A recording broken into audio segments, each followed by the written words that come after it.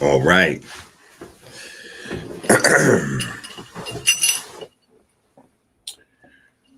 We are back. I told y'all once we got this work together,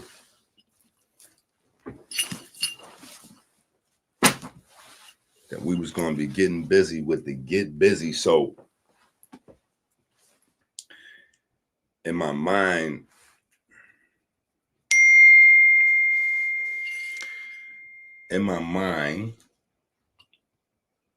we needed to get, like, we have to have more time, right? Because yesterday that was like that. So we're going to have to go back to daytime so that we can really get busy with this information, because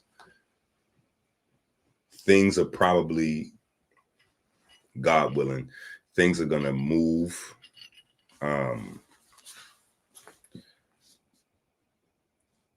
Things are projected to move pretty rapidly at some point.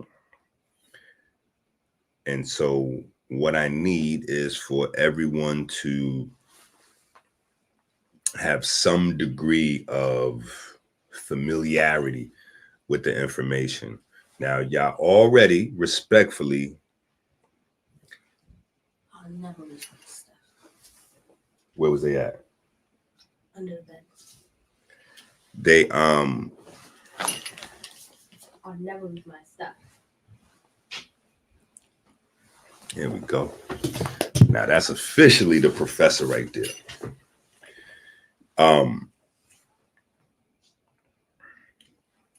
So y'all already have gotten, I'm gonna say, D's. I'm giving y'all D's. Pause. But I'm definitely giving y'all all a D in terms of studying, right? I have not seen the work ethic yet. I haven't seen the work ethic yet. So hold on, let me wake some more family up. Let's wake some more family up. I haven't seen the work ethic, guys. I'm gonna be honest.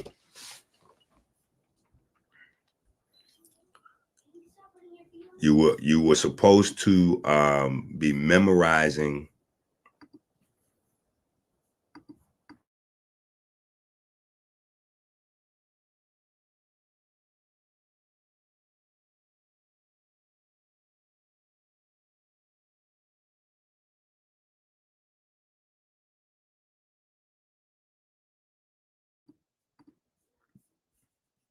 okay.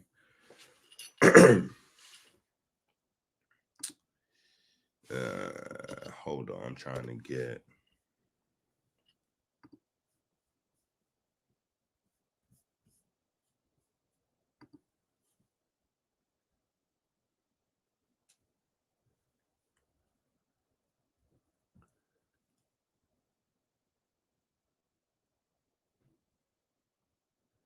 Okay.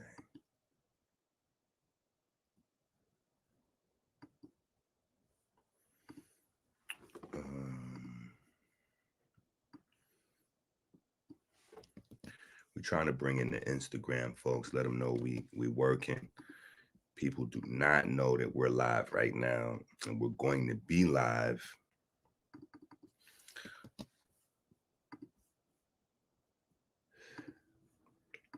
We're going to be live for some time.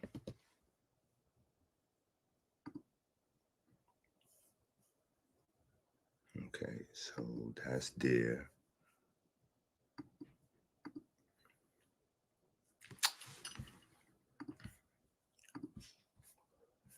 Let's give it a second. Dr. EnQi incarnate as the true and living soul of Osiris.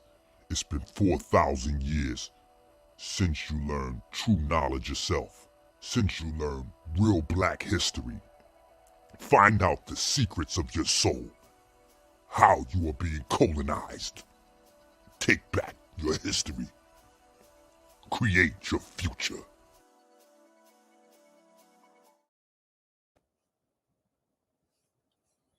All right, bang, bang. So we are live. My name is Wusia.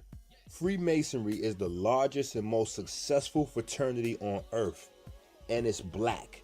If we are going to celebrate anything during Black History Month, it should be Freemasonry.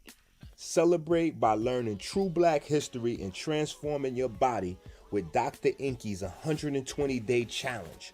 Dr. EnQi's groundbreaking research has been backed by Harvard and now the National Library of Medicine. This is Freemasonry at its finest. Remember, before there was a Dr. Sebi or Dr. EnQi, there was an Imhotep.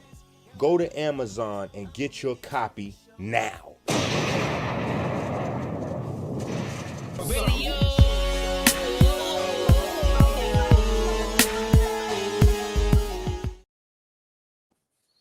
All right, so we officially live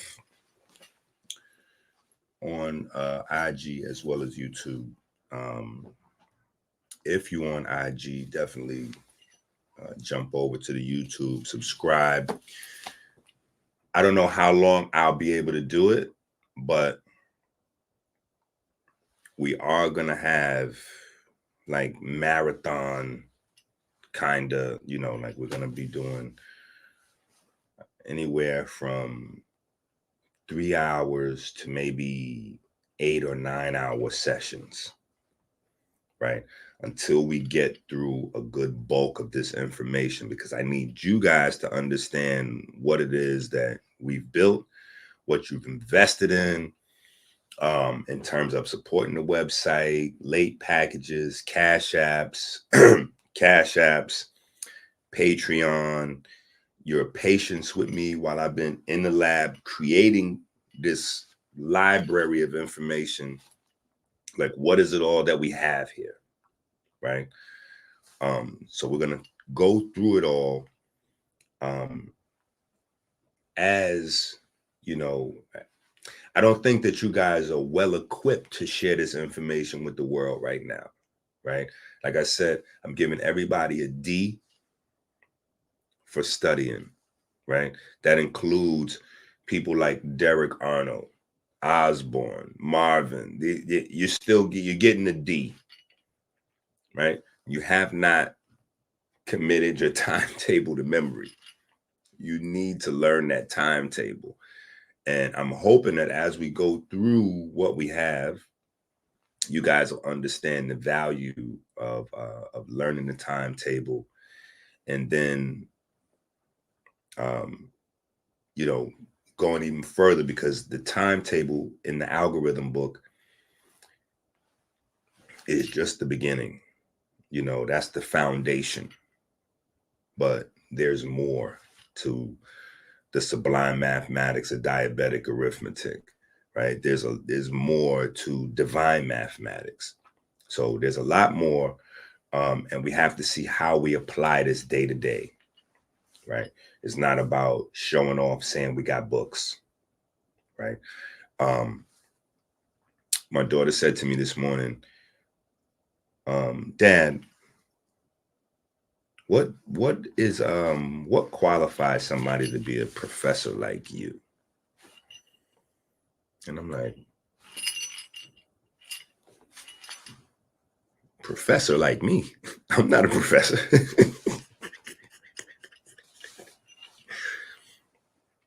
Then I checked, I started looking. I spent a good bit of time on it.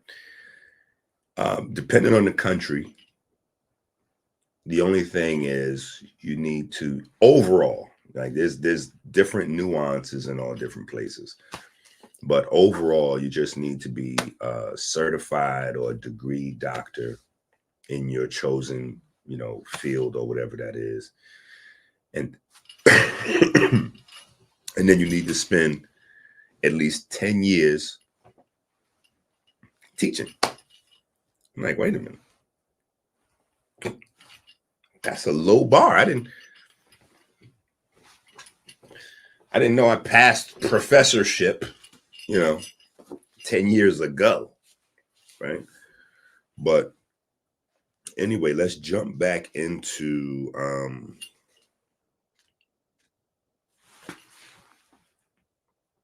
let's just go over some review real quick. Let's go over some review real quick. All right, so I am in the bodybuilding Cliff Notes, right? And we spell Cliff Notes with a PH. So you know that we're always, even if we don't say it, you know that this is HydroHemoPhotoPhyiology. This is what we do, right?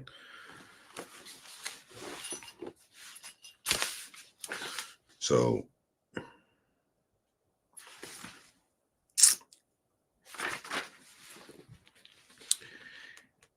last night we began the conversation and we began to go over the National Library of Medicine's article verifying the EnQi cycle, and not just verifying the information in the EnQi cycle, but then, you know, their article is dated.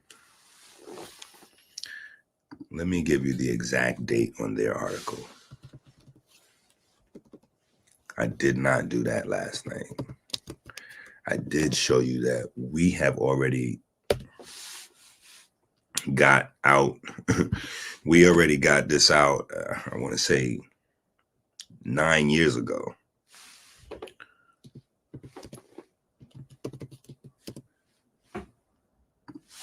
Right? Their article, their article is very new. So we know who's following who. Their article is June 20th. That's funny. Their article is June 20th of 2022. Now think about that. June 20th of 2022. That's crazy, right? So not only had our article been released, but we had already been through, I want to say that I went through maybe 10 editions of the Eat Right for Your Haplotype book before it went out of print. So just in case you missed last night,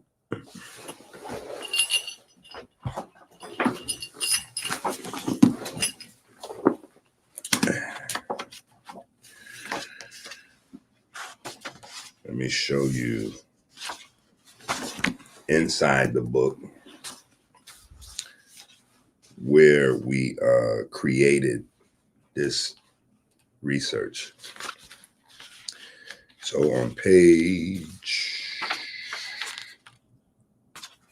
43, it says the major point, hold on. Hi, my name is Wusir. Freemasonry is the largest and most successful fraternity on earth, and it's black. If we are gonna celebrate anything during Black History Month, it should be Freemasonry. Celebrate by learning true Black history and transforming your body with Dr. EnQi's 120-day challenge. Dr. EnQi's groundbreaking research has been backed by Harvard and now the National Library of Medicine. This is Freemasonry at its finest. Remember, before there was a Dr. Sebi or Dr. EnQi, there was an Imhotep. Go to Amazon and get your copy now.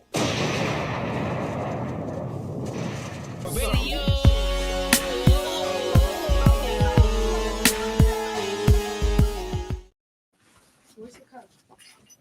In the kitchen. Duh. The major point is cells that developed in the cold climate created bodies filled with enzymes and biochemical reactions to support life in the cold. Now, let me ask y'all a question. The people that's watching, right? Definitely hit the likes, hit the subscribe, hit the Cash App, right? But let me ask y'all a question real quick so I can see who's studying.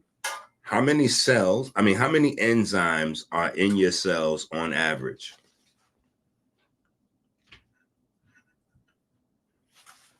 Come on now. Yeah, see, y'all taking too long to answer this. How many enzymes are in your cells on average? See, this is why I'm saying it's supposed to just come like that. It's supposed to come like that. You're supposed to be memorizing that timetable. Which cytochrome recycles the ATP? Come on now. It's supposed to come like that. It's not supposed to take a long time for these answers.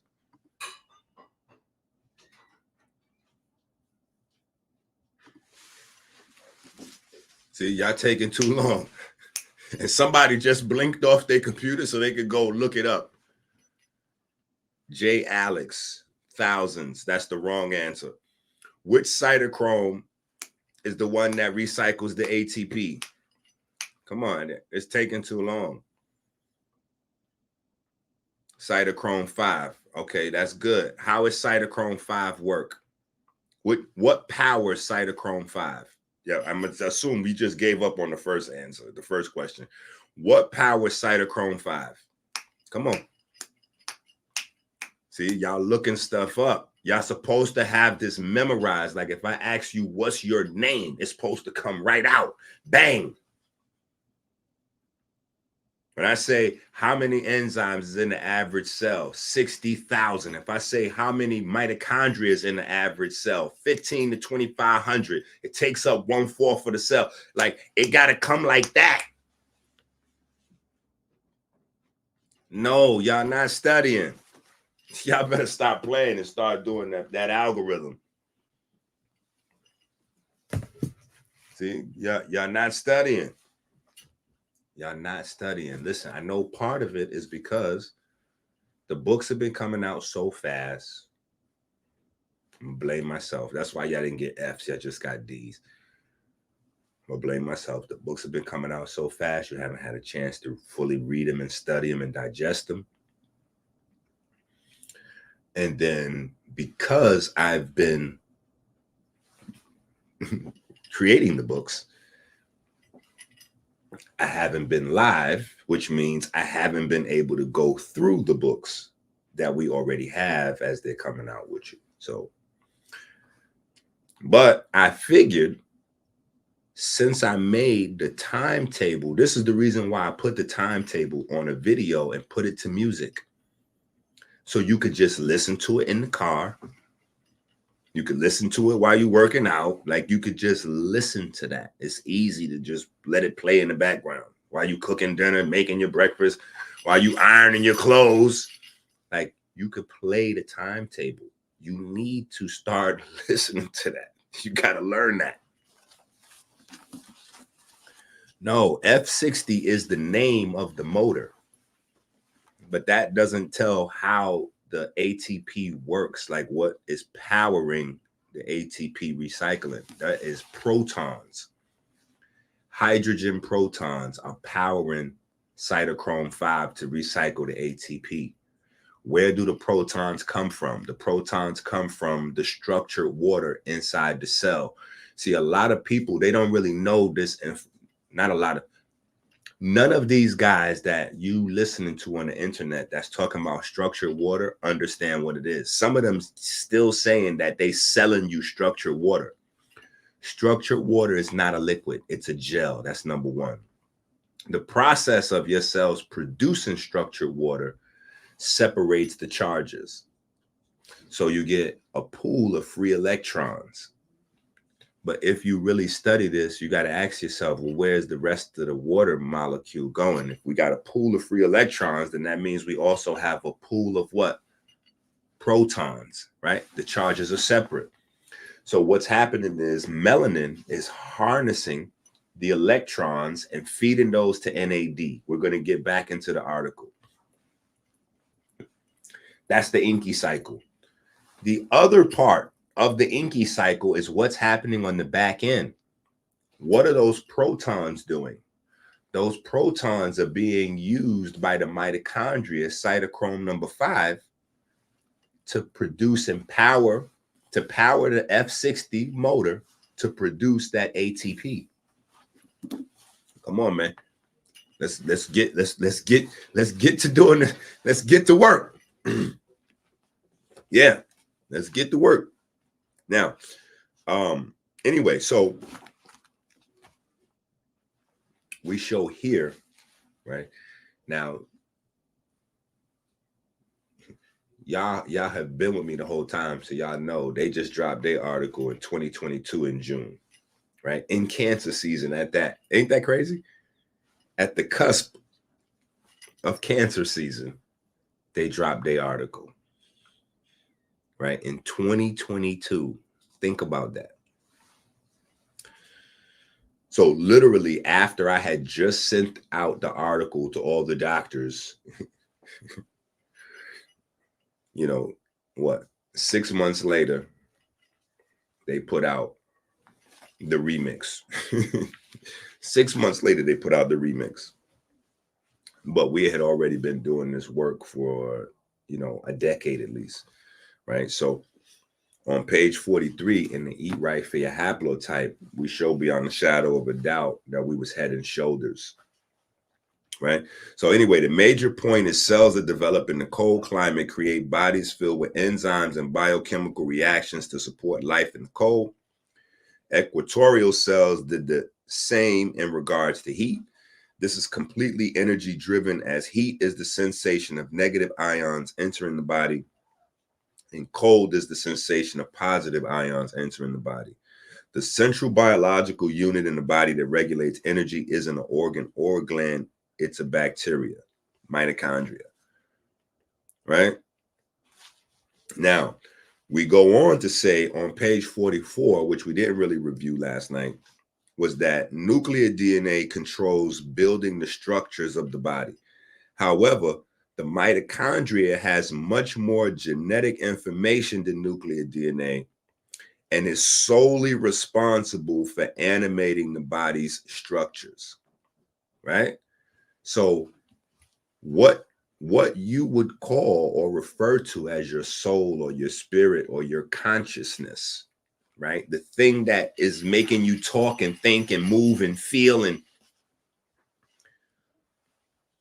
mitochondria is powering that process, right? Mitochondria is the end target for all food, drink, and produces all of the body's energy.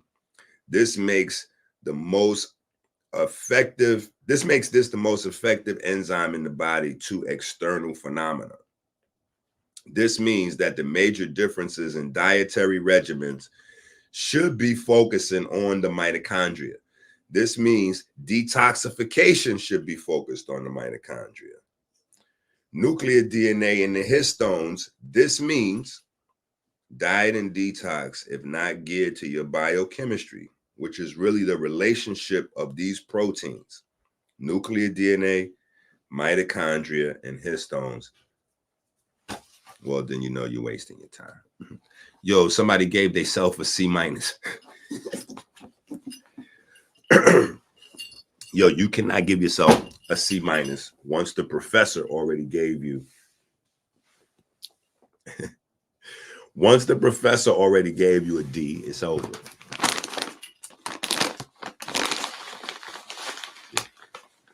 Now that I got my hot water, I'm getting ready to add. Look at this. I'm getting ready to add this right into my hot water, just like that.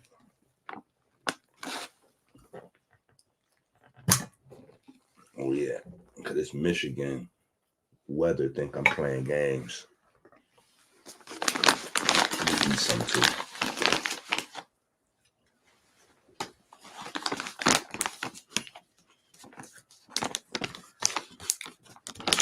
Y'all better get y'all Blue Magic website.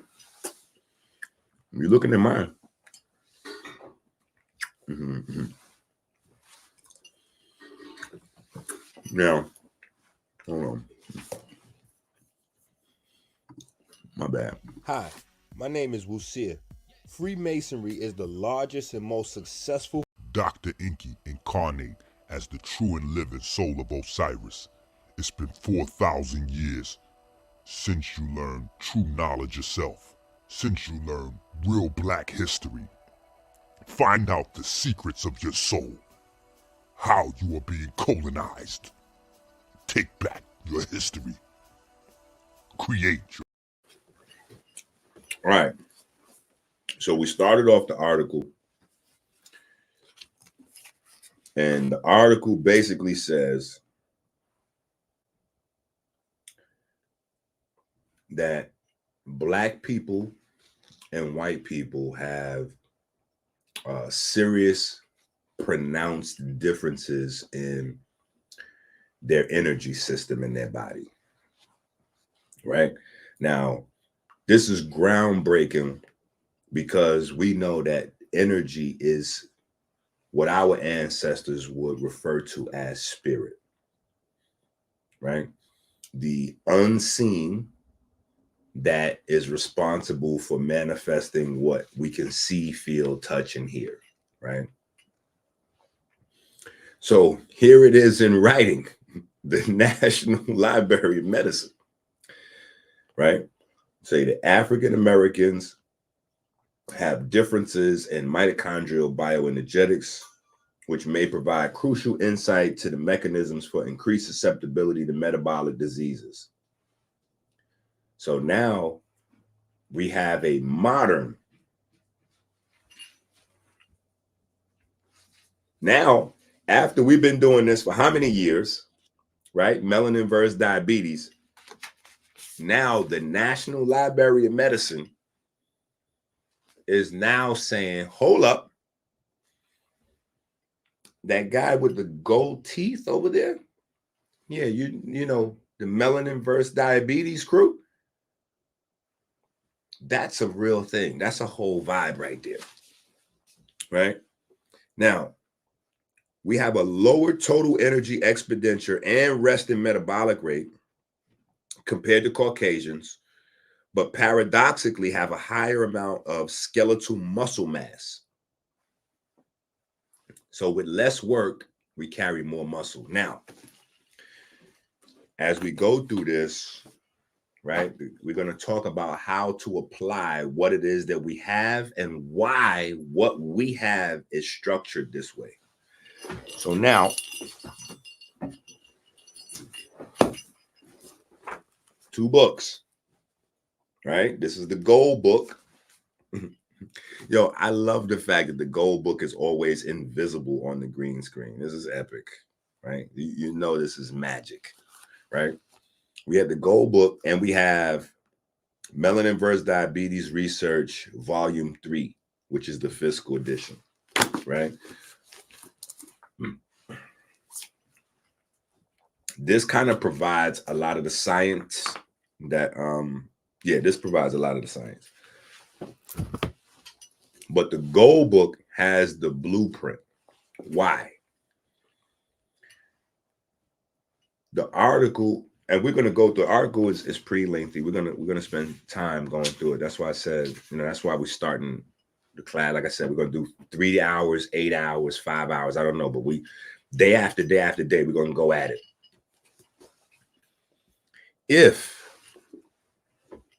If your body, as a black person, a brown person, a Latino person, if your body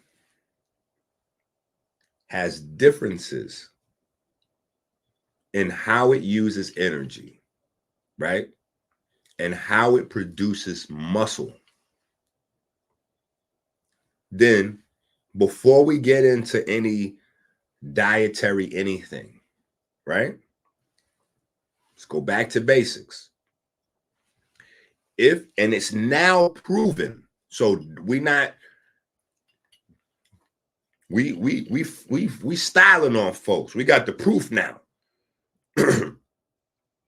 We got the proof. The National Library of Medicine, the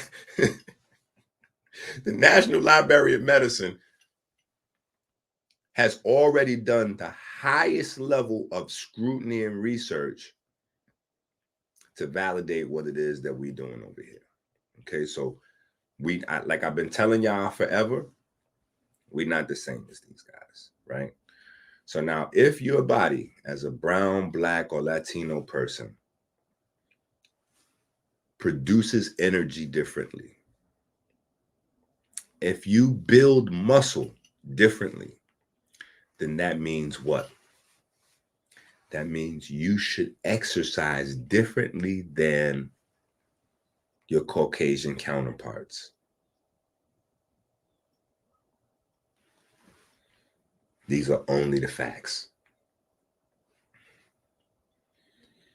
These are only the facts. Because what's hidden that's not written in plain sight in the scientific article or in my articles is what? I mean, I kind of discuss it in the Eat Right, where I just read, right? That the polar haplotypes that evolved, they had to, their lifestyle was completely different because their environment was completely different. See, again, this is why I'm telling you, all these guys is goofballs. This is why over the years, y'all thought like EnQi's just a cranky old guy. No, I'm telling you that Bruce Lipton and the guys that quote those Bruce Lipton videos so they could try to, remix that and be the first one to the black YouTube space with the brand new white guy lingo. They don't know what they're talking about because their teachers are not addressing you, right? When Bruce Lipton puts out his information and goes, oh yeah, well, the environment is the primary shaper for the environment is the primary shaper for how your cells develop.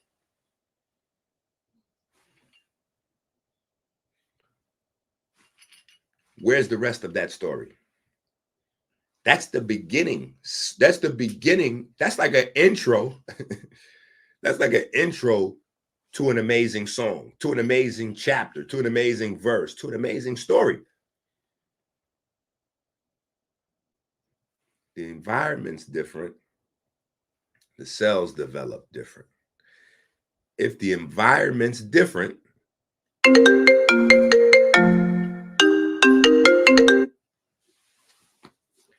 if the environment is different, then that means what I need to do to survive in the environment is different.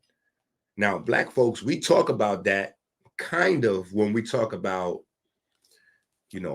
does white privilege exist? Obstacles I got to go through growing up in the hood versus growing up in a nice neighborhood, blah, blah, blah. You don't apply that a step further to your biochemistry. You don't apply that historically to your biochemistry. Over the years, when I've been saying things like horizontal gene transfer, single nucleotide polymorphisms, it's going over folks' heads. Let me simplify it. For all of you that do not have the book Race Hustlers Volume 1, you need to kind of have that book because we go into really understanding what single nucleotide polymorphisms are in that book, but I'll simplify it as best I can for you here. The environment impacts, and the environment includes light, rain, blah, blah, blah, blah, blah, but also your diet, the type of shows you watch, the music you listen to, how you dress, dance, have sex, who you having sex with, like all of the things that would make up your lifestyle are in your environment. If they're not in your environment, they can't be a part of your lifestyle. Everybody is affected in a given environment by these things that are available to them, the things that act on them, right? Dr. Sebi told you to eat Brazil nuts. And what did we do? We all ran out and we got Brazil nuts. Now, am I saying anything's wrong with Brazil nuts? But I'll let you be the judge. But he never mentioned that Brazil nuts is radioactive. Brazil nuts and bananas. Do I eat Brazil nuts and bananas? I do. But they are the most radioactive food, right? We live in a radioactive environment. Some environments and places are more radioactive than others. Like people that live in Denver. You see what I'm saying? Like, so these are little things. And I don't want to get off into a tangent about radioactivity, but what I'm saying is everybody's environment is different. What we're exposed to over time becomes a part of our genetic makeup. And it becomes a part of our genetic makeup, frozen in time, written as a code. Single nucleotide polymorphism. But this just means proclivity, potential. It doesn't, it doesn't doom you to this or that. It just means that historically, it's just like having a gene, a BRCA1 gene or BRCA2 gene, right? A lot of men, a lot of women are scared about that. That only means that somebody in your history had cancer, breast cancer. Doesn't mean you'll have it. It just means someone else had it, right?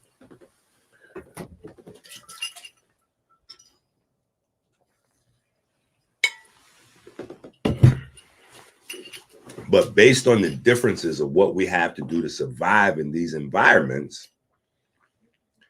our bodies shape different, right?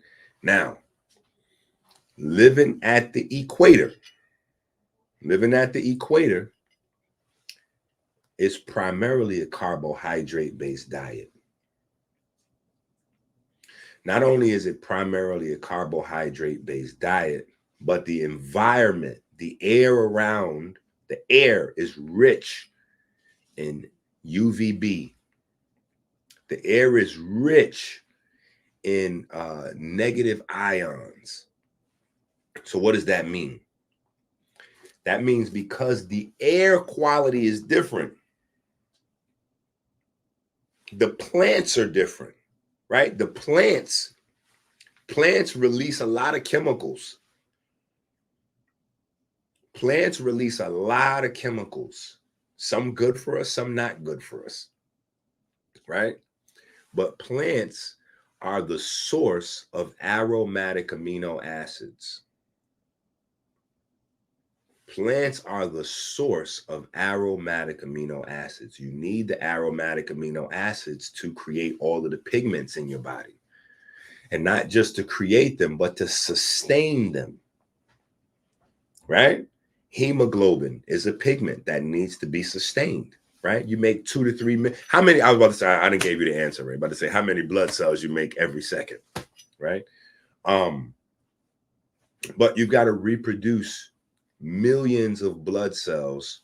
So you need the raw resources to produce this pigment all the time. And that's just the heme, right? The hemoglobin that's required for the 2-3 million blood cells every second. That's not including the mitochondria. The mitochondria require the same pigment for cytochrome 1, 2, 3, and 4, primarily, right? Cytochrome 5 is another whole monster, right? But your mitochondria need these heme pigments. So you have to have these aromatic amino acids for your melanin, your neuromelanin, your external melanin, your melanopsin, your rhodopsin,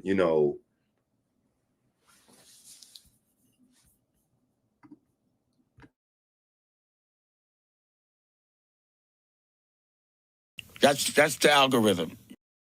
That's the algorithm. That's the algorithm. Dr. EnQi incarnate as the true and living soul of Osiris. It's been 4,000 years since you learned true knowledge yourself, since you learned real black history. Find out the secrets of your soul. How you are being colonized.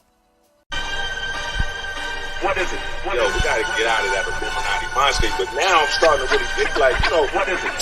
Selling your soul is a really serious Thoughts thing. and emotions combine into a voice, an electromagnetic signature that articulates choice. Choice is distinction. Distinction is information. Life as we know it is organized information's incarnation to create more and store more is the alpha magma.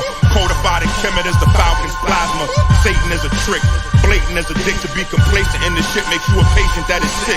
The truth is you are a true star. Your caterpillar construction cocoons a new star. The real definition of selling your soul first is trading becoming stellar for a star on earth. Second, you help block creation, illumination, separating information, billions of years in accumulation. Blindly, nigga, we couldn't be more stupid. Sound becomes light. Life is raw music.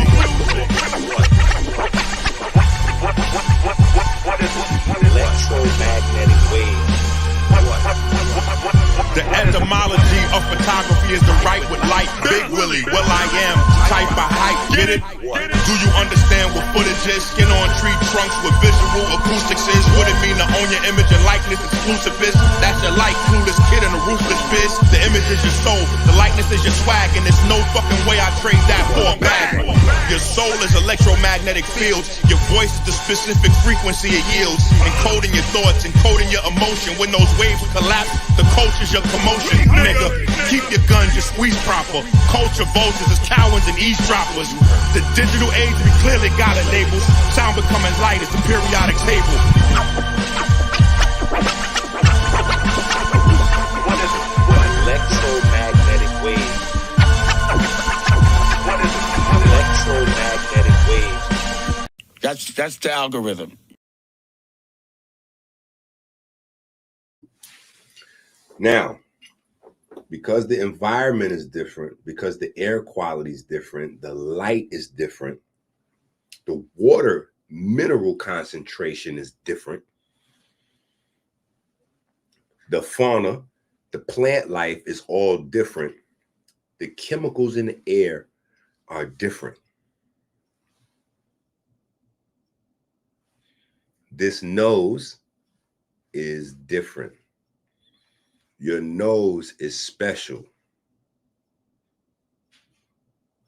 Your nose is special. Listen to what I'm saying. Your nose is special. This is why the noses was blowed off of your stuff, you know. There's only one entrance into your biochemistry. I'm not sure if you ever paid attention to that or not. But your eyes have eyelids, right? And your mouth can close. You only have one opening in and out of your body. Now you can open your mouth, you can open your eyes, but you know, there's only one straight opening. That's just like a straight shot, right? And so the reason why the nose is a very unique identifying trait is because, again, your noses are different based on the environment, your haplotype, where you come from, as a sign of your biochemistry. And then to take it a step further, not just as a sign from your biochemistry, but cellular respiration, which is the basis of life, the basis of your health, the basis of, right? Whether we're talking about physical health and we're talking about exercising, right? If we're talking about exercising, it's always a measure of getting your heart rate up, right? How did you get your heart rate up? You know, that's why even when we do the push-ups, the calisthenics, there's a time to it. How many can you do in 60 seconds? Because in order for you to do it in 60 seconds, there's a minimum pace that you have to do it in, right? So now physical health is tied to the breath, but if we've ever explored emotions and you know, things like that, We know that your emotions are tied to your breathing patterns, right? And then those of us that may be in some other spiritual systems, we know that in those systems, we learn that our spirit is tied to our breath. If we've ever studied any martial arts, we know that the power that we're able to harness and channel into our strikes, sounds, our footwork is tied to the breath. So the breath is the conscious control of the subconscious facets of our body. We can tap into our subconscious and control things there via controlling our breath. All of that starts with our nose, right? So I just had a, I just want you to get as much of this information as possible so you're as well-rounded in your understanding as you can be. Now, back to the basic premise. Different environment, you got to do different things to survive, right? Now, in a warm climate, well, pretty much everything is just right there growing for you, right? So you're not being chased. You're not being chased, and you're not chasing anything else. And contrary to what you may think, being chased is not what's going to give you the fast twitch muscle. I know people joke like that. You know what I'm saying? I joke like that. It's funny, Yeah, the Africans, the lions was chasing them, so they had to develop. Nobody was chasing anybody. That was not happening. Because just like the people had lots of food available to them, so did the animals at the equator, right? Because animals are layered, right? You got little tiny ones, not so tiny, not as tiny as the not so tiny, and then you go all the way up to medium and large. So there was plenty of animals everywhere. And because there's plenty of plants, there's plenty of the vegan animals, right, which are classified mostly as prey, plentiful everywhere. So all predators and pseudo predators, which is what I would call people, all predators and pseudo predators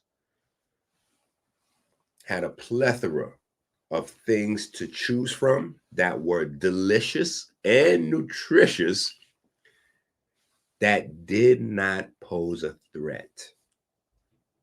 Listen to what I'm saying.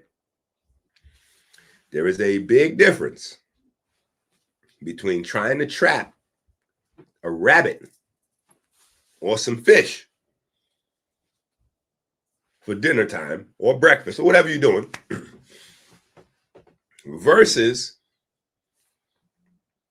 like some other folks or like a dangerous cat, right? Because when you get into the polar regions, right, that's where the science of apex predators becomes important. Because when you get into an environment where food is scarce, who's left? Who's left? If you get into an environment where food is scarce, who's left? The badman them, right? Of every different whatever, right? The toughest survive. So now, when it comes down to the come down, the toughest have to go head to head. And whoever loses that battle is going to become dinner time. Right? So eating was a dangerous thing. So in those spaces, yeah, you need fast twitch muscle, right? But what you primarily need is slow twitch muscle, because the game of finding food, wild game, right? The game of eating is going to be about endurance. Hunting is about endurance, right? It may take you days, maybe weeks in those type of environments to find you something that you can eat for a good amount of time. Because remember, it's not just about you eating. You got to bring it back for the missus, the babies, and depending on who you are, you might be responsible for leading the group for the tribe. And in order for you to even find something for that game to begin,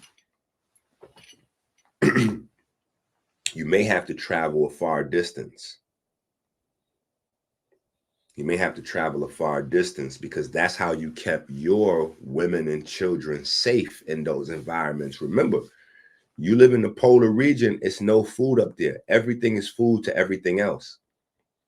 So your babies are adorable and special to you, but you got some big cats or some canines, a bear, like other animals, and maybe even other tribes of clans, they don't care. You know what I'm saying? They're gonna find your women and children, rape the women, eat the children, maybe, you know what I'm saying? Or rape, like it's ugly in that space. So you want to be tucked away in a remote place with your family, is tucked away, because the toughest of the group has to leave the family by itself. So even the women and children got to be tough to an extent in these environments, because they got to be left alone for weeks, maybe a month or two, while the tougher men, the warriors, go and look, to kill up stuff and bring back some food, right? So that means that there's long periods of time when there's no eating and blah, blah, blah. So now, not only does the muscle fibers that develop between the polar regions and the equatorial regions need to be different, but how fat is stored in the body has to be different. How fat is metabolized in the body has to be different. So now what you're looking at is fat storage being different, fat metabolism being different, muscle fiber development being different. Now, if I have different fat storage and metabolism, what does that mean? That means that I have different levels and different types of estrogen in my body, right? So now we're dealing with the hormones. See how we build this out? These niggas don't stay in the studio long enough to fuck with us. I'm trying to tell you. I told you, it's GOAT time. You see it right there. That's what that is, right? That's the square or the L. You didn't know that the L in the English language is a square. That's why the L is the 12th letter. Y'all need to go y'all need to study them algorithms. Anyway, then you see the circle 7 right here, right? That's what that is. The G is a circle 7, right? And then you see the 0, right? And then you see our trademarked logo here. And then you see the Jed pillar, which is the most beautiful glyph ever created by the Egyptian people, if you ask me.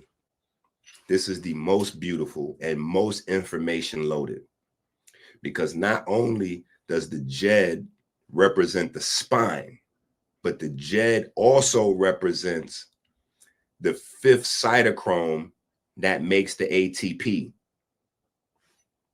right? And not only does it, if you know what you're looking at, right? But so if you know what you're looking at, you will see that immediately. But just in case you wasn't sure what you was looking at, they put the mitochondria right there on top of it.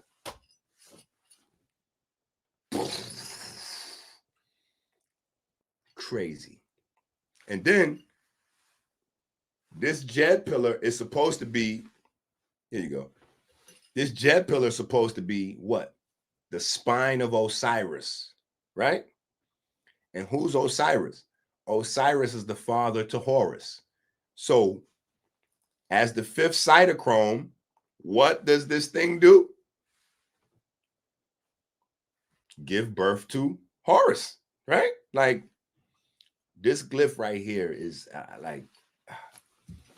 I feel like this glyph is more ingenious than even the pyramids. Like this glyph is tough right here, right? Because even if you take a look at these lines, right, going across the top to represent the vertebrae, you have 4 going across, right? But the 4 going across have 2 divisions, right? Which makes 3, right? If you have a line with 2 divisions in it, you got a line going across with 2 divisions in it. 1, 2. That separates that line into 3 lines. So not only now do we have 12 if we count them, but you're also looking at the formation of your nucleotides. Anyway. That's all right. We'll deal with that. And see, when y'all get the master edition, it's some other shit in this book. Anyway, where was we at?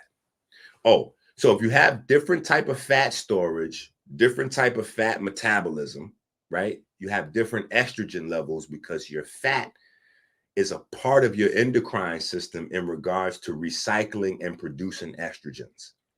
So the fatter you are, the more estrogen your body has, right? The fatter you are, the more anti-muscle your body is, because not only does the fat produce estrogen, which makes you fatter, but also those fat cells are producing another hormone called resistin. Resistin is a hormone that basically tells your body to break down muscle fibers, that you don't need muscle, you need fat, right? You don't need muscle, you need fat, right? So your hormone cascade is completely different. Now, on the flip side, let's say you come from the equatorial region, right? Clearly, that means you have more fast twitch muscle, right? You don't have the slow twitch muscle for endurance, and you don't have the fast twitch muscle because lion is chasing you. You actually have the fast twitch muscle because you're only doing short amounts of, like, you're not really doing that much work. Oh, no, listen to what I'm saying. You live in the perfect environment. The equator is the Garden of Eden. You live in the perfect environment. You're doing very little work, right? So because of that, your body takes all of its resources towards producing as much muscle as it can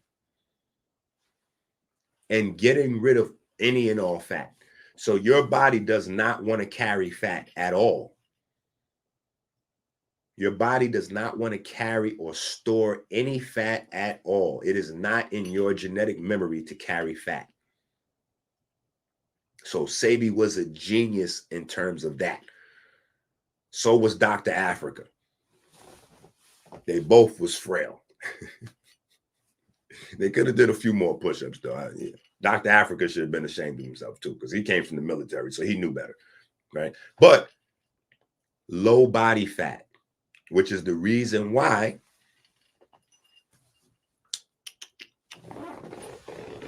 let me see.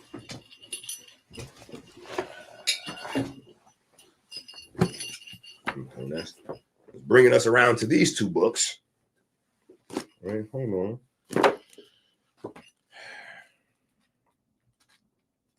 Now, I put the whole blueprint, the 120-day blueprint is in the gold book, right? But what I did not do with the gold book was put a tracking system for your development, right? There's no tracking system for your development. What supplements, how to eat, when to eat, all that's in the gold book. The exercise, all that stuff is in the gold book. But there's no tracking system. So when you get to divine mathematics, you now have a tracking system, right? And the tracking system includes your food, your calories, your carbs, your proteins, your fat, so you can understand what you're consuming. Your current weight and or body fat percentage, right? And then it tracks the change from last measurement to this measurement, right?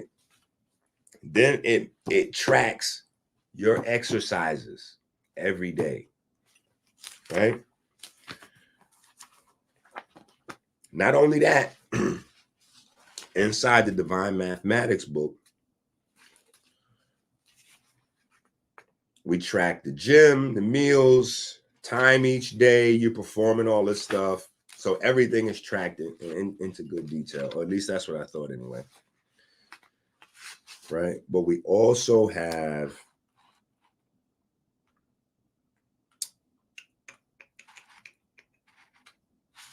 is that in Divine Mathematics? No, that might be in the algorithm.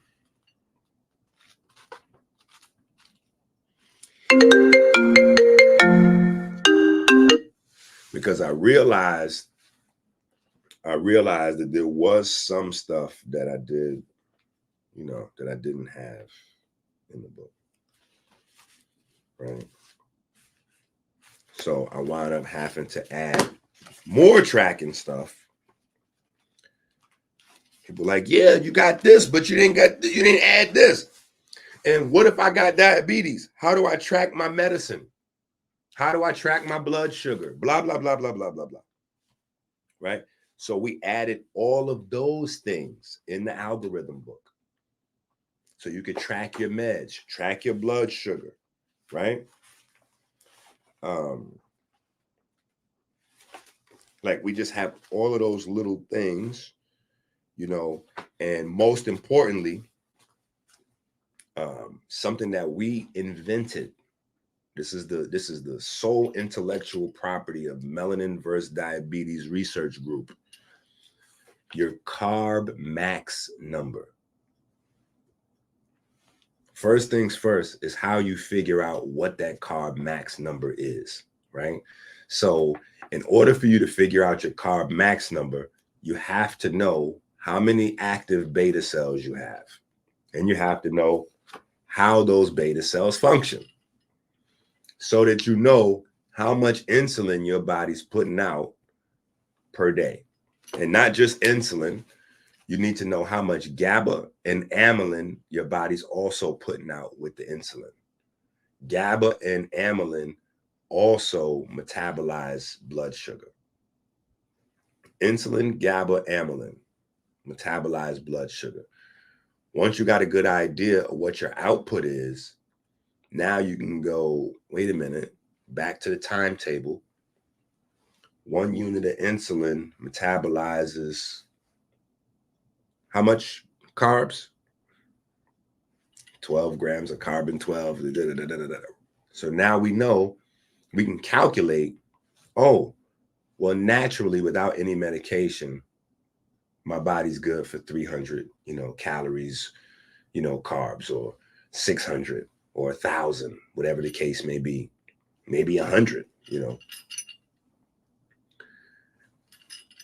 It's 100, but now you got a rough idea of what your body can do without medication.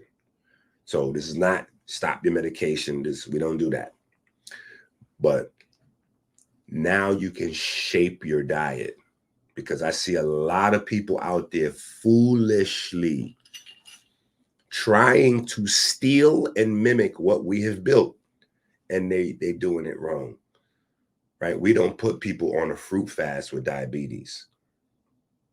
We put people on the fruit of the earth fast with diabetes. Fruit of the earth not only includes fruits, but it includes vegetables, it includes grains, it includes all things that naturally grow from the earth. It's just a swaggier way of saying a vegan / plant-based diet, right? But our thing is, we don't want to use that terminology, because vegan and plant-based, they went all the way to the left based on commercial interests. So the reminder and the focus is, while we're having our plant-based diet, we want to make sure that we focus on pigments. If we focus on getting a good variety of pigments in, that's going to make sure we get the minerals we need, the vitamins we need, the antioxidants we need, like all of those other little categories of micronutrients we'll be able to hit without thinking about it. Because that's where all the nutrients are in plants. The nutrients in plants are located in between the fiber and the pigment. In between the fiber and the pigment, all the good stuff is trapped in there. So when corporations take natural food and process it, they break it down and they strip out the pigment, racial food shit, right? But they strip out the pigment, and then they also get rid of the fiber. So what you have left is basically a sugar product. And then they take the minerals, put those in little bottles. They take the vitamins, put those in other little bottles. Take the fiber, powderize that, put that in a box. Take the pigment and put those in little bottles. And now they can sell you the food devoid of all nutrition. And then they can sell you the vitamins that should have been in the food, the minerals that should have been in the food, the antioxidants that should have been in the food, along with the zeaxanthins, the luteins, and all of the different pigments, and tell you, oh, this is for your eye health, or this is for your penis health, or this is for your breast, whatever. But all these things are supposed to be in the food. You know what I'm saying? They come from the food before they get put into the bottles.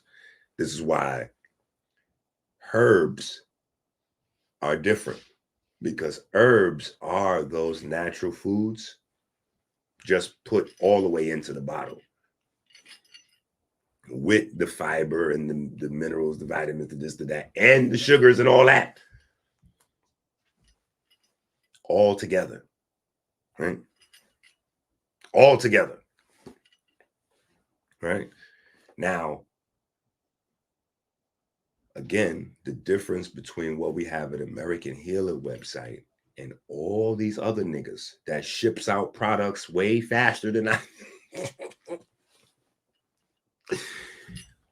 They don't know this information. So their herbs and shit, they are not formulated with any of this in mind. So anyway, in the Divine Mathematics book, which you also have when you go to page 4, right? So if you have this book right now, go to page 4.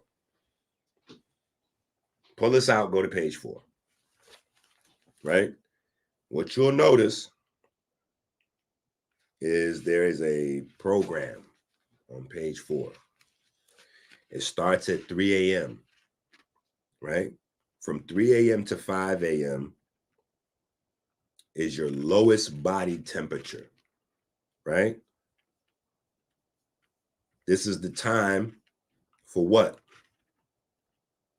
Your thyroid activity. We go through a complete 24-hour cycle. I'm not going to do that on the video. You got to get the book. Listen, it's people that's not buying the books because they think that I'm going to say everything that's in the book and they could just watch the video and rewatch it and write it down and steal the drip. No, nigga. If you're going to try and steal the information, you're going to at least give me that, what is that, $12.99, $21, $20, $22.99? No, nigga. Right? So on page 4, we go through the 24-hour period. Why is this important? So that you know how to set up your workout. Best for your personal haplotype, best for your personal body type, best for your actual goals, right? Because everybody's exercising for different reasons. Some people feel like they're perfectly healthy. They just want to get their little apron, six-pack together. Some people have some heart stuff. Some people got some bronchial stuff.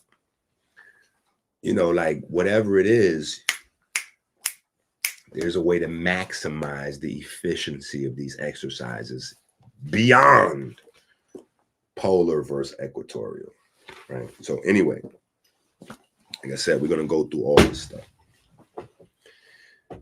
Now, drip too hard.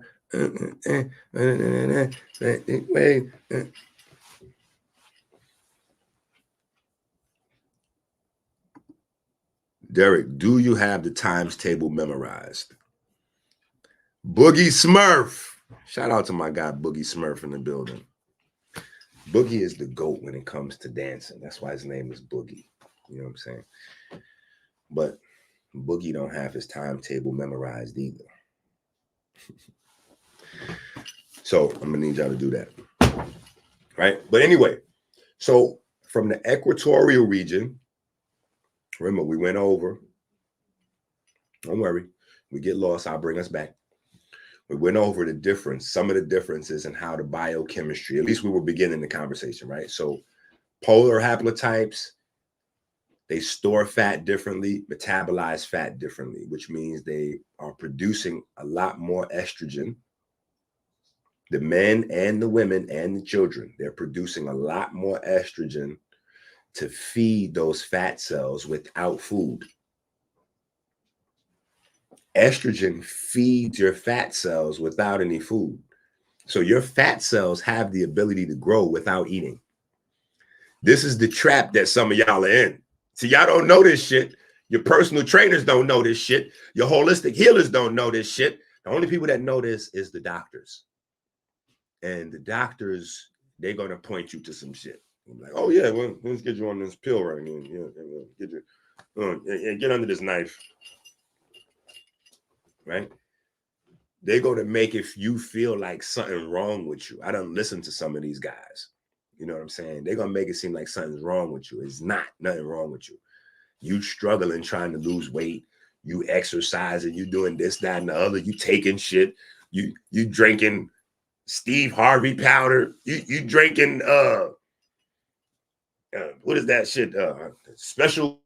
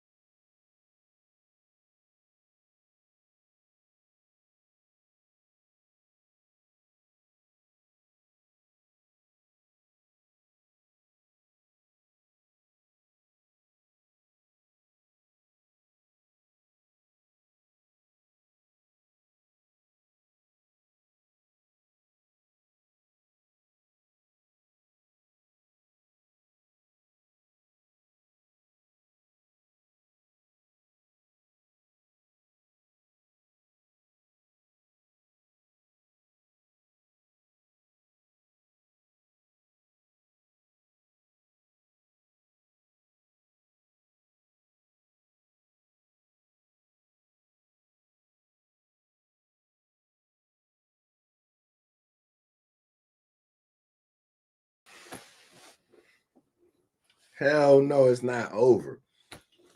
Ryan, you must have came in late, champ.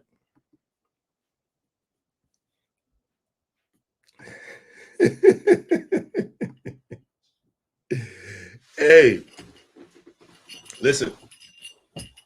What's the last thing y'all heard me say? Y'all been trying to eat different stuff and you can't lose the weight and you think it's you, right?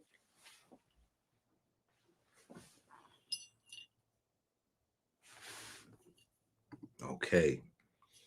Ryan got the red books. Beautiful. Ryan just got the red books. Beautiful. No, we need my man, Mr. Robinson, up in here. You know, he comes in and he puts up the Amazon, the website, the Cash App. Let me at least throw the Cash App. There we go.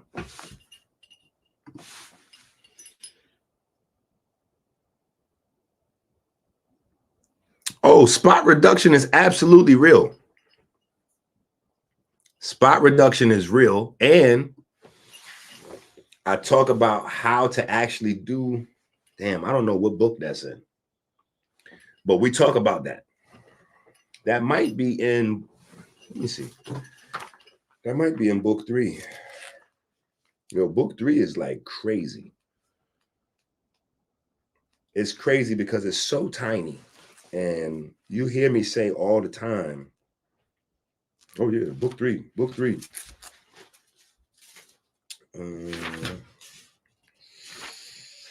It's definitely in one of these books though. Spot reduction is a real thing. They did a couple of tests on it, right? And those tests is what told them that spot reduction wasn't real. And they did a few more tests and got different results. And they found out, depending on how you exercise, spot reduction is very real.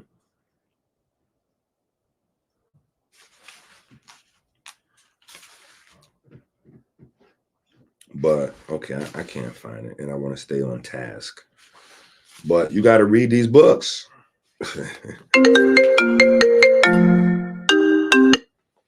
You see all these distractions, but you got to go through these books.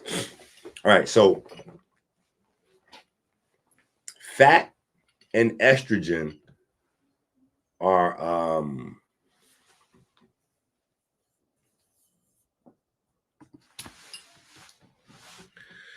fat and estrogen come together. And yes, click the thumbs up, make a donation to the Cash App, support the Patreon channel. There we go. No. That was a hell of a good question. That was a good question. You're not derailing nothing. That was a good question. Questions are welcomed. That's why we have time. So we can, you know what I'm saying? I wish I would have been able to pinpoint, you know, write in which one of these books for you. But yeah, that was a good question. And maybe something that requires more detail, more conversation. You know what I'm saying? But estrogen reinforces fat cells. So there's a mechanism for you to like get fatter without food. You know what I'm saying? So this is where you start to see things, and you know, we just throw different, you know, we call it different stuff. Usually we just say some people are greedy, you know, this guy got a fast metabolism, slow metabolism, big bone, you know, stuff like that, because we don't really know what's going on.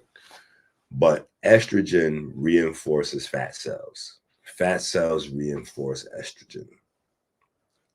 Nasty cycle, right? Now, on the flip side, testosterone reinforces muscle, muscle reinforces testosterone, right? So a major difference in the mitochondrial behavior of polar and equatorial, or not even behavior, the structure of mitochondria is different. If you come from a polar haplotype, I'm looking around trying to figure out how I could give you a good example of this shit. You know what? We may have to just make up some shit on the spot. How about this? Let's do this. I'm going to open up. Yeah. I'll be having like little PowerPoints, but they just for like scrap, just so I can work stuff out and like kind of draw stuff or whatever, right? All right, so let's go here. Let me give you an example of what's the difference between polar, and this should actually be in one of these books. This might wind up being in a future update of the True and Living Proof book, because this is important. So see, I'm going to learn things as we do these classes, and I'm going to learn how to be a better teacher as well, right? So hopefully you can see this, right? So let's go cytochrome 1, 2, 3, 4, and fuck it, we'll do 5 too, right? So 5. Bear with me for a second as we make this little diagram, if I could show you this, because you really need to see some of this shit to really get it, right? And this is mad important.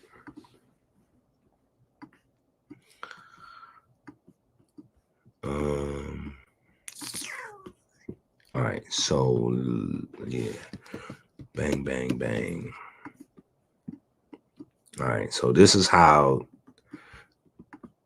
now this ain't exactly how it looks, but you'll be able to get a good understanding of it. Oh, hold up, I need to get a cytochrome 5 though. Oh, perfect. Here, let's grab this from right here. Boop. Drip too hard. All right, bam. Yeah, we're gonna put that right there. Let's make him a little taller. Hold on, man. Let's make him a little taller. They're not allowing us to make him taller. All right, we're just gonna do that like that. All right, now, this is how this is supposed to go, right? Now, this is a super simplified example just so you could get the idea of this. Bang. Let's turn that red. Right? Now, this is an example of what your mitochondria got to do, right? Now, this is super simplified, so don't try to like debunk me. Right? Because this is not exactly all wise, right, and exact. This is just approximation so you could get an understanding of what's going on. This is your electron transport chain. Electron transport chain. Right? Trip too hard.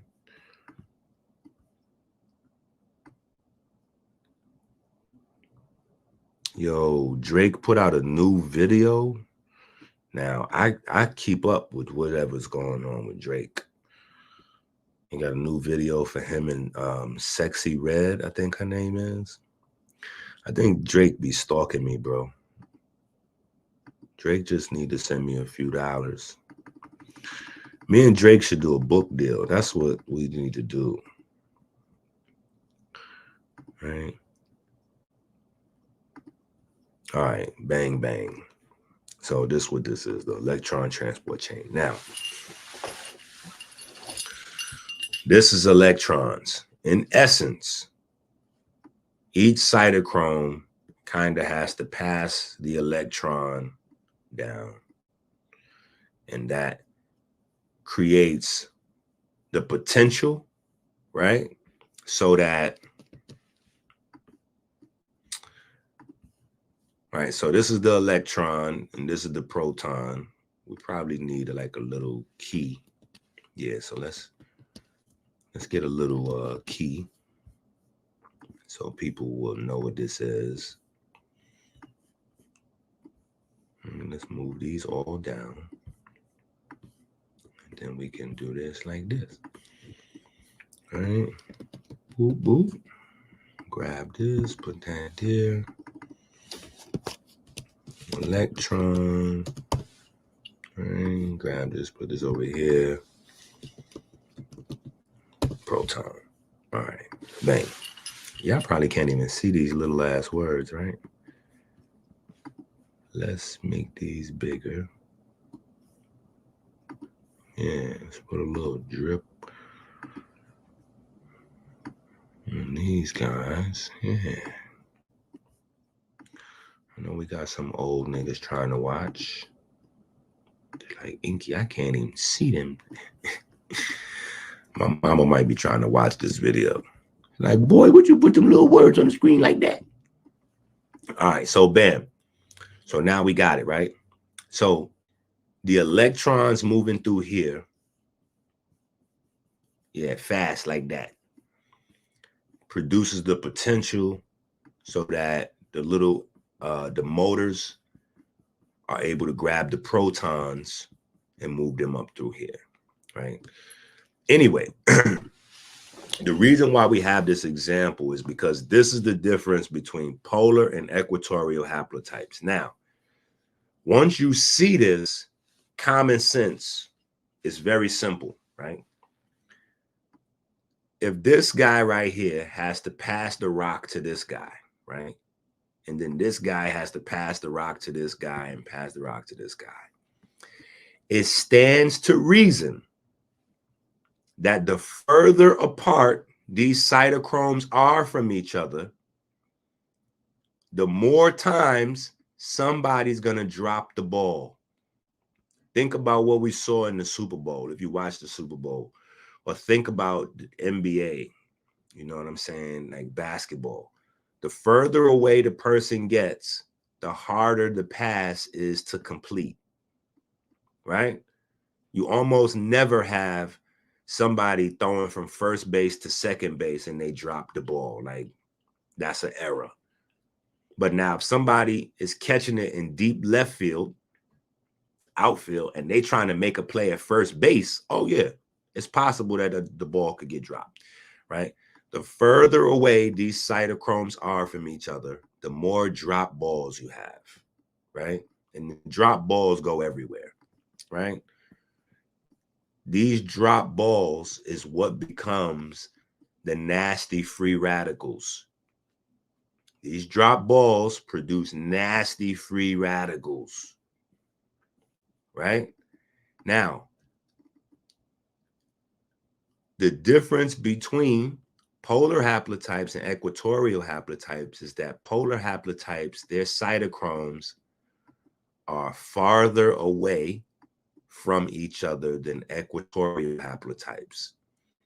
So the equatorial haplotypes cytochromes will look like this. It's damn near a handoff, right? It's damn near a handoff because the cytochromes are so tight. Now, because the cytochromes are so tight and there's almost no leakage, right? The leakage is the drop passes. That's what the leakage is, right?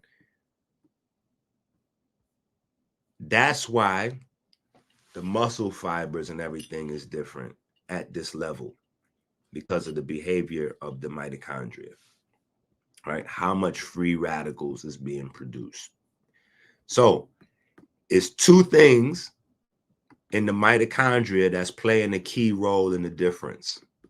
A, how close the cytochromes are to each other, right? And then the other thing that we looked at yesterday, which is the pigment that's around there. Where the hell is that at? Hold on. I had that up, right? This. Right? So that's going to be the other thing. Okay, y'all can't even see it. I'm like this. My bad. So hopefully you got that example. If not, I apologize. That's the best way I could think of to come up with something for you to see, right? But so not only do you have, there's a difference in how close the cytochromes are, right? But there's also a difference in the amount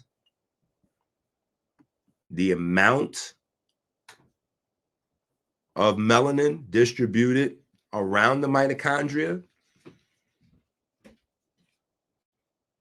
to absorb those free radicals being produced, right?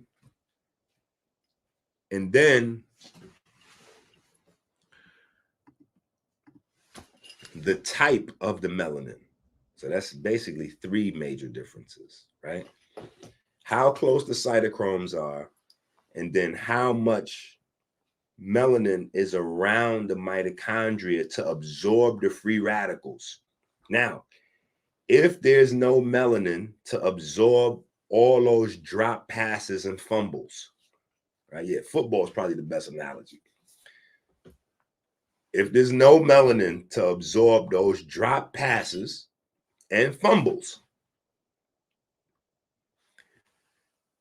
those things destroy the cell. And that's where you get into the conversation like David Sinclair. He's the guy that was funded by Bill Gates at Harvard, and he discovered resveratrol. Now, how niggas get to say they discovered grape nutrients when we have Osiris, I have no idea, but whatever, right? But that's his claim to fame. Mind you, there's a lot of goofy niggas that's watching David Sinclair videos that's either trying to come back into the black YouTube space and tell you shit that they got from him, or they hitting me up. Hey, EnQi, have you heard of David Sinclair? Bro, I heard of everybody, man. None of those niggas is the GOAT. Okay? David Sinclair is funded by Bill Gates to lure you niggas in with talk of resveratrol and shit like that, and Horvath clock and methyl markers and blah, blah, blah. And then he tells you what is his blueprint to the ultimate anti-aging: to take daily metformin and aspirin. I said, yo, these niggas are crazy. For everybody. So a part of David Sinclair's message is he's trying to get metformin deregulated so that people don't need a prescription for it, that you could just go grab metformin and just pop them like aspirin. And this, I'll be looking at these niggas like, is this your king? Is this your king? You don't keep underestimating the guy with the Gucci frames and the gold teeth. So anyway, right? Because the mitochondria is structured different, right? This is sacred geometry your ancestors was getting into. Because the shape is different, because the ratios, listen now, the ratios between these shapes is different. The energy moving around inside and around these shapes is different. So what does that mean? That means you have less, you age slower, right? But that's on the macro scale. On the micro scale, it means that you're going to have more fast twitch muscle, right? And along with the more fast twitch muscle, you're going to have a higher propensity towards anabolic hormones, right? And this is the significance of me explaining to you niggas the whole story behind steroids, right? And it's worth me re-mentioning here. This is why I said we're going to have long classes so I don't have to rush or skip certain shit, right? But you have to remember the story of steroids. See, now that you know what you just heard today, the story about steroids gonna make way more sense, right? First of all, Carl Thomas is it Carl Thomas? Carl Lewis is a bitch ass nigga, right? Carl Lewis is a snitch, right? Ben Johnson should have been recognized as the GOAT. I like Ben Johnson. I honor Ben Johnson. Y'all should honor Ben Johnson too, right? I'm gonna tell you why. Because Ben Johnson found out that Germany and most of the other white athletes they was running against. Actually, you know what? Carl Lewis might not be a bitch ass nigga. Let me explain to you why he might not. You know what I'm saying? But he is a snitch. He's definitely a sucker, but he might not be like a full blown bitch ass nigga, right? Let me tell you why. Because Carl Lewis' idea was, well, let me just say this part first. So Ben Johnson finds out that all the white athletes is taking steroids. So he's excited when he finds this out. He done found out the key to gold medals. Like he's like, yo, and what do he do? Like black folks always do. This is how I always get railroaded, because I share. If Ben Johnson had kept that shit to himself, he might have did. History might be different. But anyway, he goes to telling everybody, including Carl Lewis, you know, all the black athletes. He's like, yo, do you know these white boys is taking some shit that make them extra strong? Yeah, and we still beating them, and they taking some shit that's making them like extra strong, and we still kicking their ass. If we should get our hands on some of that, we're gonna be like quadruple, like we're gonna set new records of all time. Like we're barely beating them, and we natural, and they on some other shit.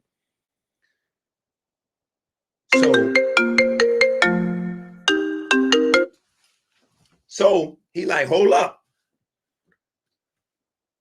I got the plug.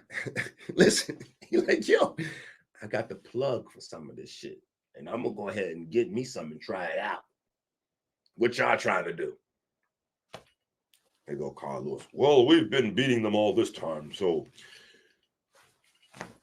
I don't feel there's a need to debase ourselves by, you know, I think it's more impactful that they take whatever they're taking and we beat them naturally. Ben Johnson's like, yeah, I hear what you're saying, champ. I'm gonna go ahead and give me a little sample of that thing there. So anyway, you know how history goes. Ben Johnson dusted everybody, including fucking Carl Lewis. And then Carl Lewis, like a sucker, went to the very same white folks and said, Ben Johnson. And then what did the white folks do? Did they strip all of the athletes' gold medals that was taking the steroids? No. They never stripped Germany or any of the white athletes that was using steroids of their medals. Only Ben Johnson. Right? So Carl Lewis is definitely a sucker for that. But I can understand and respect his opinion that, listen, they taking shit and they still can't fuck with us. So we might as well keep doing what we've been doing. I can respect it. You know what I'm saying? So he's not going to be a full class A bitch ass nigga, but he's definitely like a, you know what I'm saying? He's like the little, if you've seen the movie 300, you know the guy, that's Carl Lewis. The guy that was like the hunchback little guy that wound up dropping dime on there, that's Carl Lewis. You know what I'm saying? He should go down in history as that guy. You know what I'm saying? Not Leonidas. Nigga. No, you do not get to be Leonidas for snitching. Okay? You are the, I know the secret passageway. You know, you that nigga. So anyway, though, the reason why it's important to know the steroid story is because Germany is the ones that invented steroids. Okay? They invented steroids. So a whole blacked out part of history that nobody discusses is that before the Semitic people were the target of the Nazis, the Africans were. And a part of what they were doing was medical experimentation. Very barbaric, very wild, torturous, crazy stuff. In fact, There's a guy on Sinetta's channel named Salah Shalom. Bro, he's trying to promote some old crazy Nazi religion called the Owaspy Bible. None of you niggas watching this channel better be involved with that Owaspy Bible. Please, if you study that book and you with them people, please immediately get off my page. If you're part of the Owaspy Bible movement, please, respectfully, get off my page. If you have any of my books, please refund them back to Amazon. Like, we don't want y'all in the mix. Respectfully, you know, just go that way. Like Pun said, go that way. We're going this way. We want you niggas to go that way, right? Anyway, so what they were doing with the with those experiments, one of the things anyway was they were trying to figure this mystery out. This is not a new mystery. I told y'all Max Kleber been found out there was some shit going on with like the difference, like this missing energy output, right? Now, he didn't take it to the level of whites and blacks. He just examined all animals from mice all the way up to humans and found out that there's like a third or like 20% to a third of the energy that we output every day is clearly coming from somewhere else besides food, right? So that's the extent of Max Kleber, but Kleber, right? We know he over there with them people. What the Germans was trying to figure out was why these people that are like starving, like they barely got food, but they ripped, like how, like it's just, so they're trying to figure out. Anyway, they wind up synthesizing the very first steroids from the follicles of Africans. The follicles of Africans, your pores. Yeah. In there, they find a few little things, right? And what's in there? Come on now. Come on now. You know what's in there. And that is where the first scientific, quote unquote, articles about the relationship of pigment to testosterone started to circulate. So the more melanin you have is an indication of the more natural testosterone that your body produces. They reinforce one another and boost each other up. The same way that fat cells and estrogen have a relationship, melanin and testosterone has a relationship, right? So anyway, that's why I'm saying it's important to have this nuanced, now it'll make more sense, right?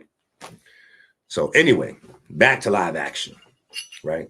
So if you have closer respiratory proteins, you have more efficient respiratory proteins.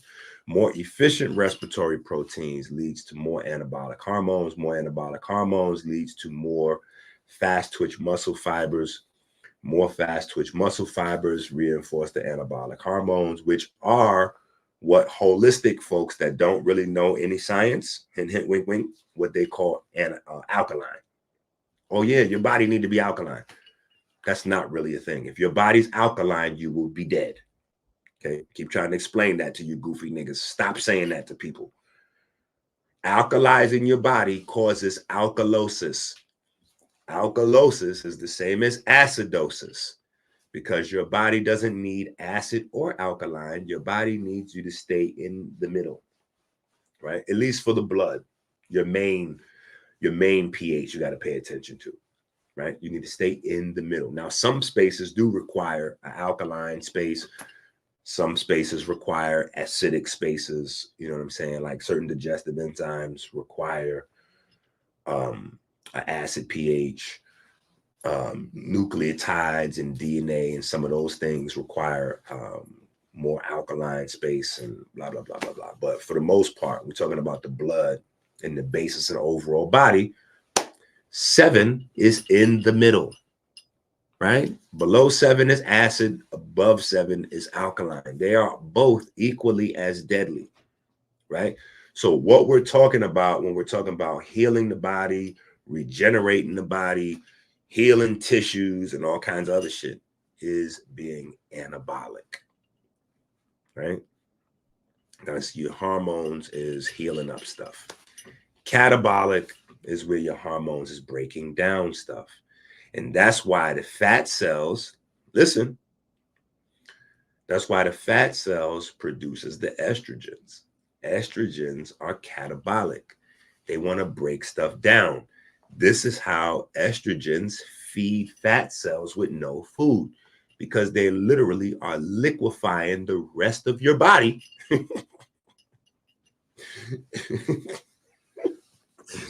It's like inner cannibalism. And everybody has it to an extent. So I don't get crazy. Everybody has it to an extent, right? It is hunger based. It's called autophagy, which is why we have some fast in place and different degrees of fasting so that we can activate different levels of autophagy, blah, blah, blah, blah, blah, right? So that's a part of the differences in your biochemistry, right? So now here's where we're going to go back to the article, right? Because what we left off in the article is that polar haplotypes seem to have a different, their mitochondria anyway, or their bodies have a different substrate preference, right? What they mean substrate is your body prefers to use a different substance for energy, right? And for the polar haplotypes, fat is the go-to. And for equatorial haplotypes, carbohydrates are the go-to, right? Now, protein is not in the conversation yet. Protein is absolutely a viable part of the conversation, but not just yet. Right now, we're just looking at energy production, mitochondria, respiratory proteins, right? Electrons, protons, phosphorus, simplified, right? Polar haplotypes run much better on fat because they've developed that way over thousands of years. Equatorial haplotypes run much better on carbohydrates, fruits, and vegetables because they developed that way over thousands of years, right? So now, this is why when you niggas respectfully ask me about keto, I'm like,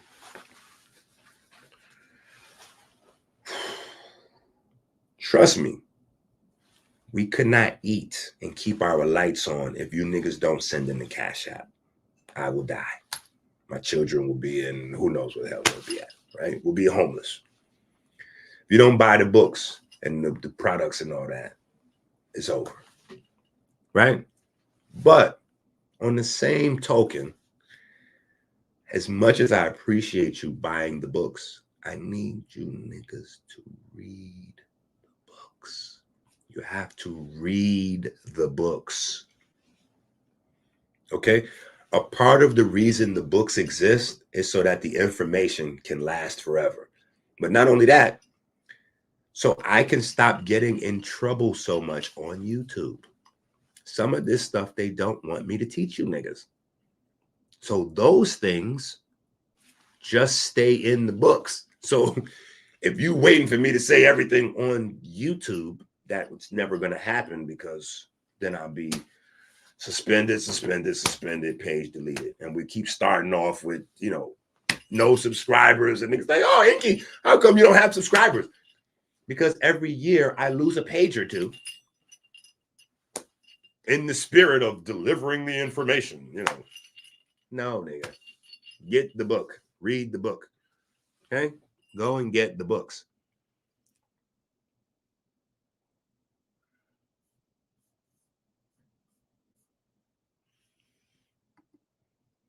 If you have pets in your house, you have some of their DNA in your body. That is a certified fact. There is an exchange of genetic material between you and your pets. There's an exchange of you and everything that's in your genetic environment.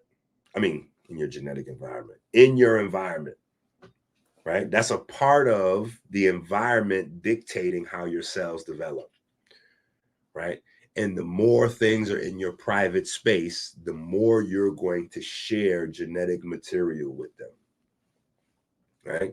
So if you start to having things in your environment that, again, your body doesn't really have, you're going to have allergic reactions, or maybe not so much pronounced allergic reactions, but you may develop some autoimmune diseases because your HLA system, your human leukocyte antigen system, is not, it's overactive.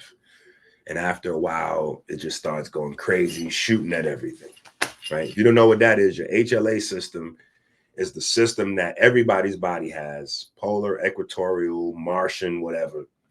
But you have a system in your body to basically tag foreign genetic material so that it can be metabolized, escorted out, killed, denatured, like, so that your body knows, hey, this doesn't belong here. So yeah, come on down, you know what I'm saying? Get rid of this somehow. So the HLA will tag it, and then depending on where it is, you'll either have like messenger T cells or the Langerhans cells, they'll start to talk their shit, you know what I'm saying? And this is the language of melanin that we talk about in the book, right? The cytokines. Now, the word getting back to the block, you know what I'm saying? Melanin, melanocytes finding out, what's happening. Hey, send the Crips down there. You know what I'm saying? Send the Crips. Get the gang. You know what I'm saying? Or send the Bloods. Send 50 Bloods down. You know what I'm saying? Like, yeah, that's what melanocytes do, rather, not melanin, melanocytes. They regulate the immune system response. You know what I'm saying? Now, you do have shooters. Those are the killer T cells. They don't really take instruction good. The killer T cells just pop up and pop off. What Meek Mill said? Meek Mill said, I can't bring my shooters around because they be trying to shoot somebody. Yeah, so the killer T cells and the macrophages, them niggas got to be left alone. They come around, they like the old prison, institutionalized. They only know two things: chill out or finish him. Right? But anyway, your HLA system is basically what distinguishes between all that stuff. You know what I'm saying? Now, having pets is really good because pets increase your microbiome naturally. Like if you got dogs or cats specifically. Dogs are the best. They're the goats, right? Shout out to Anubis Day, right? But dogs can heal you just with their microbiome, just giving you some good bacteria. Dogs can smell your sickness. You know what I'm saying? Like dogs is, anyway. So people are training dogs now. Like if they got medication, the dog can alert them when they need their medication. So if you got blood sugar issues or heart stuff or whatever, and you live alone as a senior citizen, you get a dog. If you can afford one of these dogs, you either have to know how to train it yourself or you have to purchase one. And to purchase one, it's gonna it's a Drake song, 10 band, 20 band, 100 band. Fuck it, man. Let's just not even discuss it, man. OMG. Yeah, that's the cost of these dogs. They'd be like $50, $60, $80, $90,000. Now, the beauty of having these dogs and paying that kind of money for them is there's an actual value. Them little tiny dogs that people be trading in the dog, them dogs is worthless. Worthless. You're just paying a lot of money for a dog for no apparent reason. But if you have service dogs, like my dog is a trained service dog. You know what I'm saying? I did the training myself. The only thing you need to create a really good service dog is free time, the willingness to study. Is you damn near got to go to it's like going to school all over again. You know what I'm saying? Because you got to learn dog psychology to an extent, and it's a lot. It takes a little time. That's what made me go become a certified pet nutritionist and all kinds of other stuff, so I could train my dog, right? But you got to buy a really high quality, smart dog. And unfortunately, like all people, all dogs are not created equal. So only Rottweilers, German Shepherds, Retrievers. There's only like maybe 5 or so really intelligent breeds of dogs that it even makes any sense to train up. You know what I'm saying? And then depending on whatever else you got going on, will add into what breed, right? So you look at the 5 or 6 smart dogs, and then you go, okay, well, what else do I need my dog for? Or what am I training my dog for? You know what I'm saying? Now, my dog, obviously, I need my dog to be good with children. You know what I'm saying? Be protective of children, but also be really smart, which is the reason why probably my dad always had Rottweilers around us as kids. You know what I'm saying? Because you don't have to train their protective instincts. All they got to do is be around the children. If they're around the children and you're a stranger, they're not going to let you even get next to them children, especially if you get a girl dog. It's a wrap. You know what I'm saying? But they're all really smart. You know what I'm saying? Now, the reason why they stopped using Rottweilers for police work and started to use the German Shepherds instead, because at first it was Rottweilers only. They switched to the German Shepherds around Hitler time because German Shepherds are dumber than Rottweilers. Rottweiler is the smartest dog. Rottweiler is so smart that is, you know, like against its own good, right? If you've seen the new Griselda TV series, right? When in the beginning, when she's trying to set herself up to make her little play and become the boss of Miami, or at least she's not saying that yet. She's just saying she's trying to bring everybody together. The plug runs a little, like plays her out. And she comes back to the plug and she's like, yo, I set this whole thing up for us to all get rich. Why would you cut me out the deal? And he pulls her in and he whispers to her and he points to the guys that he appointed to be the leaders in her place. So you see that guy right there? Can you see that guy right there? Those guys are easily controllable. I have nothing to worry about with those guys, but you, I'm scared of. So that's why I couldn't put you in a position of leadership.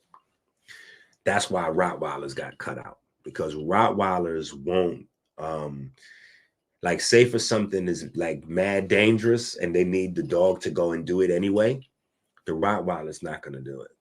The Rottweiler's going to think about it and decide, nah.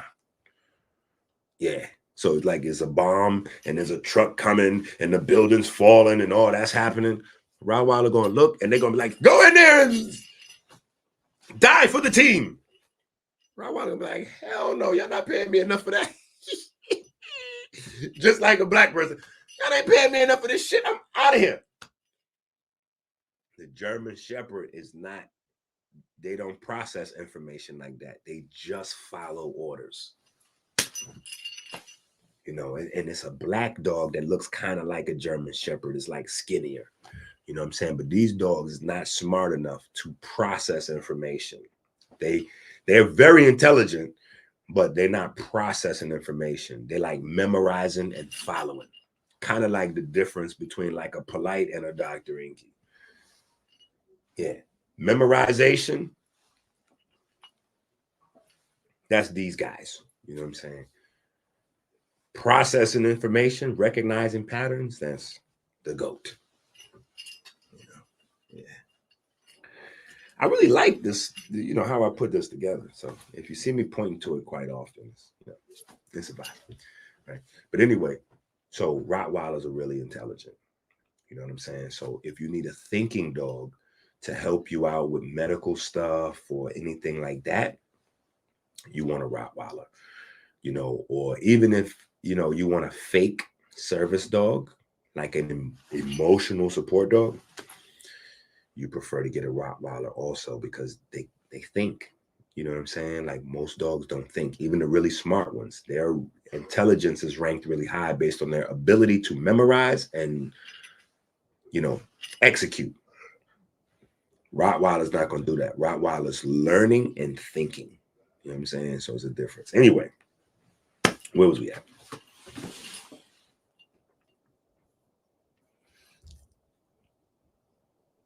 What book are we on? We are all over the damn place. I cannot lie, right? We are all over the place, but we're primarily in this book only because I have not gotten the master edition delivered yet. Yeah, I haven't got the master edition yet, and I have not ordered. I want y'all to understand this. So I don't want y'all to think that I have not even ordered the Horus and Set transaction yet for myself because I want to make sure that I get the most updated version. And the first one that I put, it didn't have Anubis in it. So the second edition is out. Actually, it might be available now or today, where it has the updated. But like I said, that is like our notebook. You know what I'm saying? Where I'll be updating it all the time, adding stuff to it, and you know, until it gets to 800 pages, and then obviously we'll have to figure something out. But that's the book that we use to reinforce or whatever we got going on. So right now, I'm in the Cliff Notes, and we are on page 361.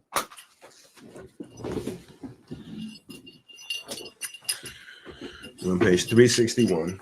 We're 2 hours in, and I know that everybody watching has all sent me at least $10, $20, $50 in the Cash App. So I want to say thank you to everybody because, yeah, we need it. Right? Right? I don't hear you niggas saying right.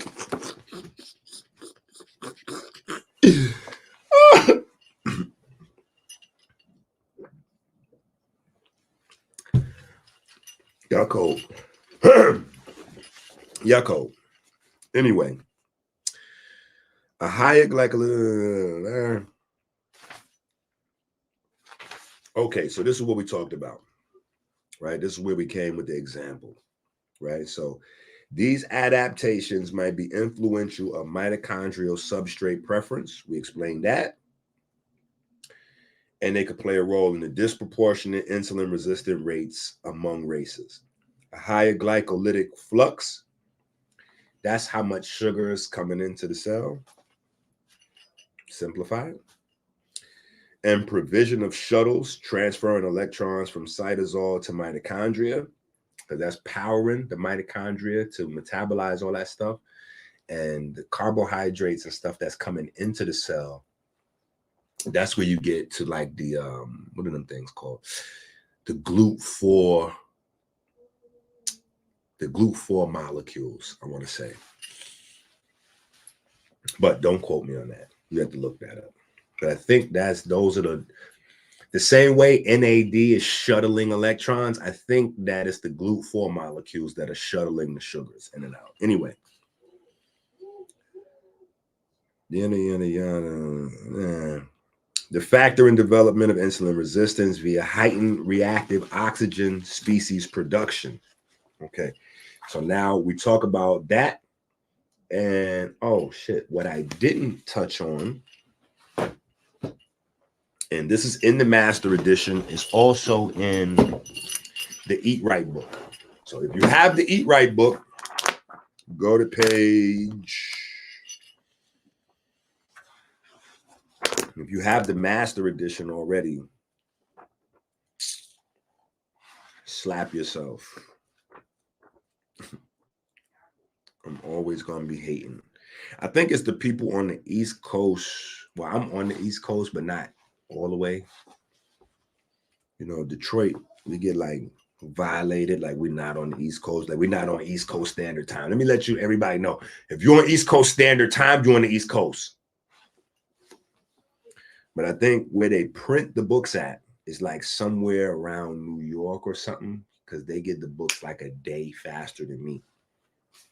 So because my book's supposed to come in today, I know that means some of you suckers already have your books already. Right. Now, hopefully, if you have this book, though, the Eat Right book, it'll make more sense. Book been out damn near 10 years, and now I'm like, it'll make more sense. Some people still trying to figure this stuff out, right? But if you look on page 161 and 162, right? Yeah, you see that I was trying to explain the same thing we went through today, back then anyway.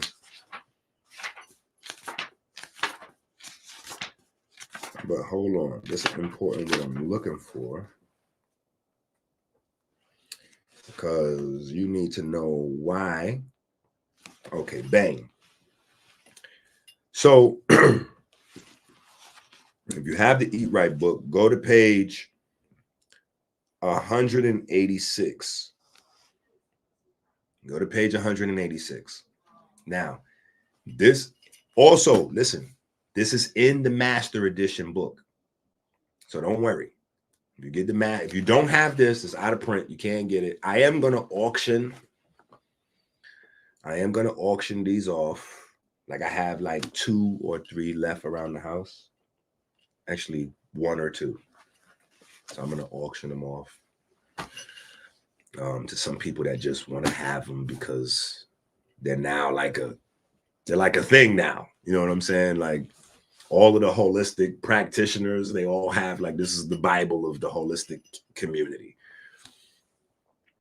But if you go to page 186, right, this is the reason why melanin is there surrounding the mitochondria to grab those free radicals. This is why.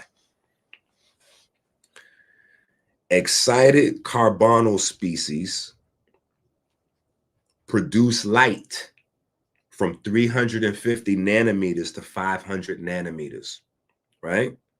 So this is excited carbonyl compounds or reactive carbon species. So a lot of times when you listening to people talking about free radicals, they just talk about reactive oxygen species, right? That's the number one. Well, I ain't gonna say number one, but that's the most researched. That's the first one discovered, right? So there's more information on reactive oxygen species, and we have to breathe to stay alive, right? So you don't realize that the oxygen kind of splits in two in a way, and half of your oxygen is required for you to stay alive, but then the other half is like free radical, right? And yeah, Sebi was way off when it came to carbon, because carbon is like 9 out of 10 times carbon is super toxic in your body, which is the reason why you have CO2 production, right? Because a part of cellular respiration, if you don't have this book, then you will not know what I'm talking about. But for those of you that are in this book, right, this is from the Red Book series, Melanin vs. Diabetes, Volume 4, the Carbon Edition, right? This book goes into super detail of how sugar is broken down and metabolized. So to make it simple, for a quick example, you got to remember that sugars are chains of carbon. That's all they are, chains of carbon. And every time that chain of carbon gets broken, the explosion releases a little bit of energy. And so we kind of use these chains of carbon for the energy, right? But the individual carbon atoms outside of methylation for the histones, we have no use for them.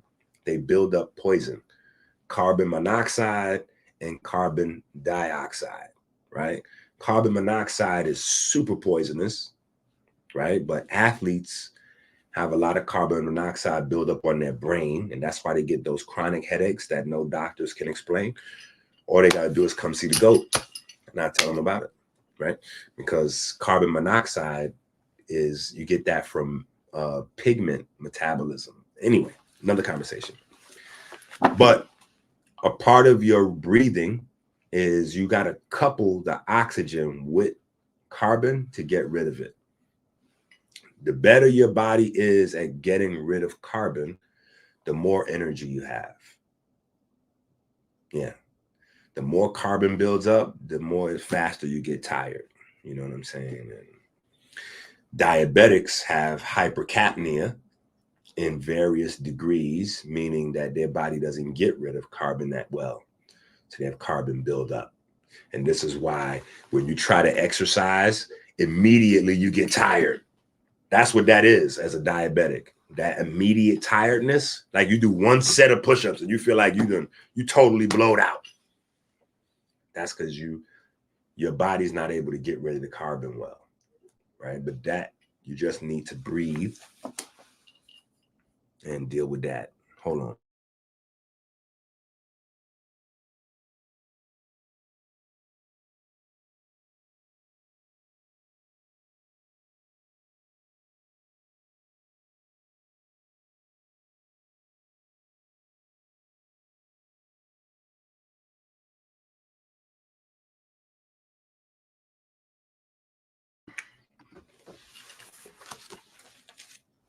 All right. So anyway, it's not just oxygen that makes free radicals, right? And free radicals are luminous. That's what my largest pet peeve with this modern medicine. Because of the racial ideologies at the foundation of Western academia, and then obviously spilling over into medicine and other sciences, they don't discuss magnetism, light, and electricity in your body. Even though if you have common sense, you know all three exist because of what is in your body, right? You know you got copper in there, you know you got electricity. You know you got an electron transport chain, you know you got electricity. You know you got iron in there, you know you got magnetism. You know you got phosphorus, not even phosphorus, take it a step further. Phosphorus phosphoresces in the presence of oxygen. A phosphate is literally a phosphorus with oxygen stuck all around it. So it's not possible that it's not light, you know, like. Anyway, so the reason that the mitochondria have to have melanin around there is because these free radicals is coming off. And the part with the free radical that makes them so much dangerous is the light that they're producing, right? So excited carbonyl compounds from peroxide, 350 nanometers to 500 nanometer light. Oxygen itself, as a free radical, produces light from 630 nanometers up to 780 nanometers. And recombination of radical species, when these things come together, 230 nanometer light, right? So this is a full spectrum of light being produced inside your cells, just from the free radicals.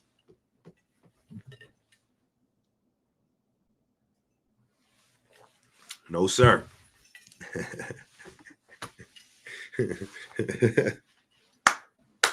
Said we need it on Amazon. It's a classic. No, sir. This serves as the example. Get these books while you can.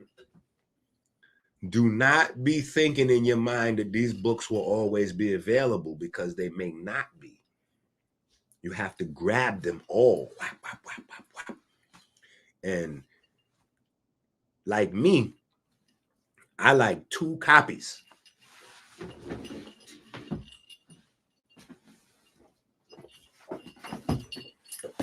I like to have 2 copies of books.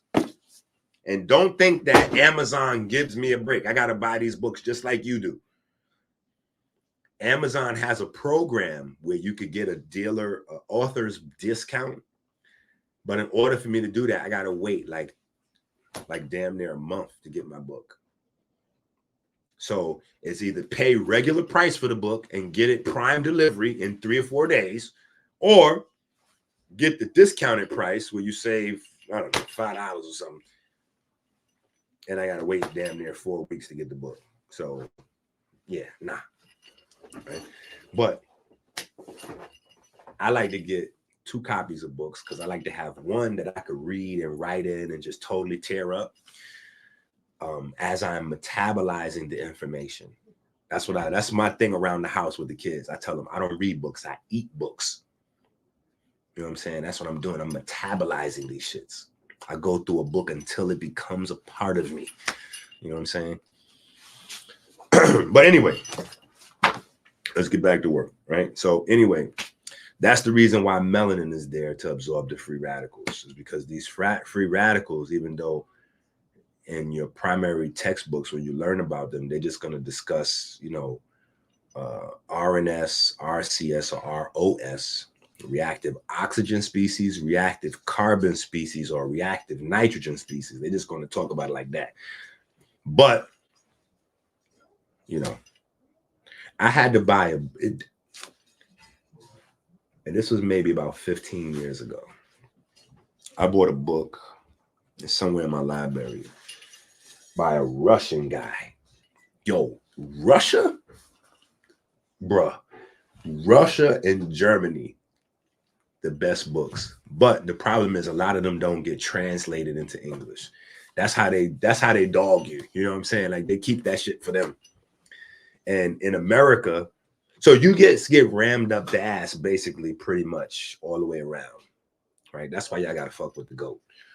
Because in America, the scientists, they get their grants, and so their discoveries and all that got to go to whoever gave them the grants. And they're using that information for commercial purposes. So it's not going to get to John Q. Public. In those other countries, they doing their thing with the info, but they keep it in their language. So it don't get, you know, Europe, America, like we ain't going to get the crazy shit. But anyway, this was a very expensive textbook that I got, happened to be translated, you know what I'm saying? And, you know, there was a lot more detail on the sublime nature of your biochemistry, right? So anyway, that moves us to the introduction of the article. African Americans have disproportionately higher rates of obesity that persist across all ages and genders. According to the Office of Minority Health, non-Hispanic African American adults are 1.3 times, and then in parentheses, they have 47%. Anyway, 1.3 times more likely to have obesity compared to non-Hispanic Caucasians. Likewise, African American children and adolescents, teenagers, are 1.4 times more likely to have obesity compared to Caucasian children and adolescents. Stop. Hold up, EnQi. I thought you said that the polar haplotypes, the fat, and the... Let me rewind this for you niggas that might be getting confused. I said the polar haplotypes evolved to better store fat and metabolize fat. So keto is a vibe. You, on the other hand, your body don't know what to do with fat because you're not supposed to. Yeah. So part of our program, a major part of our program, is learning how to eat. And you hear me, you remember I done said this at least 6 million times over the past 10, 20 years. You're supposed to be eating for what it is that you're doing, right? Creating the protein deficit and then eating a protein to fill that deficit, no more, no less. Because if you eat more protein than your body needs, your body doesn't store protein. So it converts the protein to sugar and puts that sugar in the fat cell. So you're just proteining it up, making protein shakes and all kinds of shit, and you're not really exercising and blah, blah, blah. You don't realize that them protein shakes is killing you, right? But the same thing with carbohydrates, right? We eat the diet with mostly just sugary stuff. Well, think about a nice plate from your mama right now. What's on that plate? Some sweet potatoes, right? Some candy yam. What else is on that plate? She might throw some rice on there. Now you might have told your mama you into some healthy shit, right? So now she done made you some brown rice or something, whatever. You got some rice on there. You got you some mac and cheese on there. And the mac and cheese is only as good as the amount of cheese put into the pasta, right? So now the pasta is all sugar, but now you done added heroin into your pasta, right? I'm not saying you alone. We do it too. So I ain't saying it's just you. I'm just saying you done added the queso morphine into your sugar. Now you done added morphine mixed into your sugar now, right? So you got your mac and cheese, which is your sugar mixed with morphine, right? Yeah, that's the thing. So we got our rice, our pasta, we got our candy yams, we got our greens. Now,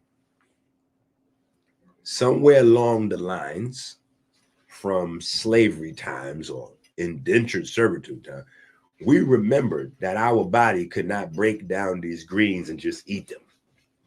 So this is why the greens got to be cooked a certain type of way, right? And we kind of got into the habit of doing what? Cooking them with the polar program. So what adds into the greens? Fat and meat. And then when your family learned a little something about healthiness, you know, they done bumped into some Nation of Islam niggas or something. Now they got rid of the fat and now they switched from pork in the greens to using what? Turkey bones, turkey neck, right? Oh, I'll put that smoked turkey up in there. Like, man, the smoked turkey is, all right, just don't put no greens on my plate. You know, you like that at the house, right? So, and then you got whatever the meat is, right? Now, what I told y'all about the meat, and y'all vegan niggas got angry with me, right? And I separate myself from y'all because although I don't eat any meat, we're on a pigment. You know, our thing is different. We're not categorizing ourselves with the vegans and the plant-based folks for reasons like this, right? But when I did the lecture in New York and the mayor came out and the city council came to cut the ribbon, yeah, I'm gonna keep flexing like that. One of the things I talked about, because it wasn't just a plant-based audience, I was speaking to everybody. So I said, well, the primary thing that's wrong with eating meat outside of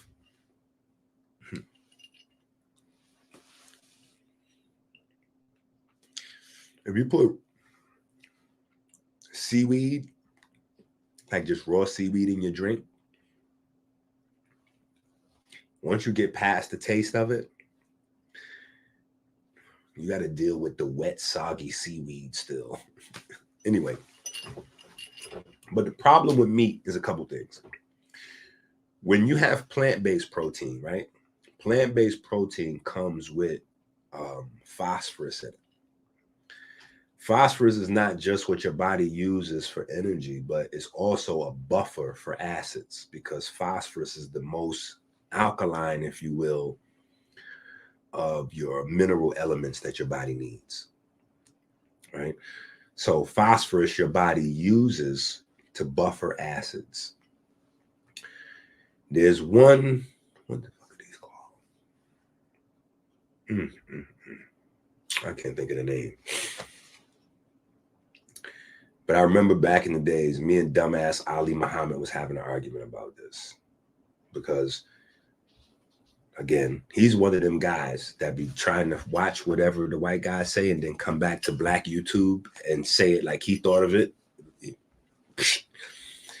But he heard about these anti-nutrients, and they are phosphorus based. I forgot what they call these things. But anyway, it might come back to me. But they're supposed to rob your body of minerals and this, that, and the other, right? You're supposed to know how to use them. They're not anti-nutrients, right? They are for your body to be able to consume and metabolize proteins. Phytic acid, that's what it is. Bang. Phytic acid. So phytic acid is in stuff to help your body metabolize protein, right? So when you have plant-based protein, the plant-based protein comes with phytic acid in it.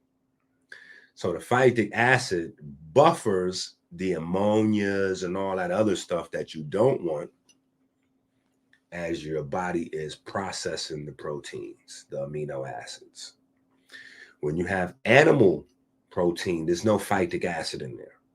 So your body has to pull phosphates and bicarbonates and things to try to neutralize the acids and things like that of just regular metabolism from amino acids, right? So that's one thing. The other, that's biochemical. That's biochemistry. That's happening on the inside. That's not a polar versus equator. That's just a thing. That's just what it is, right? Now, on the flip side, right, culturally, the problem with eating meat is that you don't follow the old school. Like when we seen the old school in like all the little movies and books and all that stuff, we always see like the king spread. And the reason why we see the king spread with meat on it is because John Q. Public back in the days could not afford meat of any kind unless they raised it themselves. And even then, most farmers could not afford to eat their own meat. They had to sell those animals for rent. So John Q. Public did not eat meat. That's why we did a lecture, I don't know if y'all remember, called King's Disease, because metabolic illness was mostly to the wealthy and super senior citizens, right? But the wealthy knew that you ate the meat with vegetables. So you would see them like bring out an animal cooked, and the animal cooked has all kinds of green vegetables and tomatoes and apples and all kinds of fruits and vegetables surrounding it. And that's how you ate the meat. We don't do that nowadays. Nowadays, what we do is we eat our meat, first of all, cooked beyond recognition. So the cooking process produces the same type of cancer agents that's in KT's Botana, right? That's why it smells like the coffee, because it has all those burnt carcinogens in there, hydrocarbons and all that is in there, right? But also the sugar. Yeah, you put in A1 steak sauce, ketchup, ranch, barbecues, and all the sugars that you're eating with the meat. Well, again, it goes back to the basics. What is your protein deficit look like? You're coupling the protein with sugar already. So now 9 out of 10 people is eating past the amount of protein they need anyway. You couple that with sugar, you got a dangerous recipe. You got a dangerous recipe, right? Period. And then you coming in with the carcinogens, with the sugar, like, no. Dangerous recipe. So you people that think, oh, well, I'm just eating a little fish, or, you know, I just eat a little this or that whenever. You're basing that on statistics that don't apply to you. So when you go on the internet and you looking up fish and they say, oh, fish is healthy because it's high in protein, low in fat, and this and that.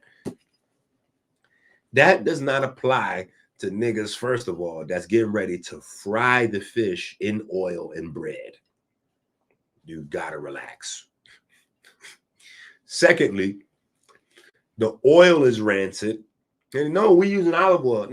No oil is good after it passes the smoke point. So if you're doing that fish fry shit, there's no oil that can deal with that. All of those oils are now rancid. So when you look up the oils, the health benefits only apply to raw oils, not once you did, you know, turn it up to 1,000,000 degrees. Secondly, the fish is not, you know, like the statistics of the nutrition and all this other stuff, that don't apply to the hood, urbanized, niggerized, you know, the fish fry. When you're frying the fish and putting bread, processed bread on it and sugars and all, no. That's not how it goes, right? So when you see these people from the Mediterranean and the Caribbean and their skin looks amazing and they're having a lot of oils and they're eating a lot of fish, they're not eating them like you. When you look at the Japanese people and they're like, oh yeah, well, Japanese people, you know, they got a lot of centenarians up there and they eating fish all the time. Yeah, they eating that fish raw. And guess what they're eating it raw with?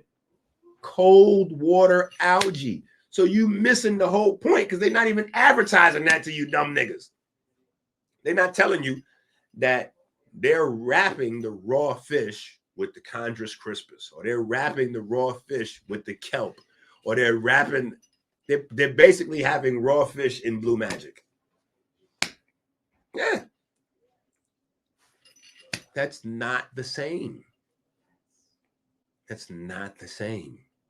Their body's going to metabolize it different. It's just a whole different thing. So, necrovore culture, right? Anyway.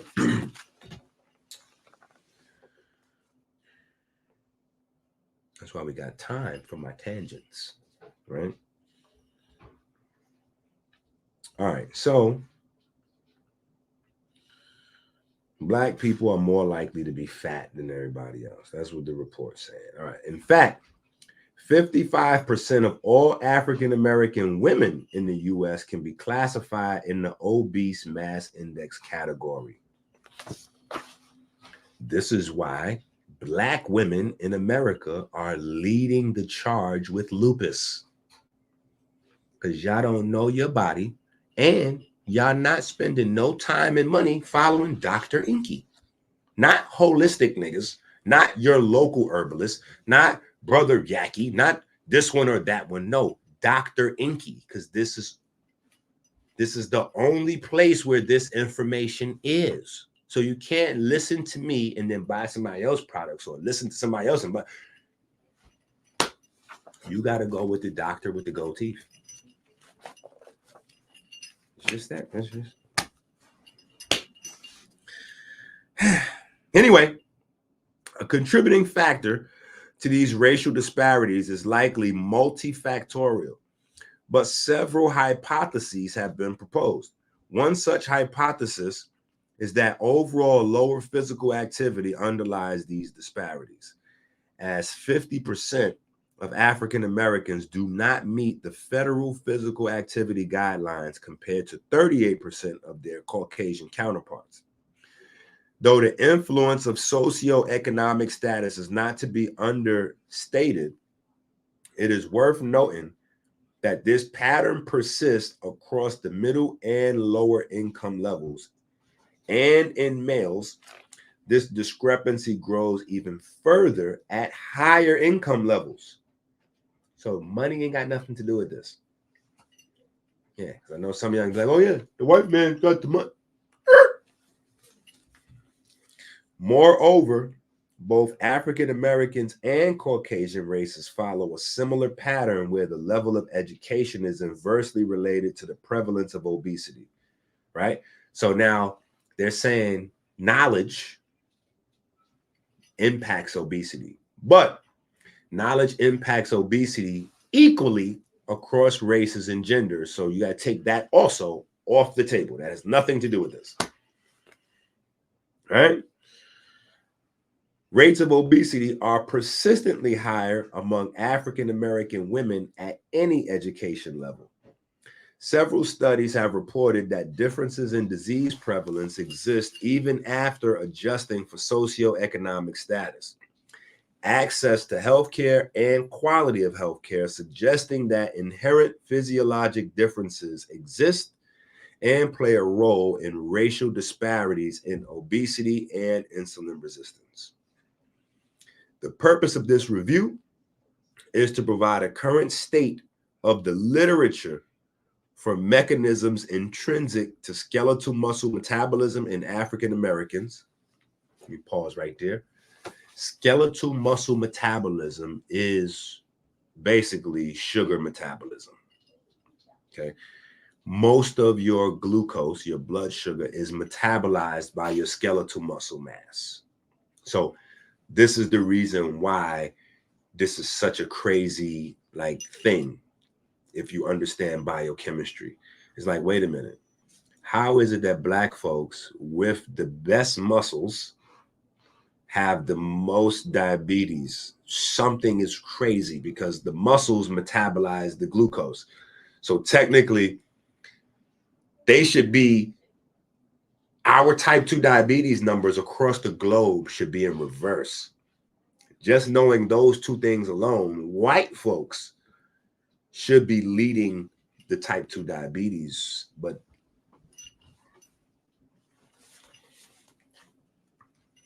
wait, it gets worse. Right? So anyway, that may lead to increased metabolic disease risk. A particular emphasis is placed on skeletal muscle mitochondrial bioenergetics as a mediator of unraveling these inherent disparities and potentiating disproportionately higher risk of obesity and insulin resistance in African Americans. Oh, they're gonna hit you back to back with 15 and 20 letter words.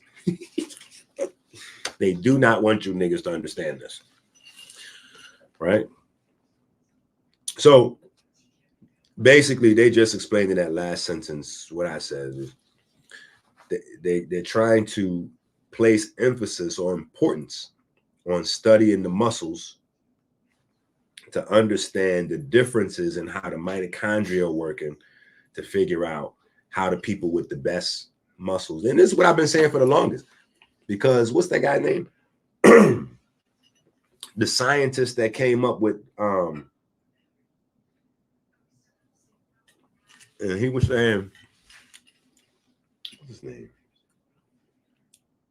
The geneticist. He came up with all the genetic shit, because people get weird when you start talking about difference in white and black folks, especially if you black. Everybody gets scared. Black folks get scared.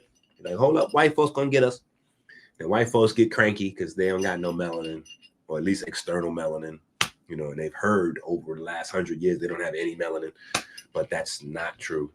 White folks have just as much melanin as we do, just different types. But the importance here is this crazy relationship to having more muscle mass and less ability to metabolize the sugar. Like, that's like the elephant in the room, right? So anyway, that's the introduction. And we go on. Mitochondrial efficiency increases predisposition of African Americans to obesity. What I told you. And this is where I have problems with Jew Pulcrum and some of the rest of these melanin niggas. They've been telling you that melanin is like, oh, you got the U melanin, you got the U melanin, you straight. All you got to do is, just activate your melanin and you straight. And then the activate the melanin part is where the commerce always comes in. Well, how do we activate the melanin? Well, you buy this. No. Melanin is killing niggas. Okay? Your melanin is what's being weaponized against you.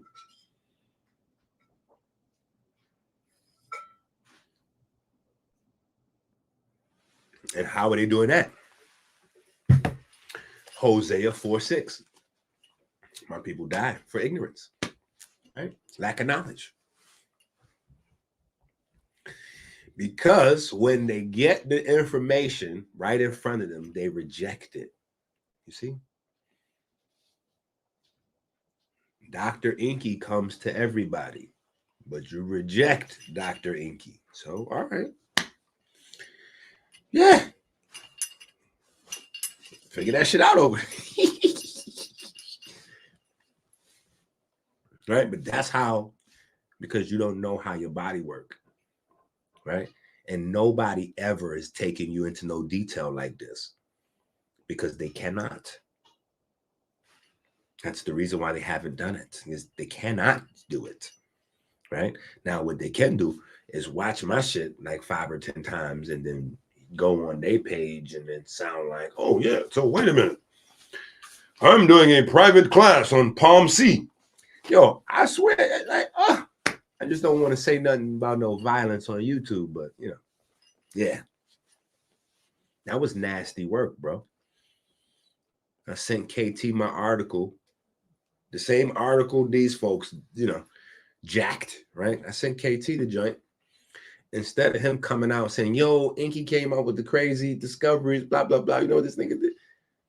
Like 4 or 5 weeks later, he come out with, I'm selling a class on my Patreon, a private Palm C class about the melanin. I said, well, how much? Motherfucker. Black culture vultures are the worst culture vultures of black culture. Always remember that. Black culture vultures are the worst culture vultures of black culture because black people are in that state of desperation.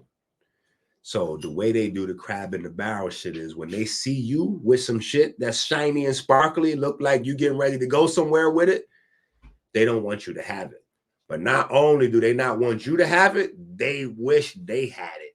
They wish they came up with it. They wish they was 6'9" or whatever the thing is that you got that look like it's going to get you somewhere better. They want that for themselves. And the thing with me is I'm always willing to share. I don't understand these niggas. Anyway. Thus it is, well, let's start from the beginning.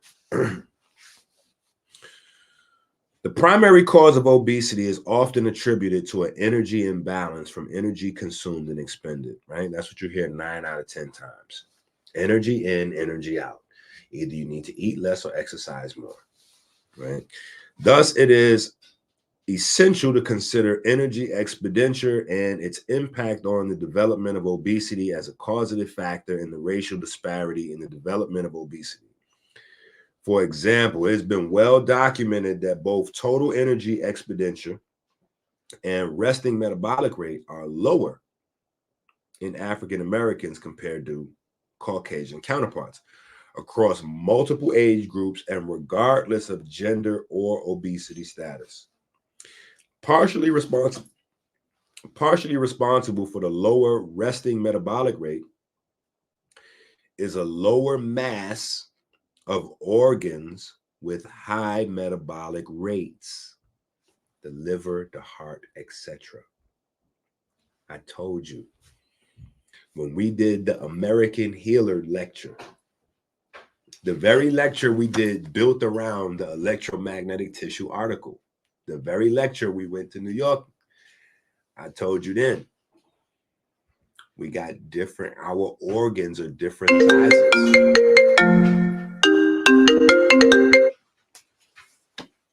Our organs are different sizes, right? Lungs, heart, liver. These things is not just random. These things have an impact on your health, right? Oh shit. The Instagram ended a long time ago. I wonder if I could do another one.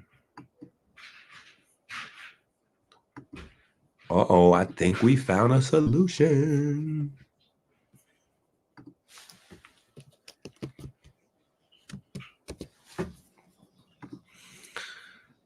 Now, let me see if this works.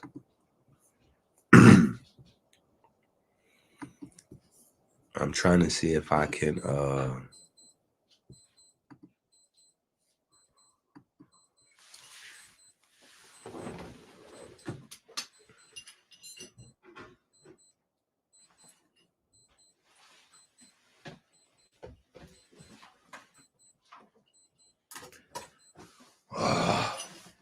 it's gonna drive me crazy. All right. Bang. Bang.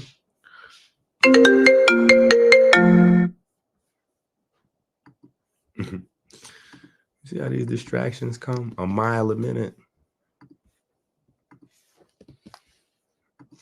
You better stop this madness.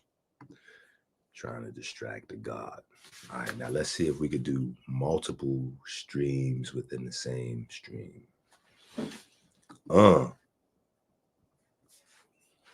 It's on. We up.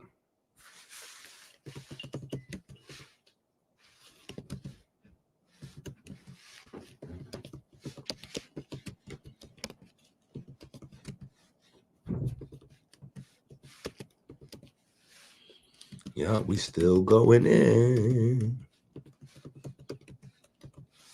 Yeah, this is like y'all niggas is in chemiluminescence college right now. For real, for real. Bang, bang. Y'all are in chemiluminescence college for real. All right, so we back on IG. All right. All right, so anyway, I told y'all the difference in the organ sizes, but anyway, we got lower mass organs with higher metabolic rates in African Americans compared to Caucasians. However, these organs themselves do not comprise most of the active metabolic tissue in the body. It is essential to consider the role of skeletal muscle in total energy expenditure. Skeletal muscle itself comprises about 40% of total body weight and thus contributes substantially to energy expenditure, as it is a prominent constituent of resting metabolic rate. Furthermore, considering that resting metabolic rate comprises upward of 65% of total energy expenditure, skeletal muscle mass plays an essential role in determining total energy expenditure. Paradoxically, while African Americans seem to have a greater percentage of relative skeletal muscle mass, they exhibit lower resting metabolic rates, making them more susceptible to overnutrition. Stop. This is the reason why. This is the reason why in the algorithm we have the carb mass. Oh, you can't see it, but you see the, yeah, there you go. You can see the charts for accountability, right? This is why we have these charts and we teach you how to get your carb mass number, right? Because African Americans, just like they say, the National Library of Medicine now, thanks to us, right? African Americans are more susceptible to overnutrition, consuming way more calories than they need. Why? Go back to what Dr. Africa said. Dr. Africa said your body's different. So you're not supposed to use the Caucasian model of nutrition for your nutrition. Why? Because you're not them. Duh. Duh. Right? Dr. Africa was crazier than me, though. But that's why we have created the carb max number. So you know exactly how much carbs your body produces. So now, even if you ain't got diabetes, none of that, you could deal with the obesity without no whole bunch of crazy shit and this and that. You could use your gym membership or your exercise practices for beautification and longevity, as opposed to trying to work out to deal with your obesity or your diabetes or whatever. You can start to really put things into perspective, right?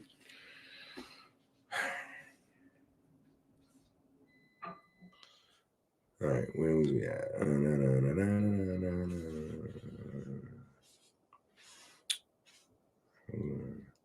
Important to note the mitochondrial variation, muscle mass, and society. All right.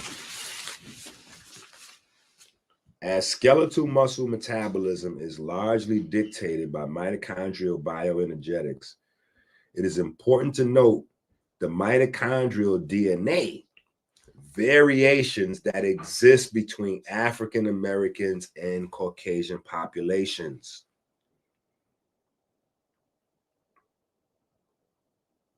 Now, I know this might be unrelated to some of you, but some of y'all that have been following me for a long time, y'all remember back in the days, this is back in the days, right? This is so far back in the days, the 40-day fruit fast didn't even exist yet, right?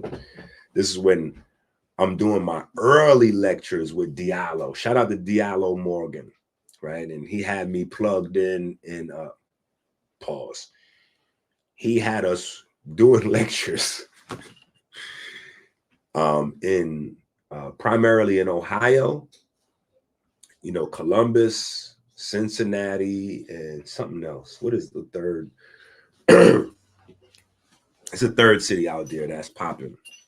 Columbus, Cincinnati, and somewhere else. And Chicago, because he's from Chicago, but he lives in Ohio. So anyway, India Ari, goofy ass, she came out with this song, I am not my hair, I am not my skin, I'm just the soul that lives within. And I was like the Lone Ranger, because all these other people, they all kiss ass. That's the problem with all these niggas. They all trying to get on. You know what I'm saying? And so because they all want to get on, they're not going to criticize a David Banner or a India Ari or Erykah Badu or what's the light-skinned nigga that I don't like. Not that I don't like him personally, because in his personal life, he does a lot for the community, but I don't like his music. I feel like he pimps consciousness. But y'all love this nigga. But anyway, I stick with my old ratchet Drake. You know what I'm saying? Because I can separate the music from the person and what they're doing in their private life to contribute to people, as opposed to what the music says. But anyway, India Ari came out with this song, and I'm like, yo, that song is going to kill millions of Black folks. Like, that's going to contribute to this idea that we're all intrinsically the same, and we're not. If we were all intrinsically the same, guess what?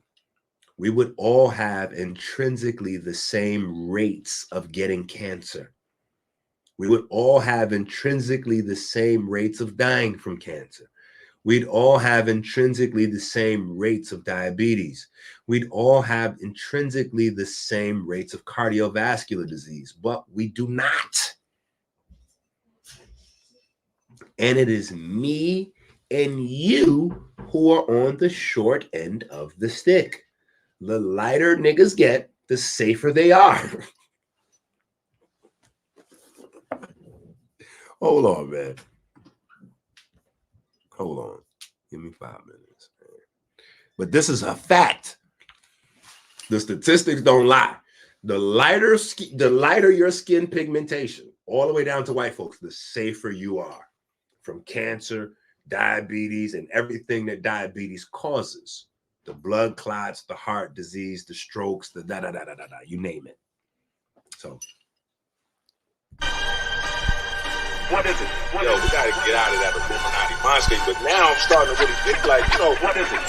Selling your soul is a really serious Thoughts thing. and emotions combine into a voice, an electromagnetic signature that articulates choice. Choice is distinction. Distinction is information. Life as we know it is organized information's incarnation to create more and store more is the alpha magma. Codified in Kemet is the Falcon's plasma. Satan is a trick. Blatant as a dick. To be complacent in this shit makes you a patient that is sick.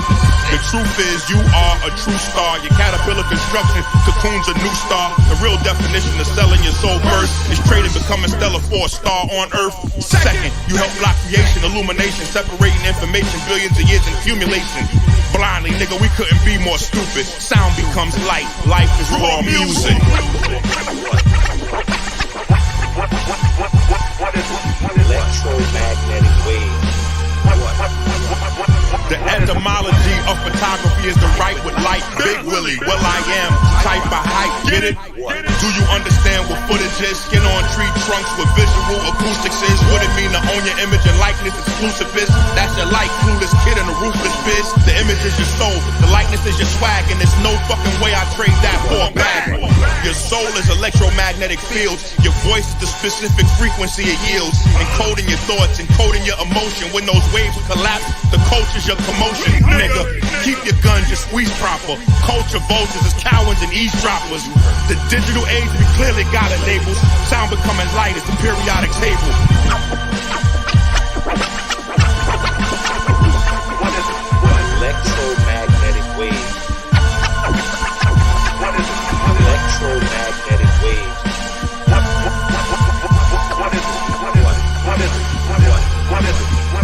What is it? Electromagnetic. How we didn't know rap could get that big. Buzz is biology, underwriting zigzag zig. That's why the buzz come after the goosebumps and my shit. Woo! Buzz is biology, underwriting zigzag zig. If you don't know what zigzag zig is, that's the wisdom. You know what I'm saying?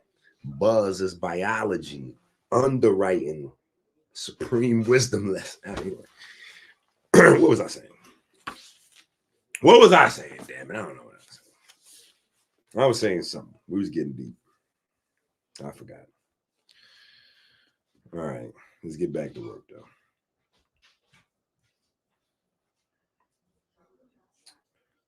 Where was we at in this damn book? Yeah, yo, Michigan just killed my vibe, man. Out of nowhere, just mad snow coming down, bro. Like, yo, Michigan is epic when it comes to weather changes, bro. All 4 seasons in one day is only possible in Michigan, I'm telling you. Sound becomes light, light becomes flesh. Oh, I know who I was talking. I was talking about India Ari, right? So I'm like, yo, no, you know what I'm saying? Like, this song is terrible. You know what I'm saying? This song does not work for dark-skinned people. And I'm like, if you know, like, I don't know, if Beyonce or one of the light-skinned girls had came up with it, I wouldn't have had, you know, but I'm like, India, I'm like, you with me, nigga, what are you doing? What are you doing? What are you doing? You're with me, okay? Us dark folks, we supposed to, you know what I mean? It's supposed to be like a secret brotherhood. Like, you know what I'm saying? Kevin Durant is not allowed in. Drake. Damn, Drake is not allowed in, though. Drake would have to be hired for special occasions to come to the club. No, seriously. It's just us. Me, Kyrie, Bron, you know, Patrick Mahomes is not down. Okay. We are the high risk folks. We're out here on the front line. Okay. We're high risk for everything bad. You get this complexion, that means you're high risk for everything bad. Okay. Just letting you know. Right? Do not believe that India Irie bullshit or the new age people that gassed her up that now have taken over the spirituality across the globe. You know, the new agers have now hijacked spirituality. So you hear everybody saying, I'm not my body. I am a soul living in my body. Right. And then you hear a lot of people promoting, you know, those anus practices from that viewpoint. Yeah, because you're not your body. So it doesn't matter what you do with your body. That doesn't affect you as a person. You know, hey, we're just going to activate your chakras.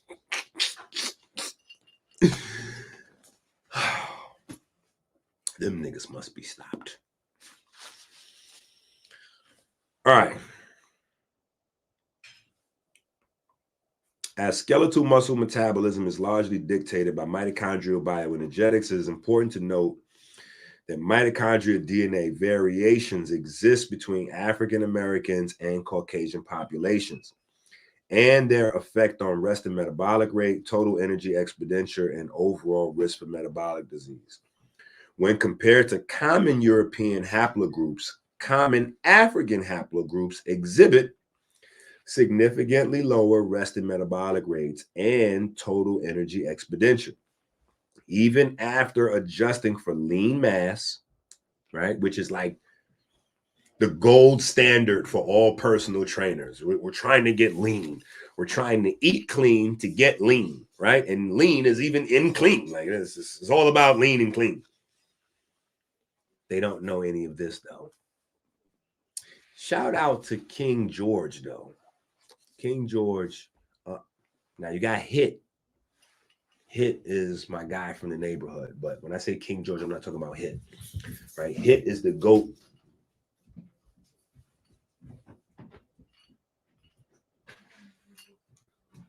The dog just flew past my door again. I'm gonna pay attention to that dog. Anyway. But King George, he's a bodybuilder. You know what I'm saying? He taps in with us from time to time to get the information. He takes his bodybuilding shit to a whole nother level. You know what I'm saying? So, you know, obviously with the information from the GOAT. See, the GOAT creates goats. Goats create goats. That's what the 1%ers are. See, y'all heard about the 5%ers, right? The nation of gods and earth, but there's another group, right? We're the 1%ers, right? The 1%ers are the people that are the best at whatever it is that they do. If they bodybuilding, they the best with that. If they teaching, they the best with that. If they mechanics, these niggas, give them a toothpick, they'll change your engine for you. You know what I'm saying? Like those guys, the goats, 1%ers. Yeah, I'm in that group. So goats be recognizing other goats like,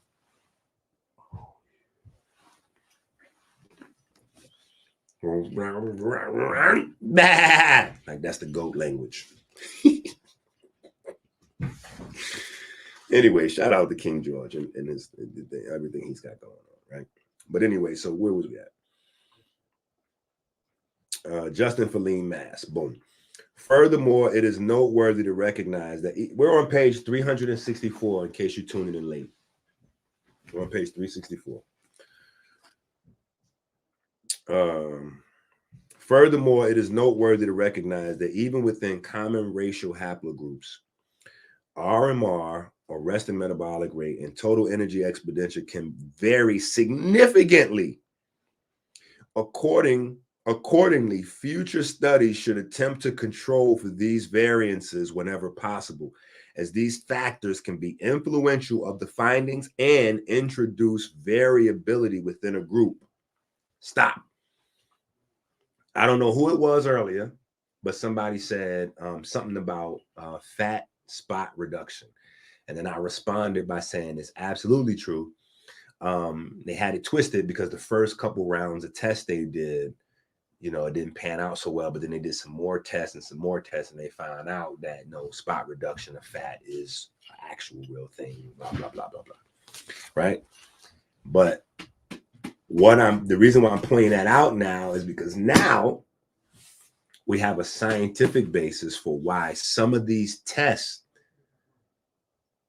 and some of these articles based on these tests and some of the people teaching based on these articles, based on these tests, may not know what they're talking about, right? Because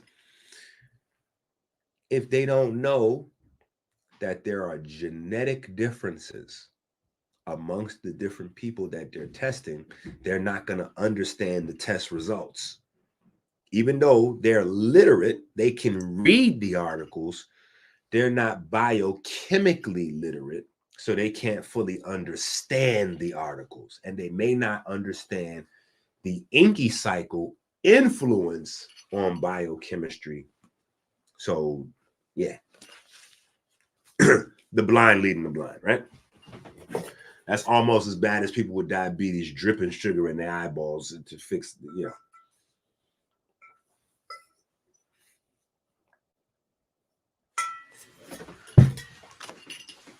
Anyway, taken together, this data provide evidence that certain genetic components may help drive racial dichotomies in energy metabolism, ultimately making African Americans more susceptible to overnutrition. Mitochondrial substrate preference. Now, this is the substrate preference. This is where they're going to start to get into fat versus carbohydrates. And then with that understanding, right, keep in mind that this is flesh versus fruits and veggies, right? So they're going to say substrate preference, you know what I'm saying? But it comes down to fat versus sugar. And the package of fat is flesh-based diet, and the package for the sugar is a fruit and vegetable-based diet, right? And that goes with grains and nuts and seeds and all that kind of stuff, right? And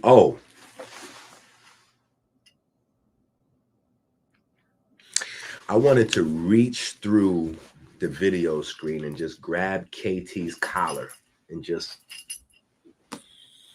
he's a Scorpio, so he thought he was dissing me one time in his video, you know, doing his subliminal shit.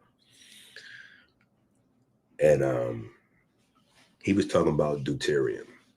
And he was trying to tell folks deuterium is not good for you, and blah, blah, blah, blah, blah. Now, again, these niggas don't really understand. Like, this is what I do. 1%er. I take the GOAT shit serious. So by the time they come dancing down the road with some shit they done watched off some white guy's YouTube channel, I've already seen it, debunked it, rebunked it, and kicked it, you know, to the curb already. So when he comes with this deuterium shit, right? Oh yeah, deuterium is not good for you, and it's increasing your aging, and you have to stay away from deuterium, blah, blah, blah, blah, blah. I done already seen these niggas. Now, mind you, all that deuterium negative, all that shit came from this one white guy who was selling a product. This is the same way back in the days when the Kangen machine first came out, and they were selling the Kangen machines for like $5,000, $10,000, and everybody was on it. And I was telling niggas, yo, don't buy that machine. That's trash. And what did they say back then? Yo, EnQi, you hating, bro. Yo, you hating, bro. This is the alkaline water. Sebi talking about this. I was like, no, Sebi's not talking about no Kangen machine, bro. And alkaline water and Kangen machine is two totally separate different things. Right? That's not the same thing. Alkaline water is not the same as Kangen machine water. But again, because you niggas act like y'all are allergic to words, right? You don't want to read books. You don't want to read books. You know what they say? You want to hide it from black folks, put it in a book. You niggas believe because they use the same language that it's the same thing. And some of you niggas are still going to these little stores selling you, you know, alkaline water from these machines. And I'm like, yo, you don't have to have no science to figure this out. Okay? Stop the bullshit. They're plugging the machine onto the tap. Oh my God, please help me save these people. I said they plug in the machine onto the faucet. You're getting machined up faucet water. Stop disrespecting Dr. Sebi. Oh, EnQi, you the one disrespecting Dr. Sebi. You don't even know what you're talking about. I'm like, no, you niggas don't know what you're talking about. And the crazy thing is, it's people that went to Sebi's little program down there, and they still didn't know what the fuck was happening down there. I had to explain to these niggas the two reasons that Sebi preferred to get you to go down to his place so he could heal you up. One, so he could stop you niggas from eating. Number one. Where did he get that from? Elijah Muhammad. Right? Elijah Muhammad said, eat once a day. And if you get good at that, shit, eat once every other day. Yeah. So Elijah Muhammad is the founder of intermittent fasting. He created that. He's the first one on wax, you know, with intermittent fasting, even though he never used the term intermittent fasting. Don't you do it. Go down the road with that. Right? Now, Sebi is the first person to discover all this gut talk, leaky gut and all that stuff. Sebi, go in your room, dog.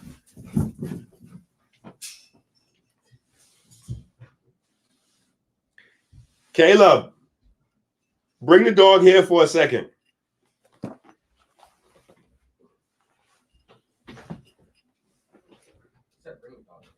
Yeah. People be wanting to see ocean.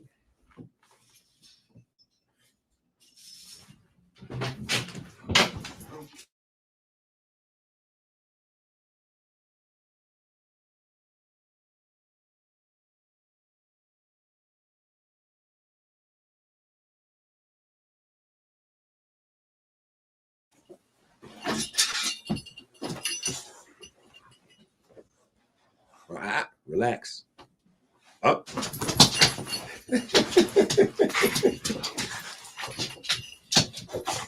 Yeah, she like getting almost as tall as me. All right. Down. No, down. Now go with Chase. Go ahead, go with Chase. The dog is crazy.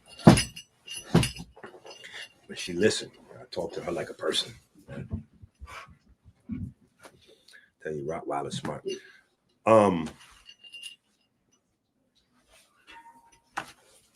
Smarter than me, because I don't forgot. No, KT is not catching strays, bro. KT is catching direct shots. Right?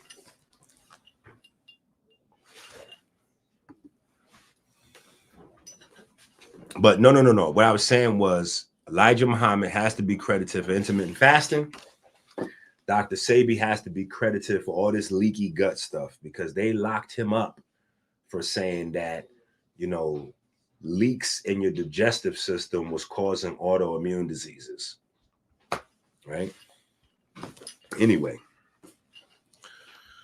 reduced mitochondrial content and respiratory capacity have been reported in African American women, which is accompanied by lower maximal coupled and uncoupled respiration rates that persist despite adjustments for oxidative fiber type content, who we was talking about. Additionally, lower state 3 ADP stimulated.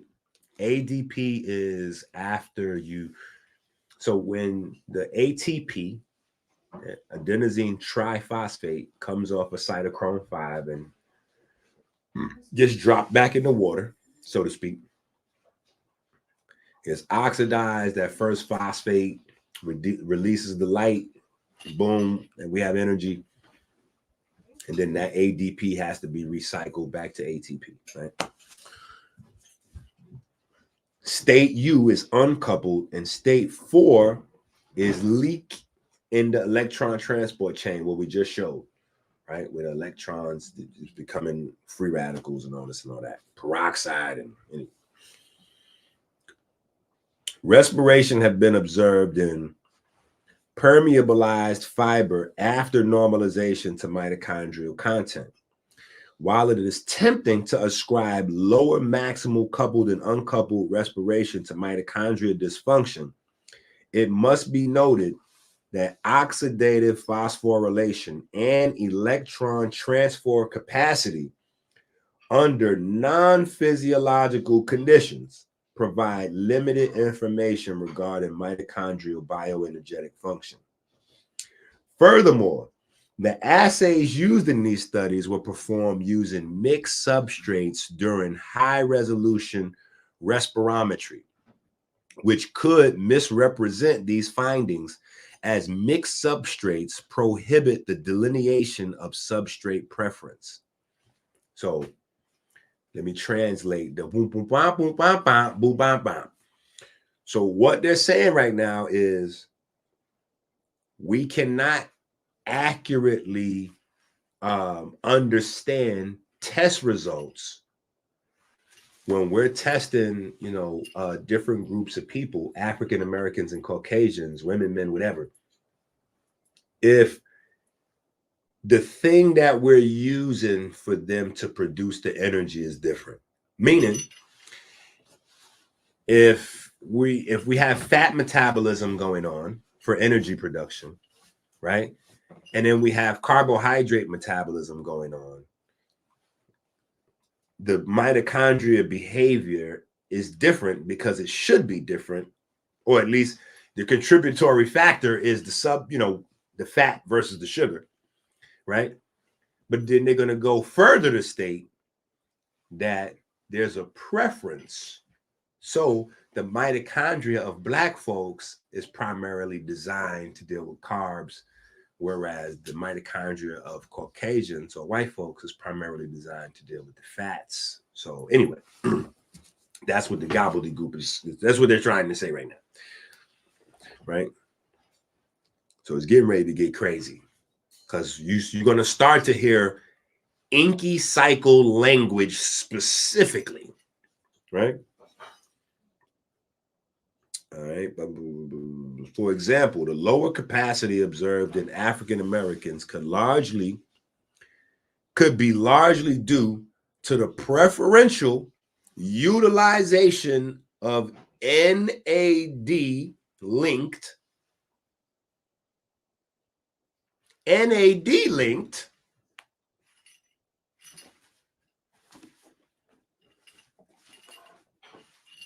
what they said. I'm gonna read that again. For example, the lower capacity observed in African Americans could be largely due to the preferential utilization of NAD linked rather than FAD linked substrates. The increase in glycolytic flux and decrease in fatty acid oxidization in African Americans compared to Caucasians would increase the availability of NADH and NAD-linked substrates, potentiating preferential input of electrons to complex 1 rather than the Q pool. In this case, more protons are pumped out per reduced oxygen, resulting in a lower oxygen turnover but greater efficiency, leading to greater ATP production per amount of substrate utilized. God damn it. What is it? Yo, we gotta get out of that Illuminati mindscape. But now I'm starting to really get like, what is it? Selling your soul is a really serious Thoughts thing. and emotions combine into a voice, an electromagnetic signature that articulates choice. Choice is distinction. Distinction is information. Life as we know it is organized information's incarnation to create more and store more is the alpha magma. Codified in Kemet is the Falcon's plasma. Satan is a trick. Blatant as a dick to be complacent in the shit makes you a patient that is sick. The truth is you are a true star. Your caterpillar construction cocoons a new star. The real definition of selling your soul first is trading becoming stellar for a star on earth. Second, you help block creation, illumination, separating information, billions of years in accumulation. Blindly, nigga, we couldn't be more stupid. Sound becomes light. Life is raw music. Electromagnetic wave.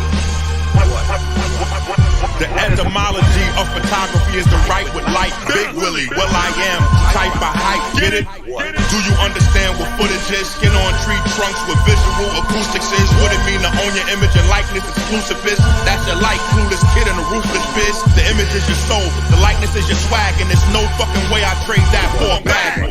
Your soul is electromagnetic fields. Your voice is the specific frequency it yields. Encoding your thoughts, encoding your emotion. When those waves collapse, the culture's your commotion. Nigga, keep your guns, your squeeze proper.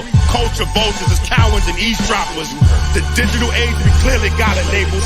Sound becoming light as the periodic table.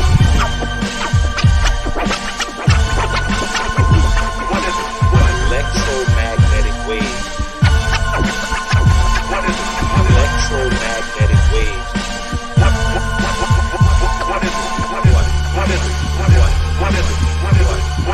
Electromagnetic. How we didn't know rap could get that big. Buzzers biology, underwriting zigzag zig. That's why the buzz come after the goosebumps. And my shit creating new mums. Bass sicker than blue pumps. Swinging like it's noose hung. Ain't no stopping us. Affecting the whole populace. Shining like phosphorus. The fiends say I'm all type of dope. I make a photon, a firework like a microscope. Light entendres, light forecast. Let's work. Smell me like a broadcast network. Get it? Peripherans is the middlemen that RCA just mimicking.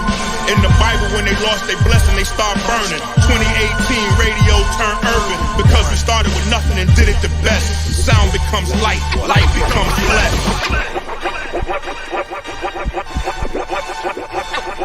Electromagnetic waves in your body work the same way as the recording technology. So we take it back. You look at a phonograph. A phonograph is a carbon disc spinning with a carbon needle. That carbon disc, that carbon needle is able to record what? Electromagnetic waves.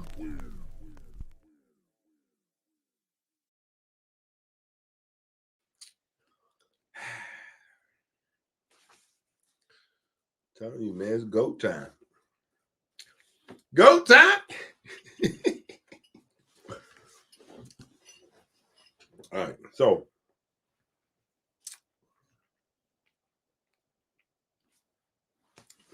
let's get to work. This is in line with the evidence that African Americans have shorter recovery times during isometric exercise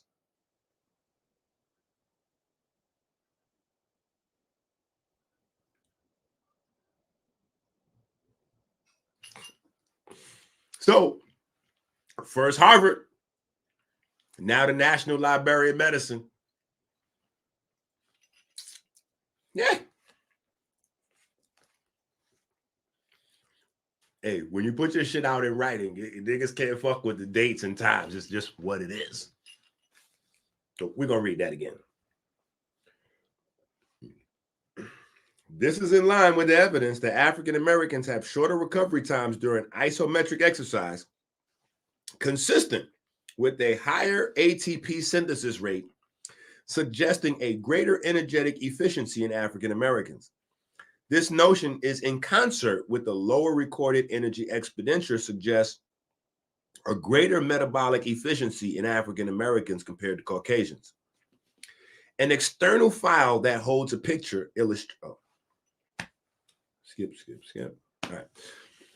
Preferential input of electrons into cytochrome 1 via NAD-linked substrates in African Americans. Heightened glycolytic flux ensues greater provision of NAD-linked pathways. And what is that? The water, right? Sound, the vibration, the water, coherent domain, free electron pool, the melanin, and then the handoff.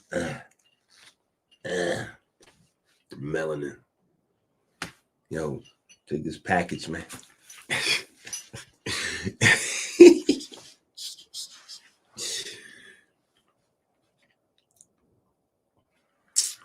From the cytosol, NADH is brought into the mitochondrial matrix via malate aspartate, G3P or lactate shuttle, subsequently supporting the cytochrome 1 link respiration. Supporting respiration through pyruvate, malate, and glutamate provides a 4-to-1 ratio of NAD to FADH reduction with a complete tricarboxylic acid cycle.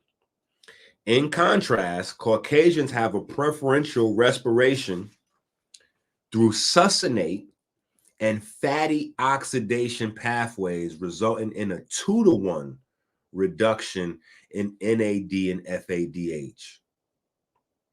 It is feasible that evolutionary adaptations have occurred as a result of tropical climates and lower accessibility to nutrients to maximize the efficiency of nutrient use and yield the highest ATP free energy.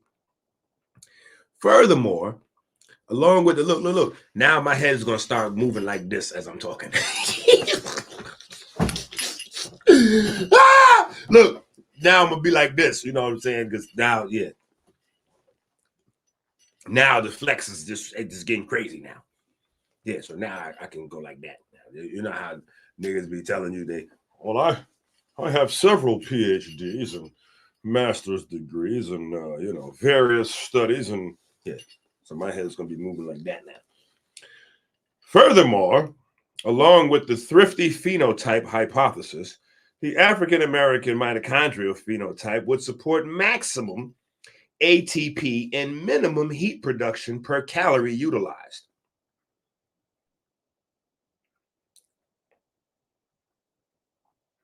This tight coupling of mitochondrial respiration to drive ATP synthesis would ensure greater efficiency in the utilization of carbon backbones provided by oxidative substrates. The carbon backbone is the same, well, not the same, but the design. Fat versus sugars is all carbon. Mostly carbon. Right? Obviously, there's hydrogen, which is why these are hydrated carbons, carbohydrates, right? And fats are just lots of, anyway.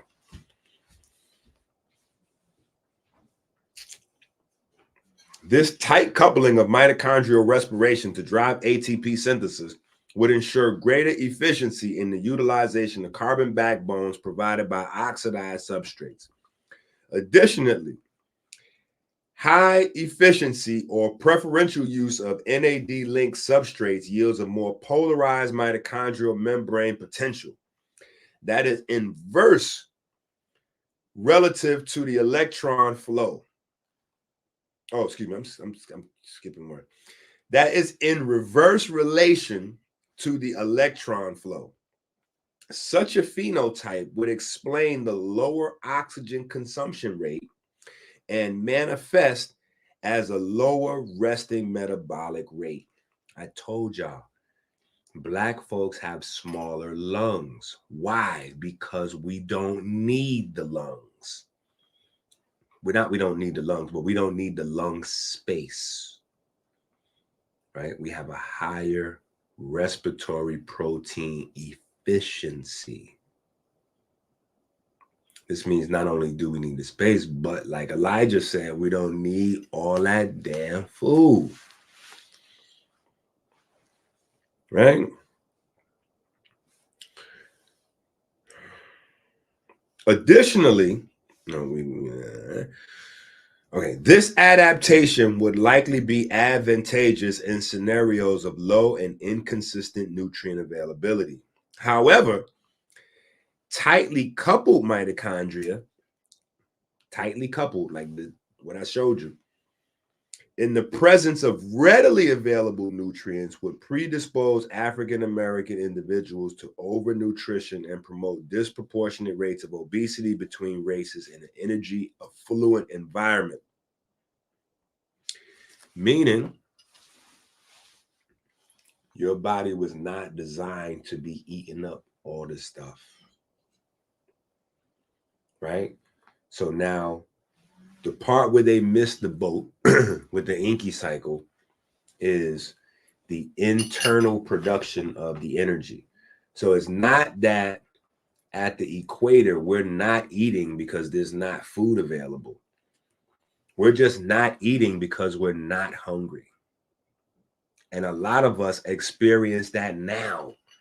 When you get caught up into doing some shit that you really enjoy, you really passionate about, you'll go 5 hours, you'll go 6 hours, 12 hours, you'll go a whole day and realize, oh shit, I didn't even eat today. Oh shit, I didn't even eat today. And you was doing your thing.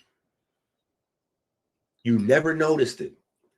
No matter what you was doing, even athletes, you be playing basketball all day. The only thing you thirsty, so you drinking water. But you been playing, I used to play basketball from 7, 8 o'clock in the morning till 7, 8 o'clock at night. Ain't eat nothing. Just drink some water and got back to playing basketball. Why? Love the game. Love the game. My emotions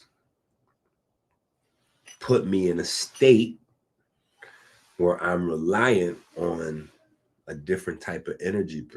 So we talk about, we're not going to do it right this second, but we'll get to it. In this book, we talk about how emotions and experiences change our biochemistry. Very important, especially when we start getting into the space of mental health and all those things.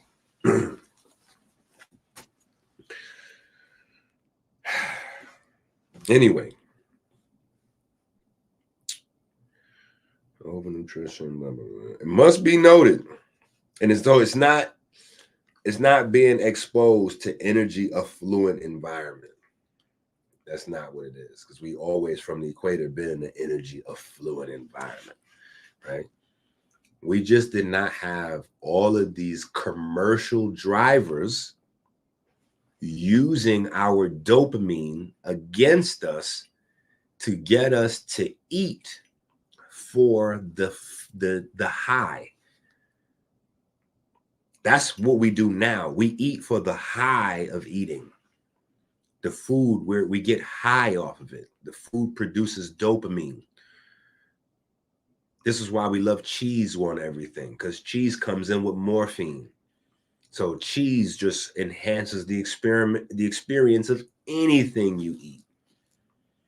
And cheese-based products like ranch and all these other things. That was like literally the hardest thing for me to quit when I was trying to become vegan. Like, I could leave everything but the cheese alone. I was like, I wrestled with the jerk salmon. Oh my goodness. There was this one restaurant like up in on Gun Hill Road. It was on Gun Hill Road, closer to Co-op City, because I used to work at Bay Plaza. And depending on my shift, I would go there before and after, you know what I'm saying? Or whatever, I'll go there and get like 2-3 plates, you know what I'm saying? Like, same plate every time. Whatever I need the jerk salmon with whatever veggies is available. The jerk salmon was crazy, but it wasn't as hard to get rid of as the cheese products. Like, till you realize you hooked on morphine, and then yeah. So where we at? Anyway, at that time, you know, we were really just eating for hunger. We got hungry, we ate. If we wasn't hungry, we didn't, you know, we never was in a hungry place. We never not had mad food. You only have the hoarding mentality when you come from a space of lack and you don't have, you're not used to shit. So when you're not used to shit, you want to try to like hog it up and get as much in as possible. And, you know, every time you eat, every meal has to be like Thanksgiving. You're trying to blow it out. Like, what are you doing, bro? That ain't it. You're burning up a lot of money, wasting a lot of time, and you sleeping, and you know, you're doing a lot of things when you could be working. You know what I'm saying? Getting to this bag instead of putting holes in your bag. So it has nothing to do with being exposed to the energy of fluid environment. What it is that this is a dopamine affluent environment. Everybody is high, and everybody's high on multiple things.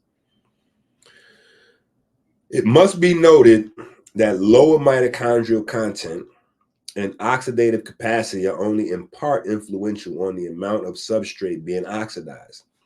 Considering that the energetic state is derived from cellular redox, which is basically your electric circuits all over your body. That's really what redox is, right? Redox is the exchange between bases and acids, right? Or alkalines and acids. So an alkaline or a base is going to release electrons. Acids will absorb them. Now, your body is primarily constructed from acids, right? Amino acids, right? It's DNA, deoxyribonucleic acid, that drives the construction of the temple, right? So since your body is primarily made out of acids, well, then you primarily want to consume alkalizing foods that are going to donate electrons to the body, at least in concept, right? Because we know that every day our body is being broken down and you need to repair it, which means that you can't have a diet driven strictly by alkaline substances because you're going to start to wither away. You need to have the amino acids and things like that to rebuild the body. So you have to consume acids and alkalines. Right? Anyway, considering the energetic state is derived from cellular redox, ATP production will take precedence over oxidative capacity in directing cellular bioenergetics or energy transfer from substrate to ATP production.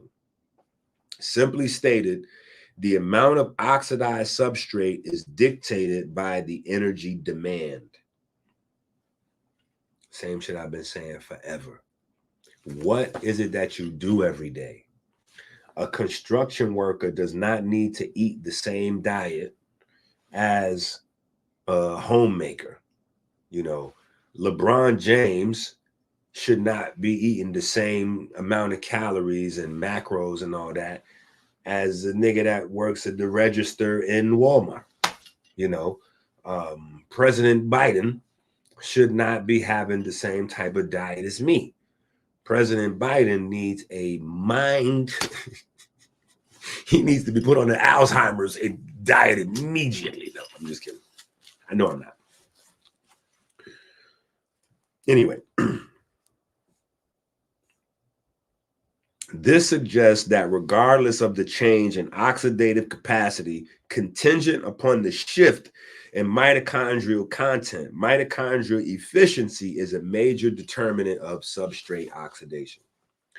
Always remember that anytime mitochondria efficiency is brought up, it is talking about this little picture that we made live on the spot right here to figure this thing out. Right? And just think about football, right? Think about practice football, not even real football, right? Because in a football game, you got defense. In the mitochondria, there's no defense, right? Just think about wide receivers running out catching passes versus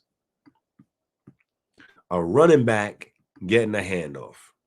Now, do running backs fumble the ball? Absolutely. But nowhere near as much as wide receivers are going to miss the ball, right? Because it's much more difficult to receive the ball, the pass, the further you get away from the quarterback. So if the quarterback is literally putting the ball on your numbers, handing it off to you, bang, like he's putting it into your stomach right there, bang, here's the ball. And there's no defense, it's almost impossible for you to fumble that. But now if you out here running a route and he got to throw you to, you know what I'm saying, you could drop it. He could put too much on it. He could put not enough on it. You know what I'm saying? There's a lot of things that contribute to you dropping it, right? So anyway, just remember our little thingy there.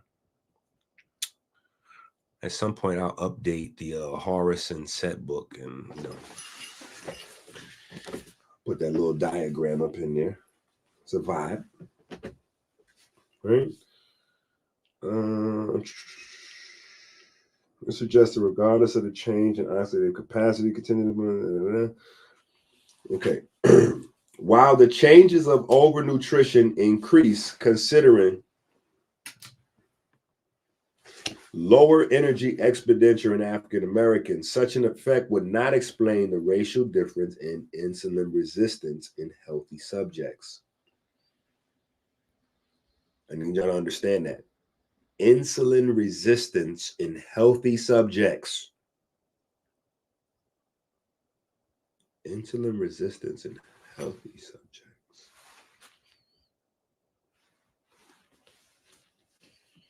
Interestingly, mitochondria capacity was inversely related to peripheral insulin sensitivity in work carried out by Delaney and colleagues, suggesting that this mitochondrial phenotype is a contributing factor to insulin resistance in African Americans. Similarly, lower mitochondrial capacity has been reported in type 2 diabetics, inversely correlated with glycemic control and directly correlated with metabolic inflexibility. So this has nothing, not nothing, but this has less to do with the food and more to do with the genetics. Accordingly, while in African Americans, lower oxidative capacity might not stem from mitochondrial function impairments, it can still have a role in increasing their predisposition to insulin resistance. Now, Dr. EnQi, are you saying that all this time the doctors were actually right when they were saying that Black people have a genetic predisposition to diabetes? Because I thought that all holistic healers and trainers all said that was fake. No, that's not what I'm saying. Because this isn't even based on that. right? This is something that it could be viewed as more sinister. And as you continue to get more information surrounding it, you'll figure out what you figure out. But that's not what I'm saying. I don't know, my glasses getting smudgy. What I'm saying is this is lack of knowledge. Period. This is not genetic predisposition towards diabetes. That's not what this is. What this is genetic predisposition to a different body, which means you need to eat different things at different rates and different exercises. And you need to spend your time and money on learning what those things are. Because as you heard in the article, your children are worse than the adults. So again, if nobody's funding this research that we're doing, where are we going as a people? Because these rest of these goofy holistic healing niggas is only herbal salesmen. They just say just enough to get you to click the purchase button. They're not pushing the culture forward. They're not creating new paradigms.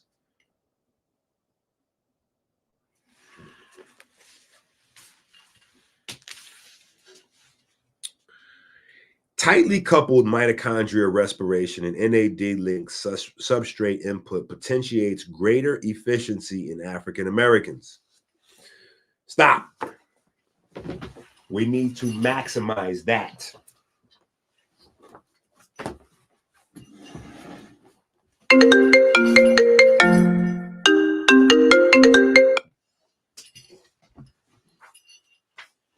Right? We need to maximize that.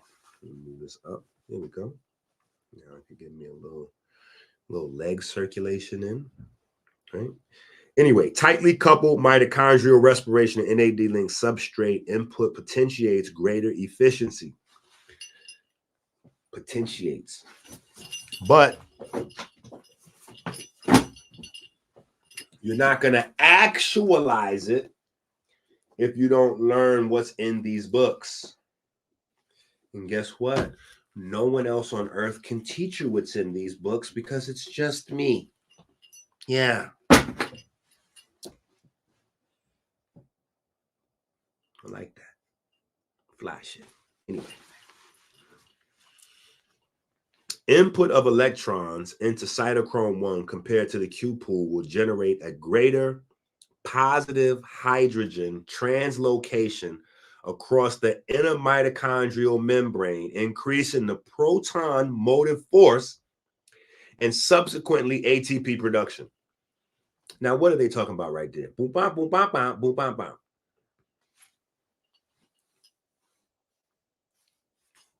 Generate a greater positive hydrogen translocation across the inner mitochondrial membrane, increasing the proton motive force. What are they talking about? They're talking about the FO motor clock. This guy. Where is it? Yeah, this is what they're talking about. Let me show you.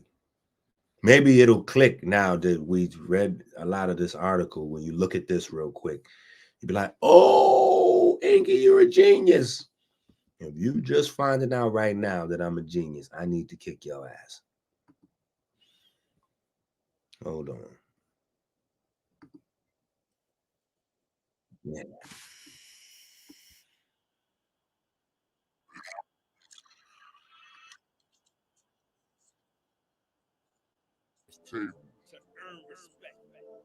Prescription from Dr. EnQi.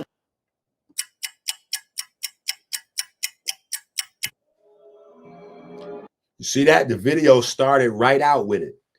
These are the positive hydrogens that they're talking about in the article. These are the protons. These protons comes up through the mitochondrial membrane. And this is what powers your ATP production. right? You know, we also take it a step further and take it to a whole nother level, but I need to get this work in, man. Stop playing games.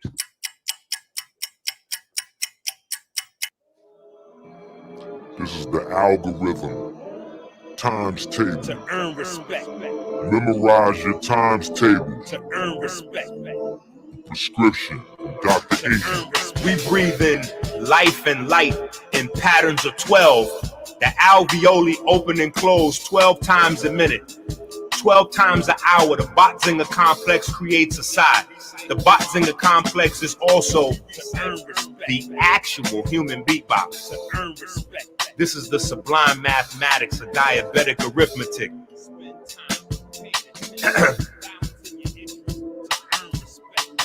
The total work week, or 5 days, equals 120 hours. Your 12 pints of red blood cells live 120 days. Impulses travel neurons at 120 meters a second. There is 120,000 miles of lymph vessels.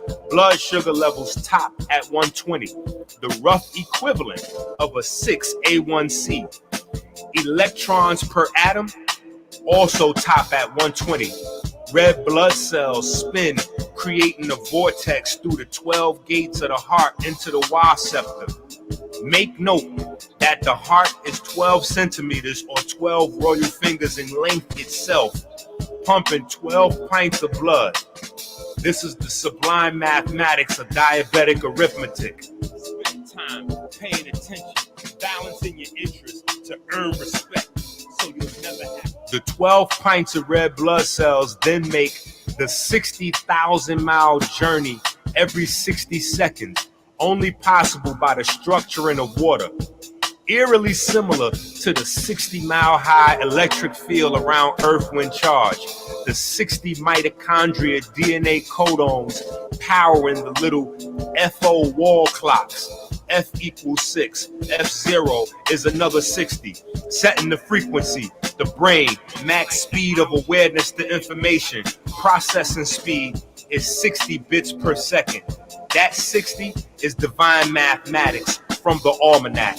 This is the sublime mathematics of diabetic arithmetic. Spend time paying attention, balancing your interests to earn respect, so you'll never have to save face.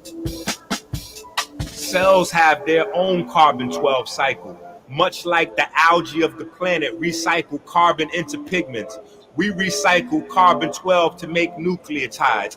This is called the tricarboxylic acid cycle.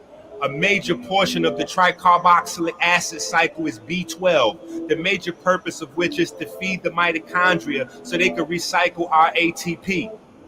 This is the sublime mathematics of diabetic arithmetic. The mitochondria have an assembly line called the electron transport chain. These mitochondria cannot function without melanocytes, melanosomes, and of course melanin. This assembly line recycles phosphorus so our cells can produce light to earn respect. This is the sublime mathematics of diabetic arithmetic. The electron transport chain has 5 sections or 5 cytochromes: cyto, cell, chrome, color or pigment.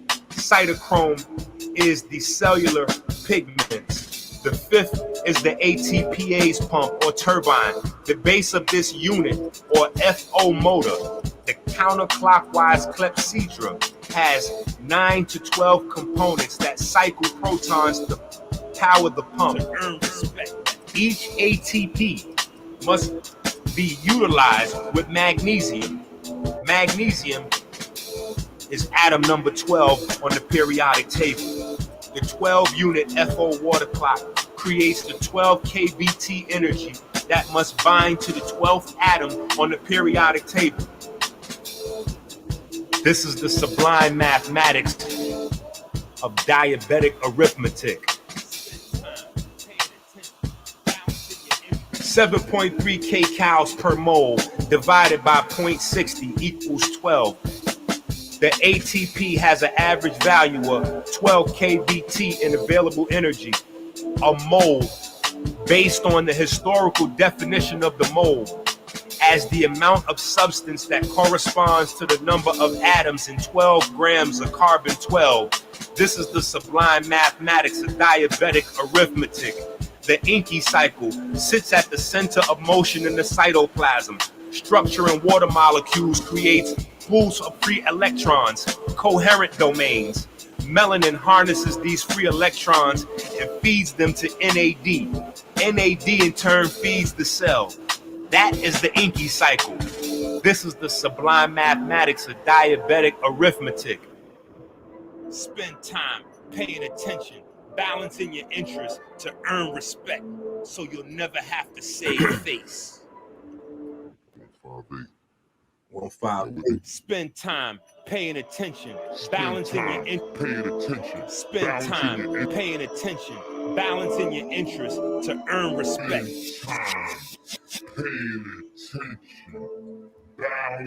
ATP is produced by breaking down glucose or chains of carbon-12. We then cycle the carbon-12 back to the environment for the algae and plants. This is the sublime mathematics of diabetic arithmetic.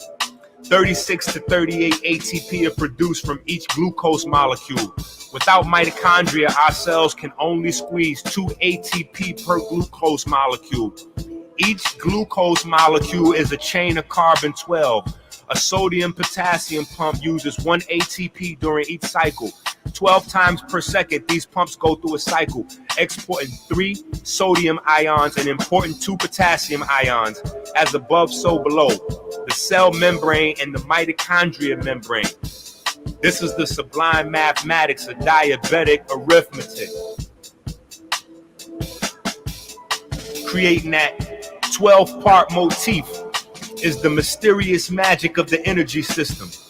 Even each unit of insulin metabolizes 12 grams of carbohydrates, reducing the blood sugar level by 45 milligrams per deciliter. 1 unit of insulin metabolizes 12 grams of carbs. 1 unit of insulin metabolizes 12 grams of carbs. Of carbs. 1 unit of insulin, 12 grams of carbs, into the tricarbon cycle to produce ATP units of 12 kBT in energy each. This is the sublime mathematics of diabetic arithmetic. Potassium in the beta cell is the 0 in the binary code or off switch. Calcium in the beta cell is the on switch or number 1. This is the simple start-stop binary code for insulin production in the beta cell. This is the sublime mathematics of diabetic arithmetic. Spend time paying attention, balancing your interests to earn respect, so you'll never... Insulin is produced by the 1 million islets of Langerhans in the pancreas. Beta cells are 10 microns in diameter, carrying up to 20 picograms of insulin each. The average healthy person has 60 to 70% of his islets as active beta cells. The old standard for insulin was 40 units a day. However, steroids, chemicals, gross obesity, sugar, and many other things have stretched the production of human insulin higher. It's not all bad though. This shows the untapped potential to heal. Beta cells share the islets with alpha cells and the gland overall with exocrine cells, which take 90% of the tissue space. Loss of 80% of the beta cells causes hyperglycemia and ketosis. This is the sublime mathematics of diabetic arithmetic. Food. Food is the same as the breath. It receives no special privilege. Food must be judged by 12 as well. All food, acid or alkaline, goes into the 12 centimeter or 12 royal finger sized bowl called the duodenum. Make a note that once the food has been fully processed, it ends in the rectum, 12 centimeters or 12 royal fingers in length itself as well. This is the sublime mathematics of diabetic arithmetic. Spend time paying attention, balancing your interests to earn respect, so you'll never... The pineal gland is a 12-hour clock, amongst other things. Pigments process sound and light. 1,200 watts a day, average human power. 12 hours a day, 12 hours a night. Our senses are set to the oscillations or ebb and flow of these vibes. This is the basis for the circadian rhythm and every other rhythm in the human body. Rhythm equals cycle. This is the sublime mathematics of diabetic arithmetic. Spend time paying attention. Every cycle you have ever heard of in the human body is a part of a unique rhythm or set of rhythms in the human body. The heart must synchronize all these sounds into a beat, get order from chaos. This beat then entrains the brain, the magnetic field at large. The heart is the master clock. Think about the blood pH, 7.365. That's the exact days in the week and the exact days in the year.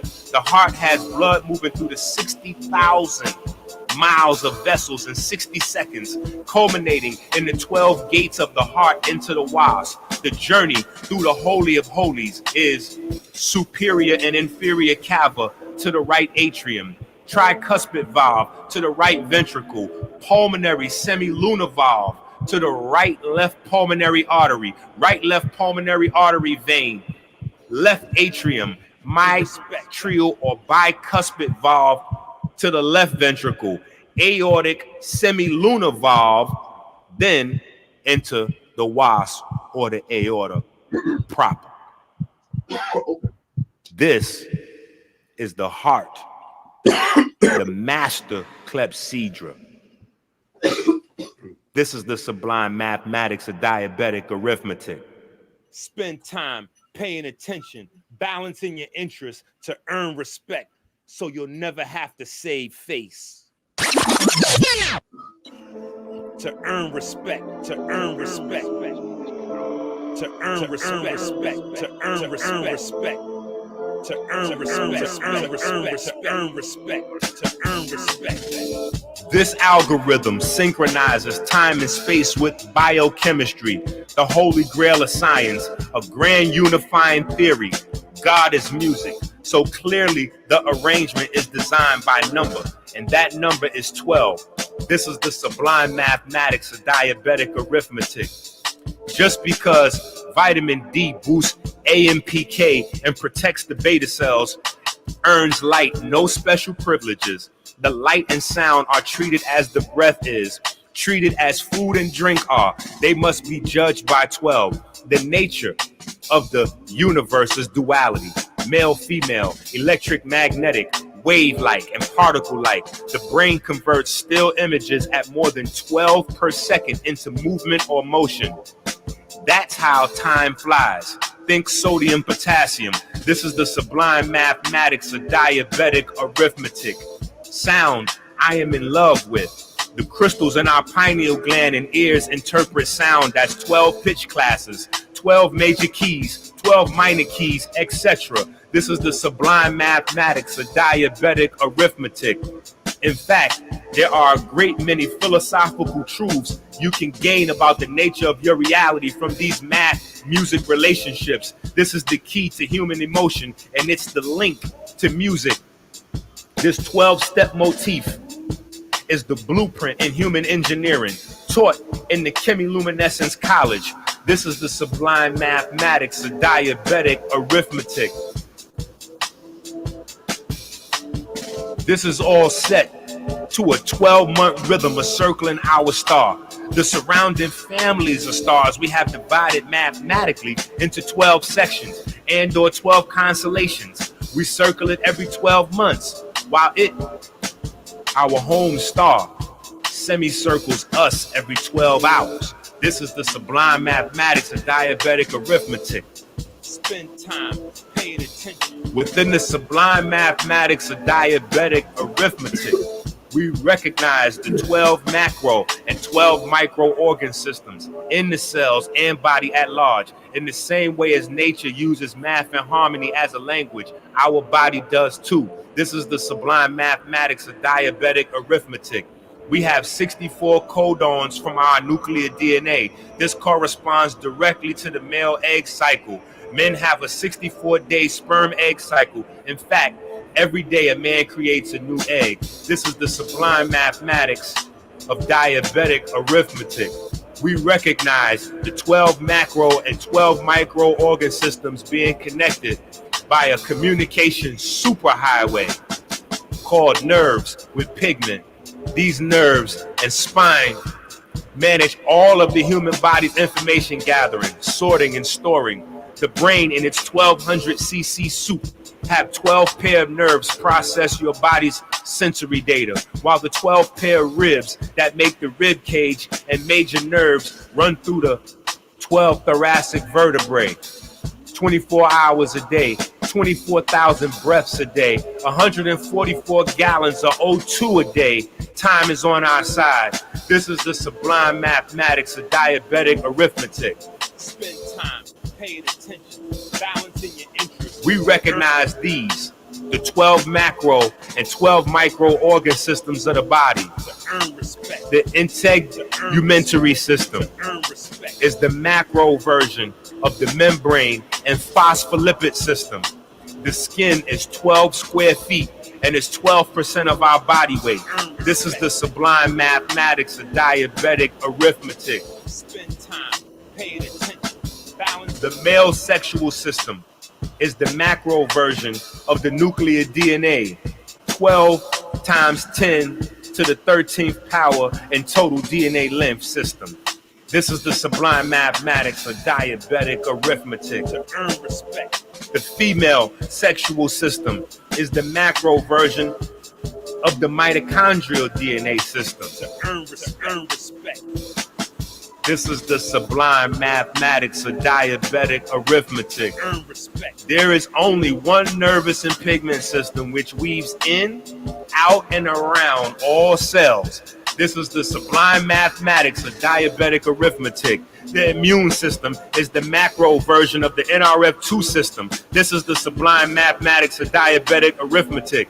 The circulatory system is the macro version of the cytoplasm system. This is the sublime mathematics of diabetic arithmetic. The skeletal system is the macro version of the cytoskeletal system. This is the sublime mathematics of diabetic arithmetic. The respiratory system is the macro version of the electron transport chain. This is the sublime mathematics of diabetic arithmetic. The lymphatic system is the macro version of the lysosome system. This is the sublime mathematics of diabetic arithmetic. The excretory system and urinary system are the macro version of the vacuole system. This is the sublime mathematics of diabetic arithmetic. The digestive system is the macro version of the endoplasmic reticulum. This is the sublime mathematics of diabetic arithmetic. The endocrine system is the macro version of the Golgi apparatus. The Golgi apparatus actually secretes the insulin inside the beta cells.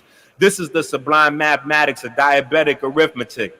Between the almanac and this book, we hope to have enlightened you on the EnQi process in real time. The algorithm is this full set of mathematics, knowing that carb max number, but also understanding it. This is the sublime mathematics of diabetic arithmetic, or the heart of divine mathematics.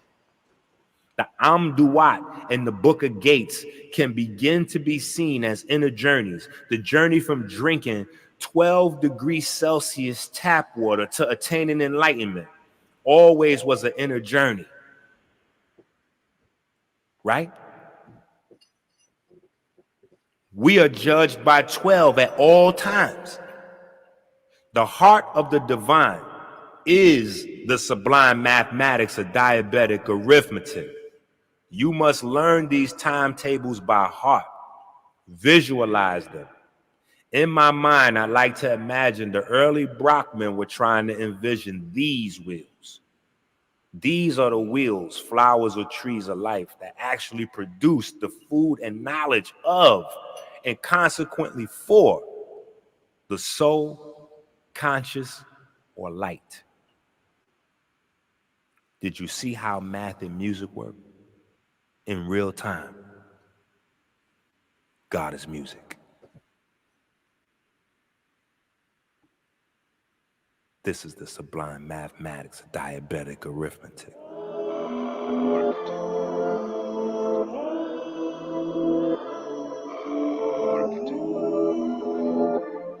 Dr. EnQi incarnate as the true and living soul of Osiris. It's been 4,000 years since you learned true knowledge yourself, since you learned real black history. Find out the secrets of your soul, how you are being colonized. Take back your history. Create your future. Hi, my name is Wusia. Freemasonry is the largest and most successful fraternity on earth, and it's black. If we are going to celebrate anything during Black History Month, it should be Freemasonry. Celebrate by learning true black history and transforming your body with Dr. EnQi's 120-day challenge.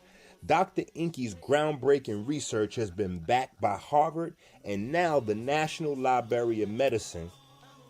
This is Freemasonry at its finest. Remember, before there was a Dr. Sebi or Dr. EnQi, there was an Imhotep. Go to Amazon and get your copy now.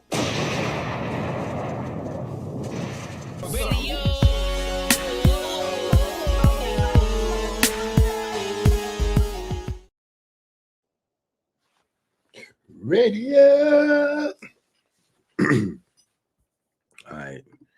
So that was your time to get you a little something, you know what I'm saying? That was your break time. We back to work. All right. What was we saying? Oh, I was acting a fool celebrating because it said increase in the proton motive force and subsequently ATP production, blah, blah, blah, blah, blah. Okay. Mitochondrial phenotype increases predisposition of African Americans to insulin resistance. Insulin resistance and metabolic inflexibility.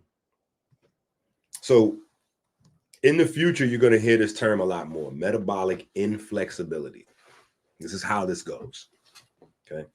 They put out the papers and then they start talking the talk. So you're going to hear metabolic inflexibility. Nobody in the world at large is going to know exactly what that means. Only you people will know what metabolic inflexibility is. Metabolic inflexibility is the differences in how your body produces energy that are inflexible, meaning diet and exercise cannot change them. So when you hear this, I want you to know, refer back to EnQi. This is about heme pigments, right? Because those cytochromes are pigments, right? So let's make sure that we know this is a pigment story, right? These guys, we're talking, I give you this example of the electron transport chain. These are all heme pigments, the same as your blood, right? And then we know that the other aspect of the pigments is melanin, right? Because the melanin is always surrounding the mitochondria. And the amount you have surrounding your mitochondria depends on how dark your skin is. Isn't that sweet? Right? Isn't that sweet? Right? So these ones that are transparent, these organelles that are transparent or just light, those are the mitochondria. The big fat dark ones that says melano, those are not melanocytes. Those are melanosomes, right? And these little dots, those are actual melanin granules. And if you notice, they're on, in, and around the mitochondria. The purpose of which is to absorb any of those free radicals that's coming up off of there, right? Now, just because I can, I always have to show as much as possible this, right? Yo, A.A. Rashid is with Griselda. Oh, it's that time to start robbing niggas now. If I jack polite for them cars, you know how he go. That right there, in case you don't know what that is, I'm showing you, even though I showed it a bazillion times. That is what they said was made up pseudoscience. Proof of it. Because going all the way back to Richard King and beyond, but we'll just start with Richard King for now until everybody gets their master editions, and you're gonna look inside this book and go. But when Richard King and Lila Africa and Jules Pulcrum and when they were saying that it's melanin in the heart and it's melanin over here and it's melanin over there, they literally got a thing called a melanin thesis, and they call it pseudoscience. And part of the pseudoscience is that melanin helps the organs and does this and that and da da da da da da. Now they have to eat those fucking words because Dr. EnQi is out here.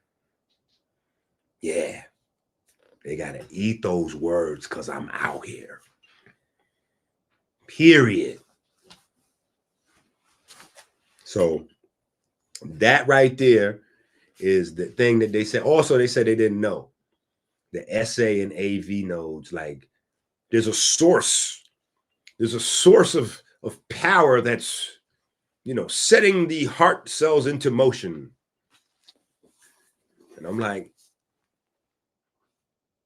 is that power electrical? Got an idea? No, that's pseudoscience. That's not real. Okay, well, now I got the videotape, nigga. Yo, A.A. Rashid is with Griselda. Oh, it's that time to start robbing niggas now. If I jack polite for them cars, you know how he go. Yeah. Now we got the video actually showing, not we, us. I say we, it sounds like it's just us and people who have copied it from us. Right? Anyway, all right. Skeletal muscle is responsible for 80% of postprandial glucose uptake. And yet, African Americans paradoxically display higher rates of insulin resistance despite having higher skeletal muscle mass. Predictive measures of insulin resistance, such as disposition and beta cell function indexes, are noted to be higher in African Americans. Furthermore, in conditions of normal glucose tolerance, evidence of upregulated beta cell function, as well as a right shift in the glucose allostasis model, which is the relationship between insulin sensitivity and insulin response, is present. Thus, the chronic hyperinsulinemia observed in African Americans must be considered as another factor in this racial disparity due to its strong association with obesity and other metabolic diseases. All factors considered, it seems that impaired glucose disposal at peripheral tissues lie at the core of racial disparities in glycemic control.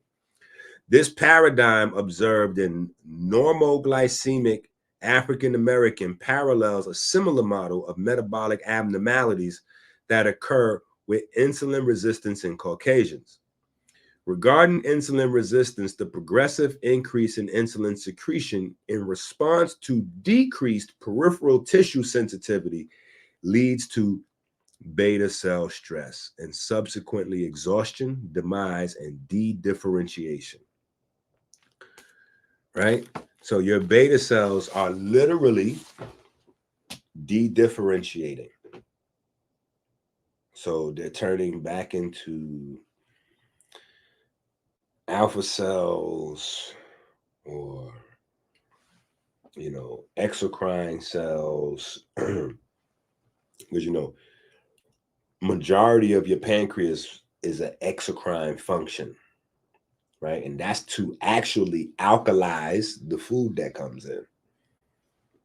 We won't have that conversation, right? But the scientific theory has always matched the holistic universe in this one regard. If the wrong cellular environment causes the beta cell to turn back into, to dedifferentiate, then the right cellular environment can cause them to re-differentiate. And that's precisely what these doctors at Mount Sinai discovered.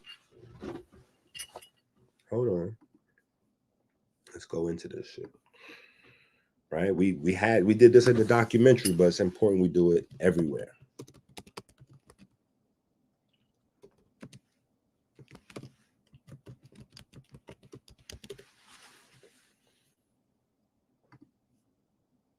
Right?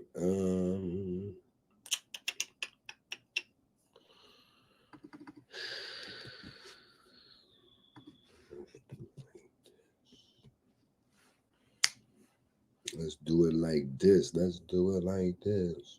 Let's do it like that.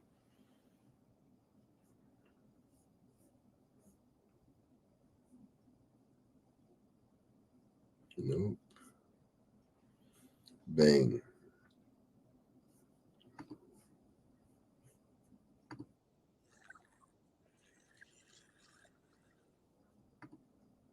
$420 million people in the world have diabetes. Approximately, diabetes is an enormous problem globally and in the United States. 420 million people in the world have diabetes. Approximately a third of the US population has or is at risk for developing diabetes. The chronic complications involve almost every organ. It's the leading cause of blindness in the United States. It's the leading cause of kidney failure. It's the major contributor to heart disease. And if you add all of these things together, diabetes, either directly or indirectly, is probably the second or third most important cause of death in the United States. We need to make advances in the treatment of diabetes. This one, yeah.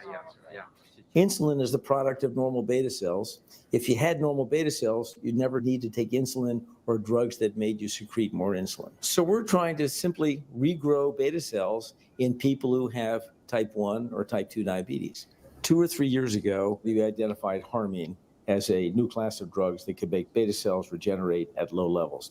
In this study, we identified a second class of drugs called TGF-beta superfamily inhibitors that's able to induce human beta cells to replicate at rapid rates when given in combination with harmine. And in terms of the actual rates of replication, adult human beta cells replicate at a rate of about 0.2% per day. That's pretty much the same as nothing. With harmine, we were able to get that up to about 2% per day. And now with a combination of harmine plus TGF-beta superfamily inhibitors, we can get that rate up to around 5 to 8% per day. And in some of the pancreatic beta cell preparations we got, it was as high as 15 or 18%. The importance of the study is that it applies to everybody with diabetes, all 30 million people in the United States, whether it's type 1 or type 2, and all 420 million people in the world. 2.5 years ago, we had this many drugs that could make human beta cells regenerate. Now we have actually about 5 or 6 different combinations of drugs that can make human beta cells regenerate at rapid rates. So just in 3 years, we've gone from 0 to 5 to 8%. I would say that over the next few years, this will be translatable to human beings.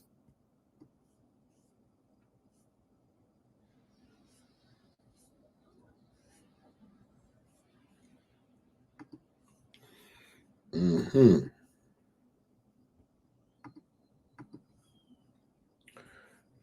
All right, hold on. You know we got to do our Brother Malcolm make it plain thing. Make it plain, Brother Malcolm. You know we got to do our Brother Malcolm make it plain thing. Okay. And of course, you know, I like basketball analogies. So, yeah. All right. So, hold on. All right. So, here's the purple phase, right? This is what we have that is loaded up with the harmine, and then to a lesser extent, the blue magic and the ocean state, or the blue magic capsules, right? But the purple phase is the one. This is the leader of Team Harmine. Now, Harmine, as you heard the gentleman explain from Mount Sinai, well, he didn't, but harmine is the thing that primarily is the trigger for the beta cells to begin to regrow. Now, harmine is, guess what? This is the craziest thing ever. Harmine is a metabolite of tryptophan. Aromatic amino acids, baggage your ass one more again, right? And it's the same one that produces the NAD.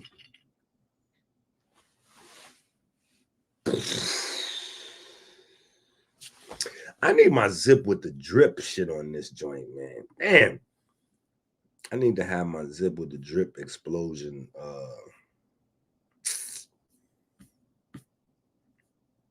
Yeah, man. But anyway, I figure I'll make another one. But I need y'all to absorb that.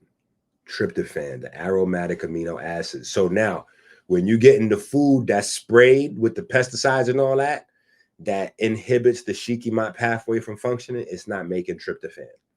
So when you eat the fruits and vegetables like that, you're not getting tryptophan. Now, let's say you go get a gallon of tryptophan and you drink it,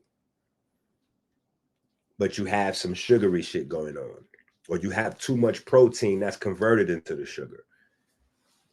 If that's fructose, or if you had a night of drinking, right? Because all alcohols is fructose. You might not know that, right? So when you drinking, you know, alcohol is fructose. Just a FYI. So, and this is why they got I think it's Tito's. It's a few different liquors that they tell you is cool for diabetics because it doesn't spike your glucose.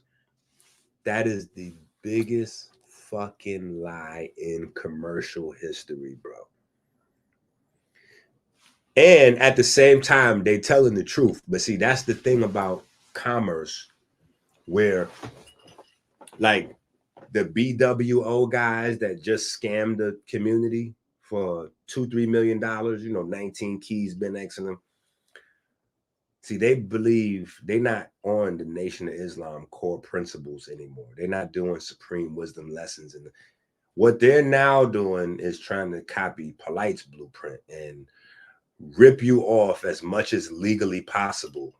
You know what I'm saying? Because it's fair, good business. Like, no, that's not. So when they say drink these liquors and they won't spike your glucose, that's because it's primarily not glucose you're consuming. It's fructose. And fructose, just like agave, so don't think the holistic niggas is off the hook either, because these niggas are still recommending agave after I told them to stop doing that shit like 10 years ago. Stop telling people to have a go. Well, Dr. Sebi said, nigga, relax. Sebi's gone. Stop telling people to drink agave. Agave is 90% fructose. It doesn't show up on your blood sugar test because it's not glucose, but it inhibits your body from metabolizing tryptophan, and now we know harmine. It also goes in your liver and produces liver fat and liver fibrosis. What does that do?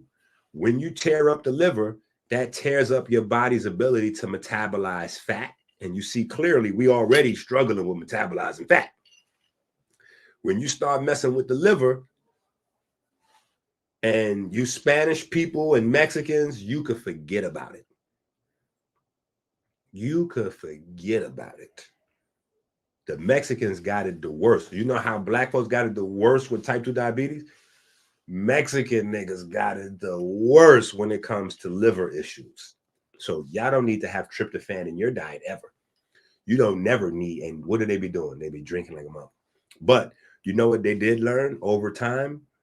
Mexicans learned to use more cayenne than anybody else. And there's a thing inside the cayenne, I think it's called CP1 or something like that. but it helps to break down the fructose. Yeah. So this is why Mexicans combine spices with their alcohol. Lay off that beer though. Anyway.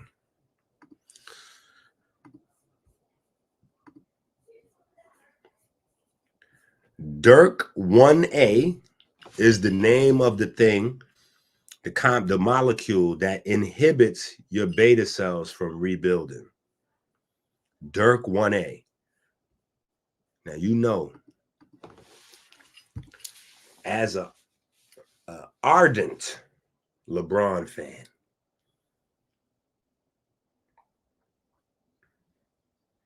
you know I got a problem with Dirk anyway. So even though he's no longer in the NBA, I still be looking for ways to just neutralize his ass. Right? So anyway, Dirk 1A is this molecule that inhibits the beta cells from functioning. Now, harmine is able to neutralize Dirk. Harmine is able to neutralize Dirk, right? And when you're able to combine harmine with a few other guys, you're able to turn back on the beta cell growth, etc., etc., etc. Okay. Now, how did that involve us? Right? Because when I got this information, I believe this is late 2019, actually. Funny. So while the world was distracted, looking over there at the boogeyman, I done told y'all this shit 1,000 times. Whatever they say, look over there, you better look over there. Because over there is going to be the trickiest shit ever going on. And that's why they're going to have everybody's attention directed.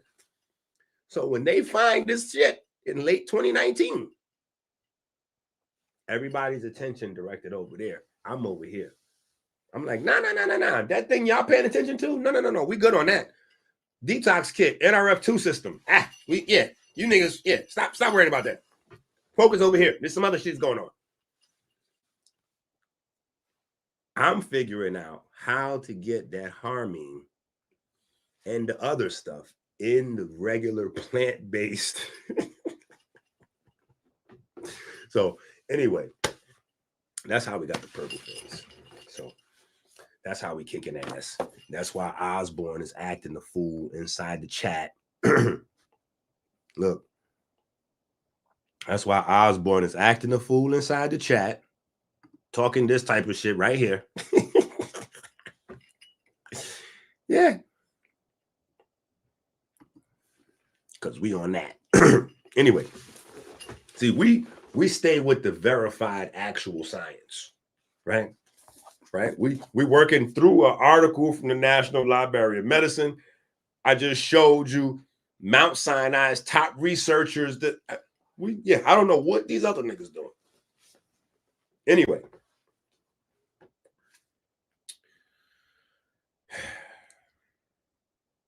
All right. Thus, the chronic hyperinsulinemia observed in African Americans must be considered as another factor in this racial disparity due to a strong association with obesity and other metabolic diseases. No, we read that. While insulin resistance is traditionally negative in terms of cardiometabolic disease with Caucasians, in the African American population and in the context of inherent increased insulin output, it may serve as a protective mechanism against weight gain and obesity-related diseases. Didn't I tell you that in the algorithm? I said, due to fat, chemicals in the food, obesity, this, that, and the other, the body is producing more insulin. But don't worry, it's not necessarily a bad thing because it shows that the body has the ability to upregulate the amount of... I don't want to listen to the nigga with gold teeth. Anyway, so we just let the white folks tell you, we right here. We're on page 368. We'll read that again. While insulin resistance is traditionally negative in terms of cardiometabolic disease with Caucasians, in the African American population and in the context of inherent increased insulin output, it may serve as a protective mechanism against weight gain and obesity-related diseases. However, genetically driven impairments in glucose uptake could predispose African Americans to greater risk of type 2 diabetes development, as well as and be further amplified in situations of overnutrition, meaning eating too much. But I love the way they use the term overnutrition, because a lot of goofy niggas believe that they can have a zillion calories of healthy stuff. So you went from having 2,000 to 3,000 calories of McDonald's and potato chips and cookies to having 2,000 to 3,000 calories of protein smoothies and kale grass and, you know, quinoa and all this other shit. It's still too much. Metabolic flexibility has been implicated as a major predictor of insulin resistance and metabolic disease. Under conditions of energy metabolism unaffected by metabolic diseases, a metabolically flexible state can be characterized by mitochondria alternating between substrates based on physiologic needs and nutritional states. In contrast, in the state of metabolic inflexibility, crosstalk and regulation of substrate choice and substrate oxidation via metabolic and cell signaling, right? Cell signaling. I'm about to say the cytochromes, the cytokines, right?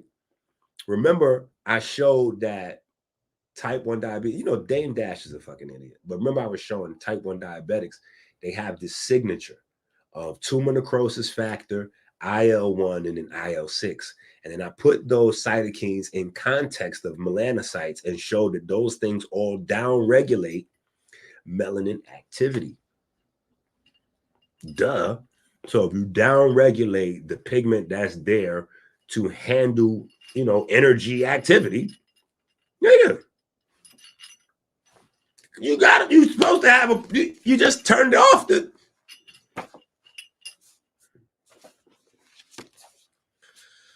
It's like turning off your alternator in your car, but you're still trying to drive far. Hi, my name is Wusia. Freemasonry is the largest and most successful fraternity on earth, and it's black. If we are going to celebrate anything during Black History Month, it should be Freemasonry. Celebrate by learning true Black history and transforming your body with Dr. EnQi's 120-day challenge. That's the algorithm.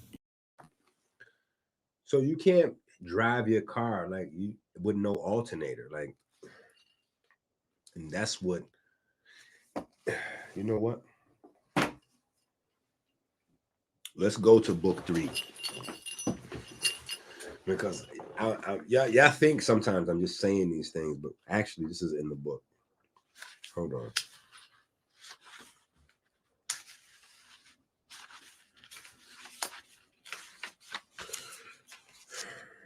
And I'm telling you, this is a skinny book, but this book go hard, bro.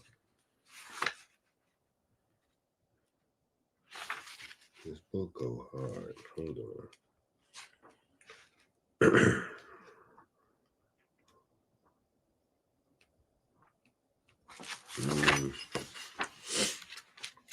I think I went too far. Yeah, you went too far.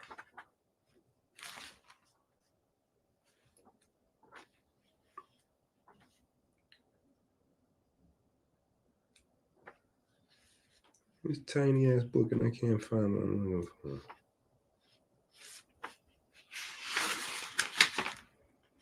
Okay, and it's right there in chapter 1. Duh. All right. So let me take you back over here.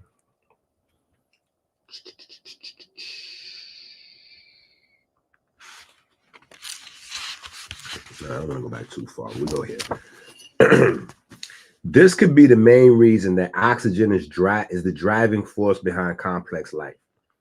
Coherent domains in cellular water may only be the byproduct of the endless oxygenated atoms colliding. Just before this paragraph started in the book, I was talking about the ability of oxygen to produce magnetism when they collide. Anyway, coherent domains are pools of free electrons. Melanin is able to harness and feed the NRF2 system, DNA, RNA, mitochondria, or sirtuins via NAD electrons. From these, via NAD, electrons from these pools of free electrons, or coherent domains. Anyway, nicotinamide adenine dinucleotide, NAD for short, is a metabolite of tryptophan in much the same way as harmine is. It's a glowing form of tryptophan. Many of you know this process from the EnQi cycle. Vibration starts the water to spiraling and creating little vortices. This creates the coherent domain or free electron pools. That's the EnQi cycle in a nutshell. We're on page 10 in this book at the bottom. Water structuring is also a binary input, as the structured water is basically positive and negative charges, free of all other substances. Muscle must be powered, and structured water's basic function is providing that power. This power forms and activates proteins, amongst other things. Mitochondria takes all the rock star level credit. However, melanin and water play a larger role. We would even say the largest role in terms of power in cells. People forget that water charge separation is what drives the electron transport chain. The story of water and melanin is the story of electromagnetic tissue. Maximizing the power of electromagnetic tissue is the answer to the world's diabetes plague. Mitochondria is always accompanied by melanosomes and melanin. Typically, melanin is only discussed in regard to its antioxidant capacity. Most of the proteins, including mitochondria, present hydrophilic surfaces to the water, which also facilitates the creation of coherent domains. Melanin in this context works just as an alternator in a standard car does. Okay? Engines, right? Now, people that know cars know this relationship, but if you don't, then it's worth hearing, which is the reason why I read this. Engines convert various types of energy, right, usually electrical, into mechanical energy, right? Mechanical energy is acoustic, okay? That is sound energy, right? Alternators convert mechanical energy back into electrical energy for storage. Okay? That's how your melanin works. That's how your melanin works. Melanin is able to go forwards and backwards. Melanin is able to work as an engine and an alternator at the same damn time. At the same damn time.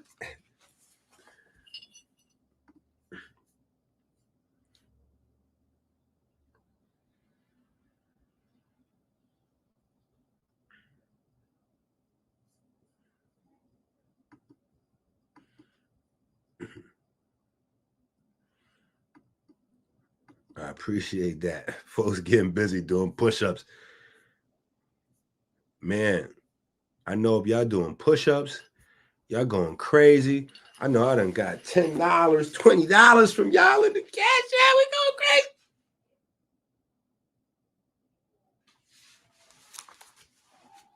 crazy.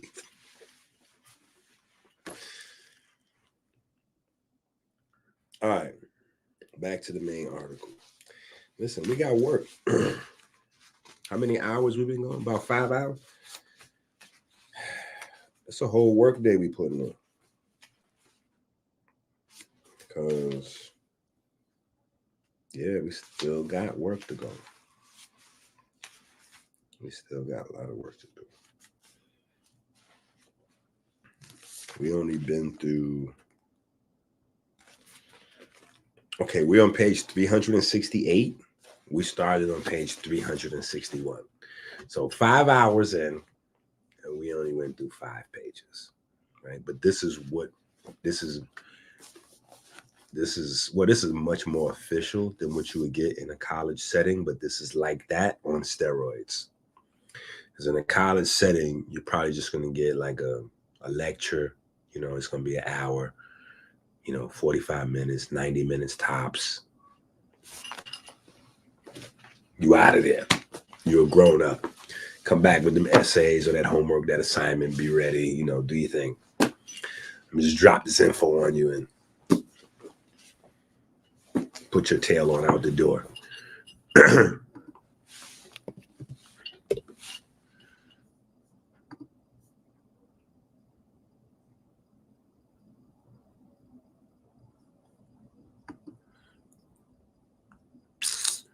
Yo, I'm so thirsty for my book, bro.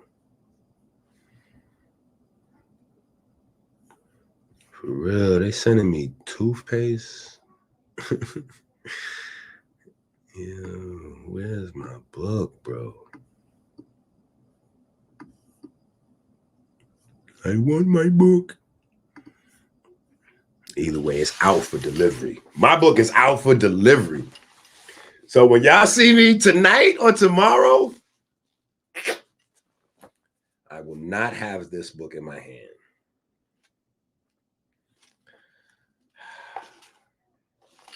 The holy grail of books. Listen, the Eat Right is the Bible of the holistic community. What's coming? Oh, what's coming is the holy grail of books. Listen to what I'm telling you. The holy grail. Greatest book of all time. Bar none. Listen, when I tell you the Master Edition, I studied the Bible for a long time. And I'm telling you, this book that's coming is better than the Bible. It's better than every version of the Coming Forth by Day, the Book of the Dead that I ever read.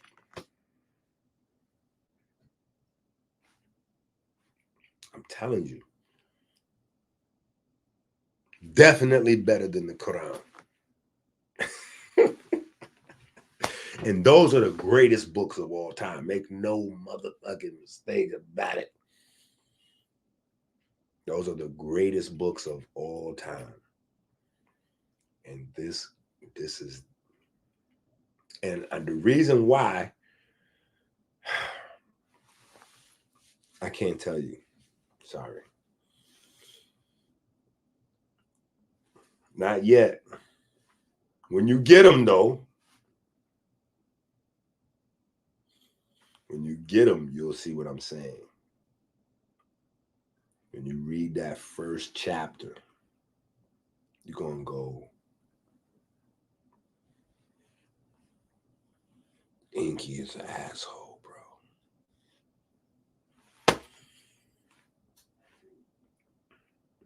You're going to realize shit's about to get different.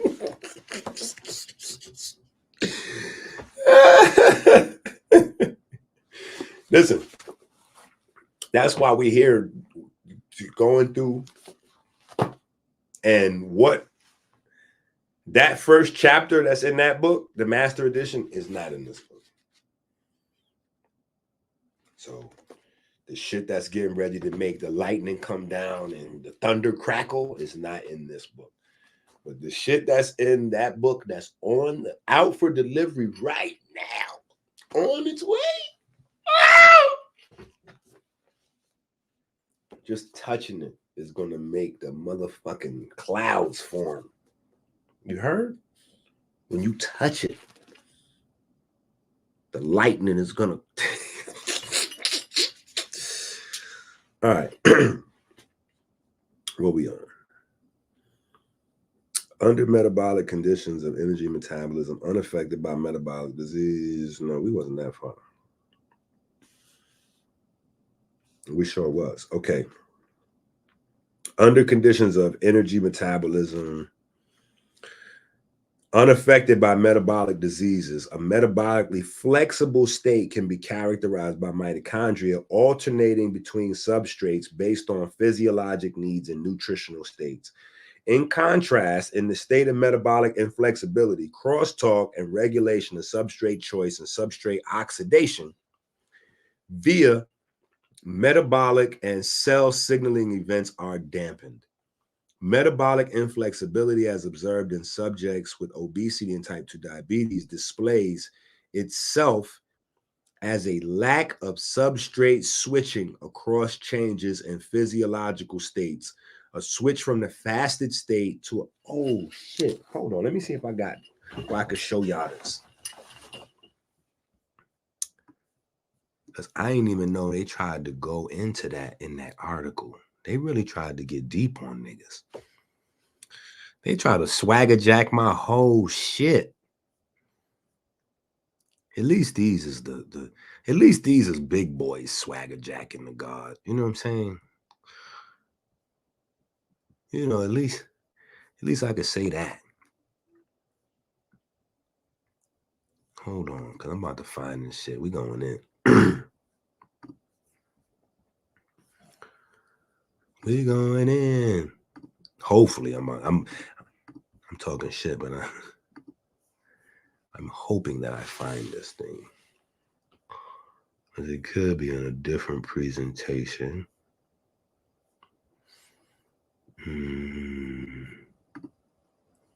I'll just let y'all look at that for a little while.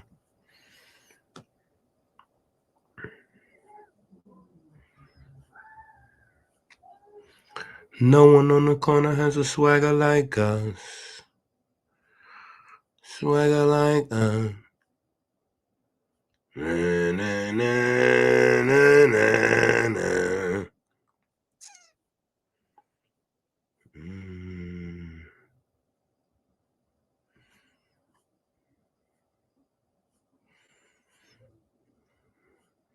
Hang in there with me, people.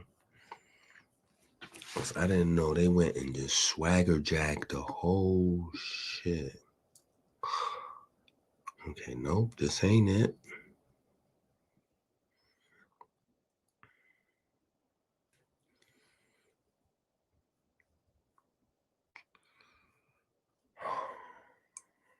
Damn, is it in here? Because I be making these little diagrams. Like I told y'all what my father said. He said, if you're looking for a book and you can't find it, that means you're supposed to write it. So I be feeling the same way about my little diagrams. Hold on. Check out this.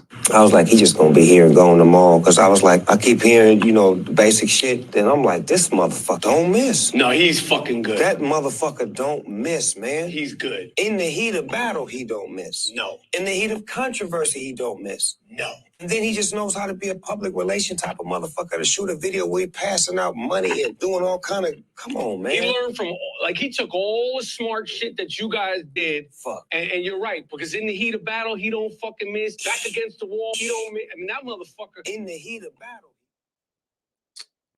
Yeah. It is not in this joint. You know what I think it is? I think it's in the that 12-hour. Remember we did the 12-hour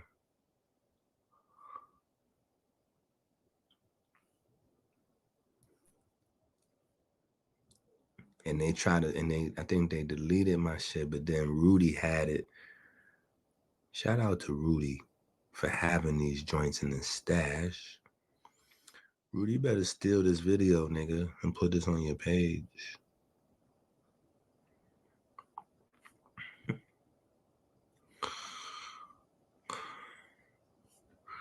right? It's a little bit of that melanocyte language I was talking to you about earlier, right? But hold on. Now this is in the this is kind of showing a little, but this ain't really it. This is a beta cell. This is my own diagram I made of a beta cell to show you what's going on in the beta cell. But no. Hold on, man. This, what I want to show y'all is, no. This is Dirk 1. Okay, now this is the Dirk 1A process to get really specific to it. This right here is the Dirk 1A molecule, and this is where harmine comes into play. And then, you know, you have the GLP-1 inhibitors and blah, blah, blah, blah, blah, all that other shit. Hold on. Damn, homie. In high school, you was the man, homie.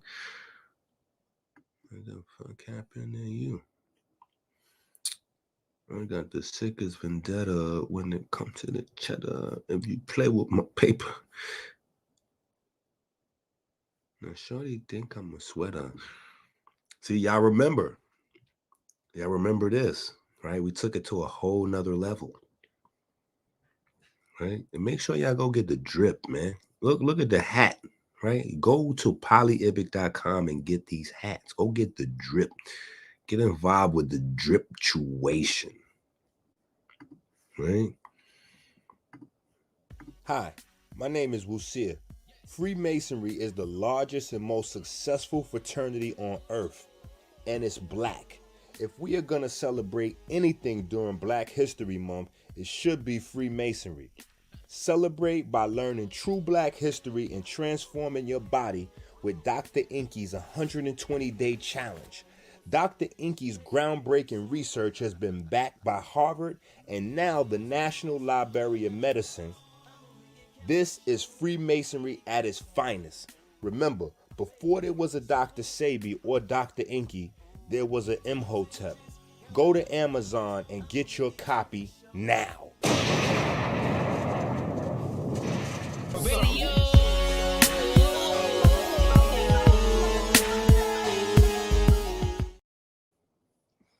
Okay. I'm not going to take up too much more time looking for this. We're going to look through this one. Hold on. We're going to look through this one because I know I did one of these diagrams to break this whole process down of like where the beta oxidation process goes wrong. Remember this? We was breaking down Kleber's law mystery, right?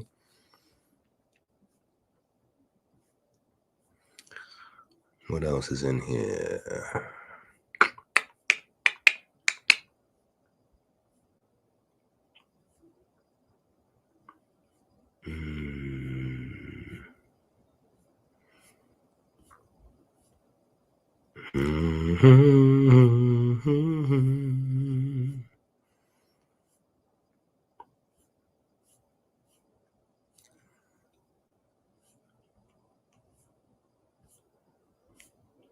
Damn.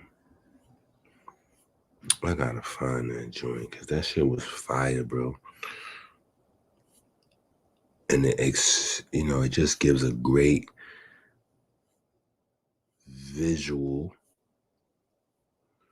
to how inflammation exacerbates this process.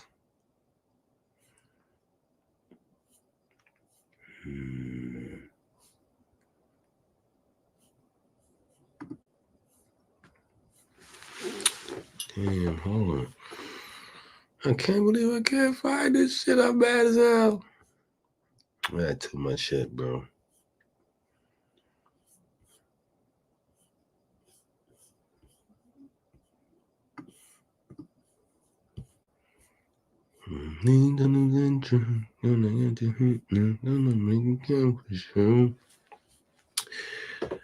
Sidebar. Excuse me. Shout out to the OG. If you do not have this book, you need to go get that book.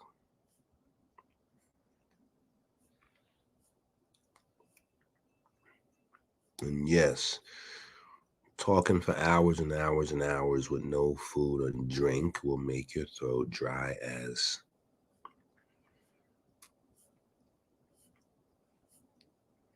Yo, this is just like making me a little crazy. Hold on, bro.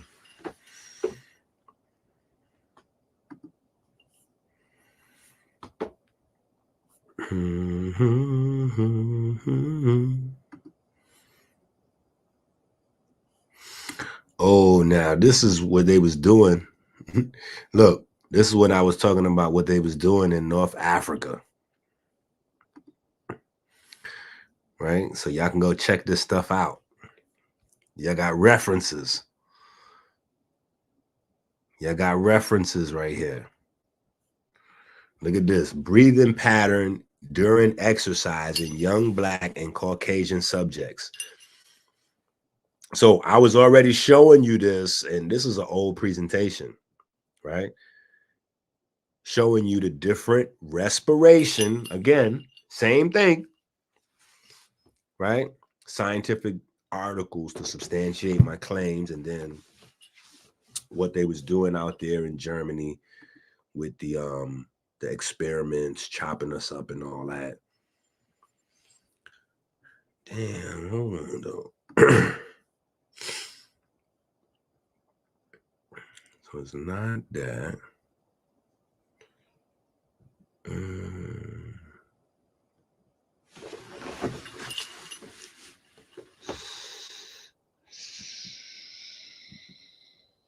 Talking about anything based on truly then.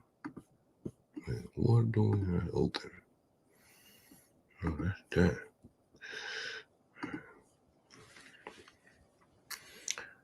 Could it be this?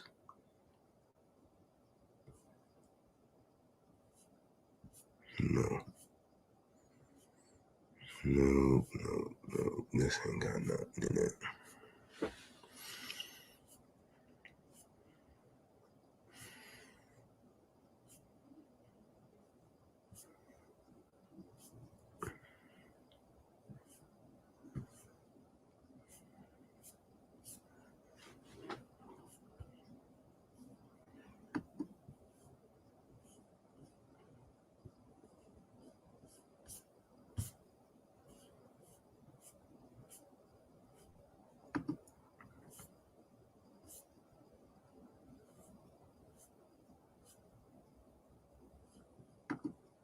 Bang! Come on, bro. I knew it. Didn't I just give y'all the example the other day of the book, Who Moved My Cheese? Didn't we just talk about who moved my cheese? And who moved my cheese? I told you the rat or the mouse, he stopped right before he got to the cheese. If I would have stopped, I would have stopped right before I got to this damn cheese. Look, this is what I was talking about right here. Bang to the bang, bang boogie. Okay. So here is your basic example of the tricarboxylic acid cycle, right? And what it's showing you is where different things, different amino acids enter the tricarboxylic acid cycle. Now, what we're talking about today has everything to do with this. Now, this right here, this blue little rodent germy looking thing is the mitochondria. Remember, mitochondria is bacteria, right? And what do you see right here? Well, in case you can't see it, let me try to make it bigger, right? Overproduction of reactive oxygen or reactive species. It includes all of them. Peroxide, all of the above, right? The reactive species blocks beta oxidation, forcing all your cells into sugar dependence. Right? Now, if you have the carbon addition, right? That's what I want you to do. If you have the carbon addition, I want you to open up the carbon addition right now. We're going to deal with this shit, damn it. Hold on. Hold up. Wait a minute. Fatty acids. Yo, this whole damn book right here could be the sublime mathematics of diabetic arithmetic right here. Right? Listen to this shit. Every 2 hydrogen atoms need 1 oxygen to form water, and carbon atoms need 2 oxygen atoms to each form carbon dioxide. Keep in mind, this oxygen is bringing light into the darkness. The oxygen atom clears and recycles hydrogen and carbon, while the energies of oxygen participate in the EnQi cycle. Fuel for cellular activity is first produced and gathered from the structured water we call cytoplasm. Yeah, this shit might, this is go crazy. This cardiac muscle is privileged to use very little glucose, as does the rest of the body. In fact, this is a clue into the priority system of the body. The brain gets 87 and the heart gets 93, period. Fatty acid metabolism brings us around to beta oxidation. Beta meaning 2 carbon atoms are oxidized, okay? Beta oxidation meaning 2 carbon atom oxidation. If you got this book, open this book up right now to page 34. I'm telling you, the scientists will never be past. Listen. Now, what y'all got to try to figure out, what you're not going to be able to figure out is the trick. How is it that EnQi has all of this information? Think about this. And I'm raising these kids, and I'm not getting it from these niggas. I'm not getting it from the journals and all that, because I'd be having it 5 and 10 years before they get it. I keep telling y'all. What did I just tell y'all? My book is better than the Quran, the Bible, and the pyramid texts. The coming forth by day and all that. But as I'm telling y'all, my book is better than those books, it's because I live in those books. All this shit that I'm talking about comes from those books. That's it. All this shit is in the pyramids, in the Quran, and in the Bible. Period. You just not paying attention to what it means when it says, honor thy mothers and fathers for your days to be long. You don't know what that means. Y'all listen to goofy ass Taj Tariq Bey. And he telling y'all that. Look at this. He telling y'all that and then telling you some dumb shit about a Title 42 lawsuit. Did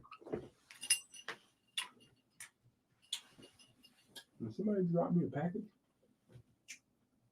Yo, chill. I'm thirsty to get my book. No. Come on. Let's work. Go to page 34. Fatty acid metabolism brings us around to beta oxidation. Right? Let's make it big. You don't need to see me. Can we get it even bigger? That's as big as I can get it. Beta oxidation means beta meaning 2 carbon atom oxidation. 2 carbon atoms are the gateway to testosterone and vitamin D. Pay attention. Excess inflammation can potentially block beta oxidation and push cells into complete glucose dependence. Many cells get almost half of their energy from fatty acids. So this is what they're saying when they're saying that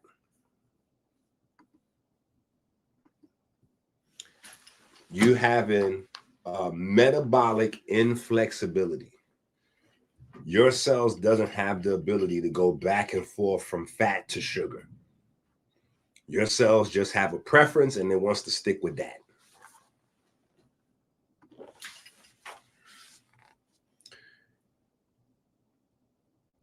How we choose to fuel our children can make or break their behavior. Excess sugar makes children very antsy and handsy. Fuel should be chosen based on tasks to be performed. In fact, when meals are consumed or whether meals are consumed should be entirely based on activity. Most children have their central nervous system overstimulated. I had the pleasure of opening the Mack and Duke School on Greenfield and Grand River Parkway. We got a wide variety of children, including last choice situations. We had a good portion of children that were already on prescription drugs. We immediately instituted a food regimen and in-house workout program, daily resistance training, and jiu-jitsu twice a week. Within 6 months, the parents were all reporting extreme behavior changes, happier and easier to parent. All of the parents had the same experience. It was like a magic formula of tough love. Tough love is why I include the bonus book. When fatty acids are metabolized into glucose, the tricarboxylic acid cycle functions the same. 6 carbon atoms become 2 sets of 3.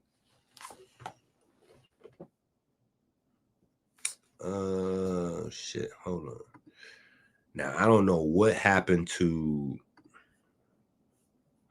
my my little carbon thingy I had. I had a carbon thingy. Okay, hold on. It's not in this. But this is easy to make, so I could just make another one real quick. Right? The same way we made this. The same way we made this joint, we're going to make another one real quick. So I can show you this basic understanding of metabolism.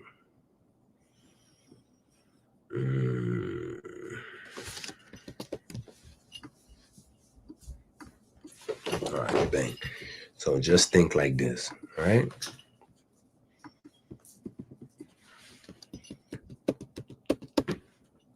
This right here is your sugar, your carbohydrate junk coming in. These black balls, pause, is your carbons. Okay, you got 6 of them. All right, so that's a glucose molecule, right? That's a glucose molecule. So listen to what I'm saying. 6 carbon atoms become 2 sets of 3. Bang. That's your first break. First energy release and production right here. Okay. Then 2 sets of 2 and 2 singles, right?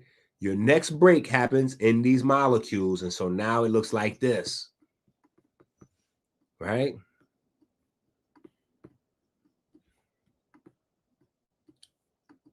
Now you got these 2 and these single joints, right?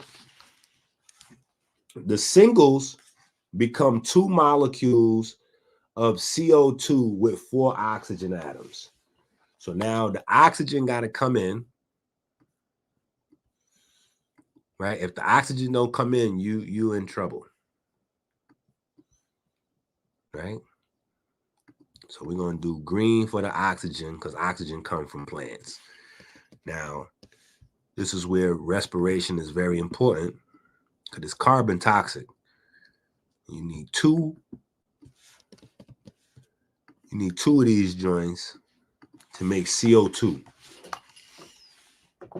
right? So now These two oxygen atoms going to bond to this one carbon. And now you got C as in one carbon and O2 as in two oxygens, right? So that's CO2, that's CO2. Now, when children have too much sugar, their central nervous systems are activated, randomly making them fidgety.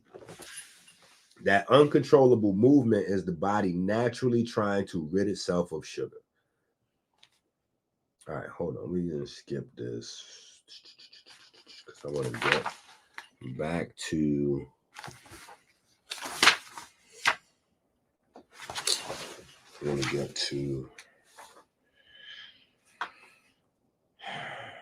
what we're doing here with these guys, because this is important for testosterone and everything else.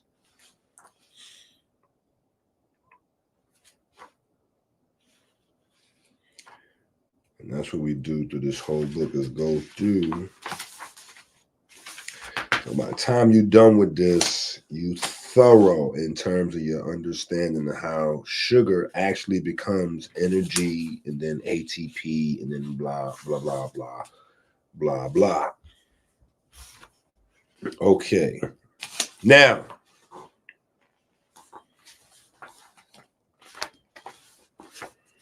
all right, what you eat, your body break down. Glucose 6-carbon is going to become 2 pyruvates. Oh, that's another thing, man. Okay, so shit. All right, so before we get here, we're going to start this over again. That's what I get for jumping in the middle of the book.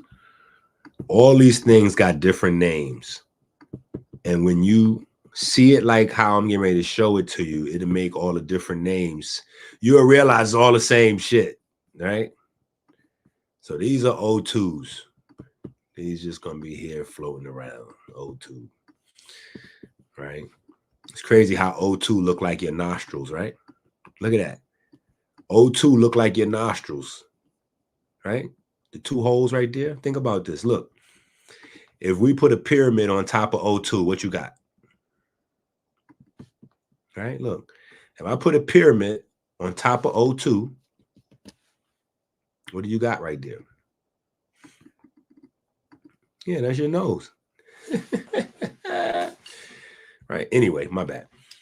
Nerd humor, right? So this right here, all 6 carbons together is a glucose, right? Now, when you do that first break, that glucose just turned into 2 pyruvates. This is a pyruvate. It's just that simple, people. Trust me. This is why they keep niggas locked out of this shit. Because once you learn this, you're going to be like, hold up, that's it? It's in a simplified form, but yeah, this is it, right? So these right here are pyruvates now. So you just went from glucose to pyruvates. Now, when you break it down again, right, the pyruvate is going to become the magical guy. And this is the magical guy. And this is when testosterone, vitamin D, ACE2 protein, all this stuff gets involved. This guy. Right? So now these are just single carbon atoms. Right? And those are toxic. So we need to get rid of those ASAP by turning them into carbon dioxide. Bang. Now, what are these guys? The star of the show, hardworking Mr. Dynamite. So clap. This guy, right? It becomes this guy.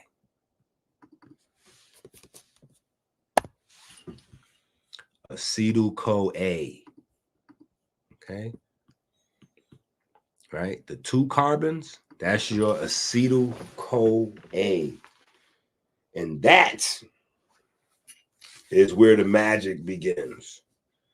That right there is where the magic begins. So on the one hand,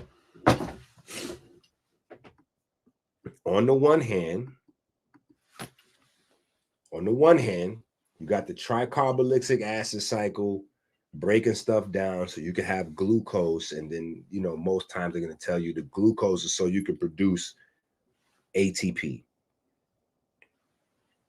But on the other hand,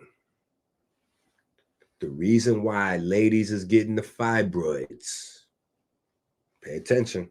This is that time. The fibroids, your penis is stopping working, the breast cancers, the this, the that, the brain fog, all these other problems is because of this part of the cycle. You're having a problem with acetyl-CoA. Now, if you get the statin drugs messes with this part of the cycle. And acetyl-CoA is super necessary for the production of all of your anabolic hormones. So this ain't got nothing to do with them little diagrams they keep showing you of fat clogging up the cell. No. Or it's clogging up your veins, you know, and your arteries getting clogged up. And so, no. This ain't got nothing to do with that. This is acetyl-CoA right here. Responsible for all of your other anabolic reactions. So no matter how buck naked you are in the sun at the equator, if this process is blocked, your body's not going to be able to utilize or produce vitamin D. You're not going to be able to make testosterone. Guys, you're going to continue to have the gyno, the male boobs, right? It is this process right here. So, all right, hopefully that made some sense real quick. If it did, I will know it because I'll be getting cash apps. If not, then I guess I'll just starve and die with these kids. Is that what y'all want me to do? Starve and die with these kids?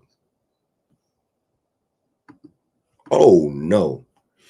Yo, Instagram said they removed that picture.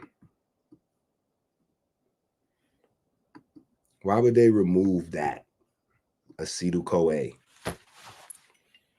So if I get suspended or something happens to my Instagram page, know that it was because of that. That's crazy.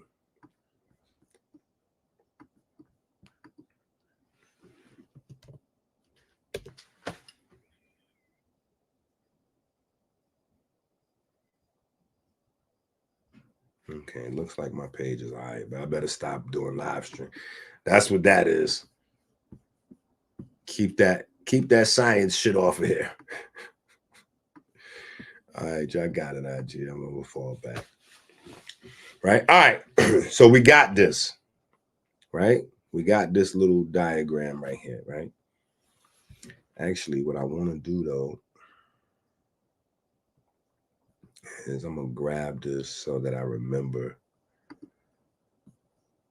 to put this over here too.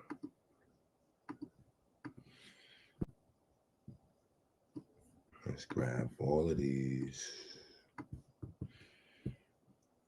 Yeah, drop them over there. Ooh.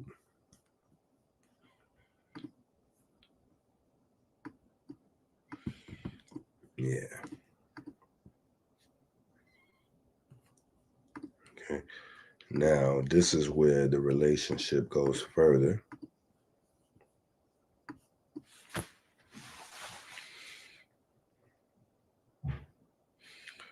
So you have this as well. I don't know why folks don't want y'all to know. Well, I do know. That'd be a lie. I know exactly why they don't want you niggas to know this shit. Anyway, all right. Hold on, let me go check for something real quick. So I keep hearing shit going on by my door, and it's going to be epic if that's the book. Hi, my name is Wusia. Freemasonry is the largest and most successful fraternity on earth, and it's black. If we are going to celebrate anything during Black History Month, it should be Freemasonry. Celebrate by learning true Black history and transforming your body with Dr. EnQi's 120-day challenge. Dr. EnQi's groundbreaking research has been backed by Harvard and now the National Library of Medicine. This is Freemasonry at its finest. Remember, before there was a Dr. Sebi or Dr. EnQi, there was an Imhotep. Go to Amazon. Ooh, ooh, nigga.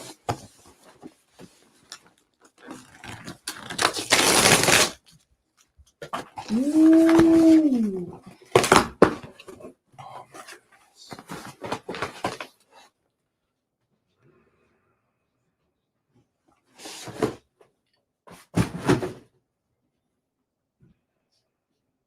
And it's freezing from being outside in the snow. Oh my God.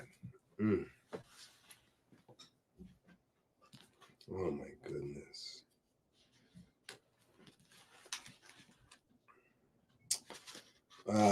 My little water drinking things. 1 month is messed up.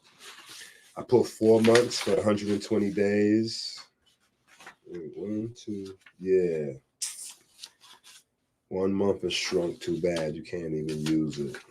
Look at the back of the book when you get it. You see that, right? Well, this is my water molecule, right? I made the lungs for the oxygen and the 2 drips of water for the water, for the hydrogen. Oh my God. Yo, this shit is crazy. Oh my goodness. Chill, bro. This shit look good.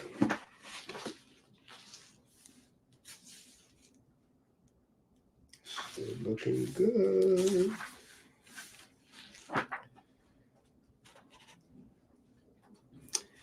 So I know y'all like, hold on, EnQi. How come you so excited to see it like you never seen it before if you wrote it? Because you never know how it's going to come out in print. It looks totally different in print than it does in the programs and all that. Right, so this is 369. Let me look at this, the size of these joints compared to each other. Wow. Wait. Yeah, so you see it's about 1 centimeter.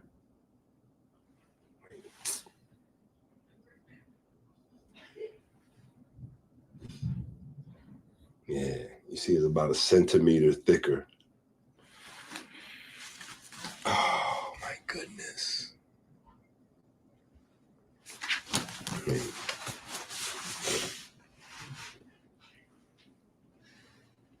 Oh my goodness.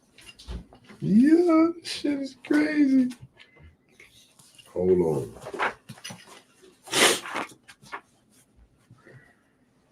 The page count is different, obviously. Oh, I don't like that section. The Blue Magic section is terrible. Ah.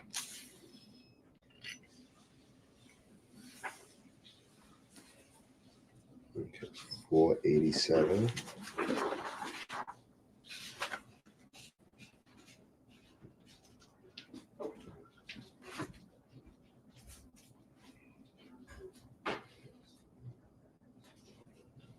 Okay.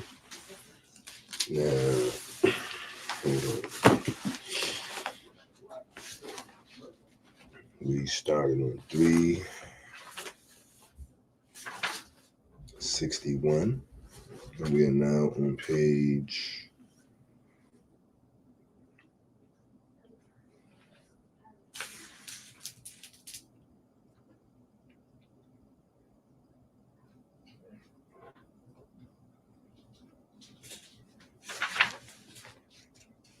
1.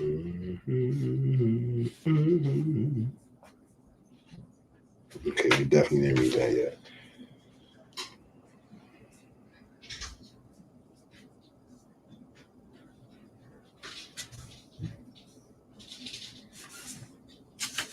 Okay, we at the top of 368. Okay, so that means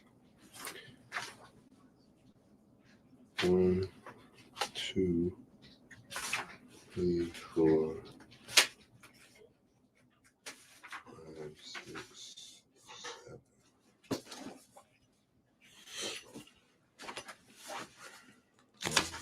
2, 3, 4, 5, 6.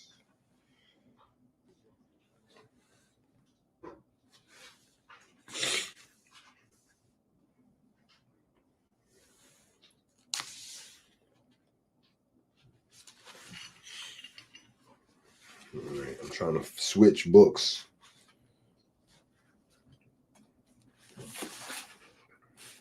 Yeah.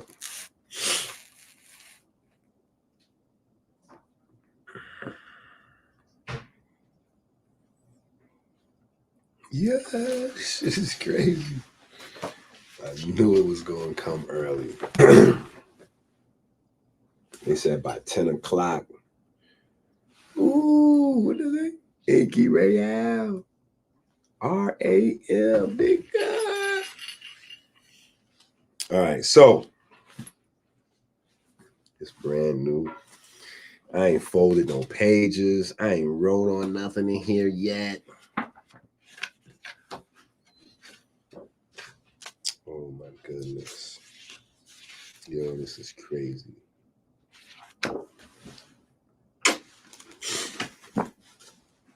Now, what I do, I be doing my speed reading thing still.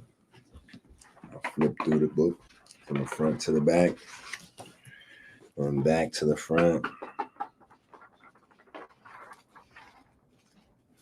Then turn it upside down. I do the same thing. And I do it the backwards way.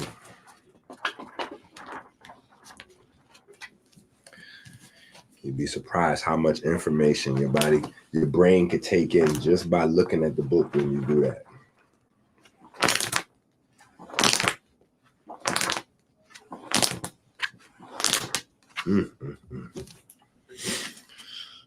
All right.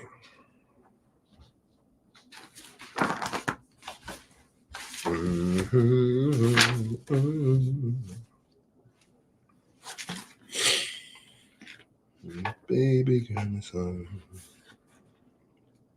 Baby girl is on. All right.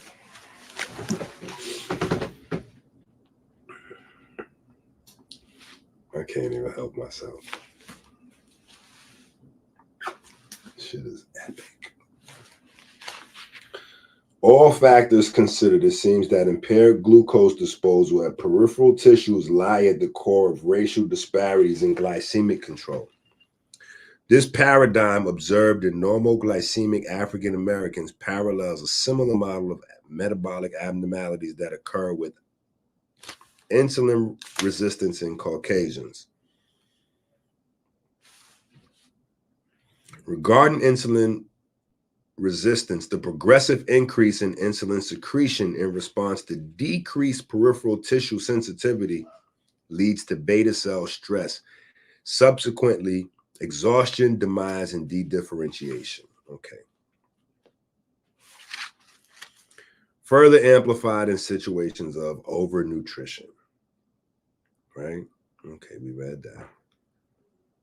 Metabolic inflexibility and consequently the lack of substrate switching itself could have implications in the racial dichotomy between African Americans and Caucasians. Lower fat but higher carbohydrate oxidation and overall metabolic inflexibility have been reported in African Americans in the post-absorptive state.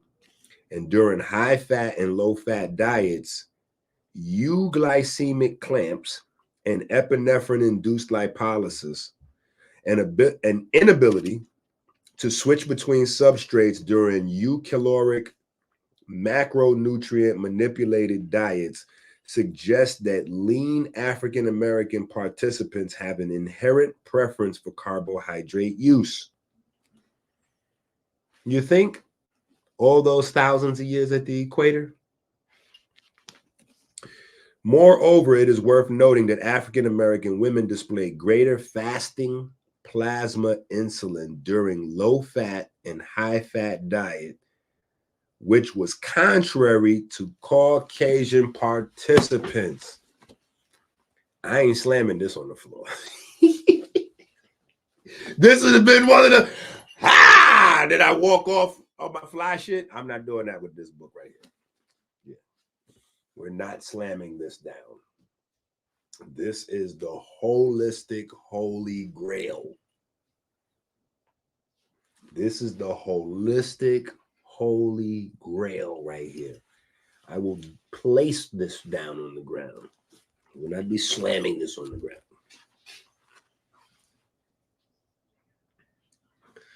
Moreover, it is worth noting that African American women display greater fasting plasma insulin during low-fat and high-fat diets, which was contrary to Caucasian participants.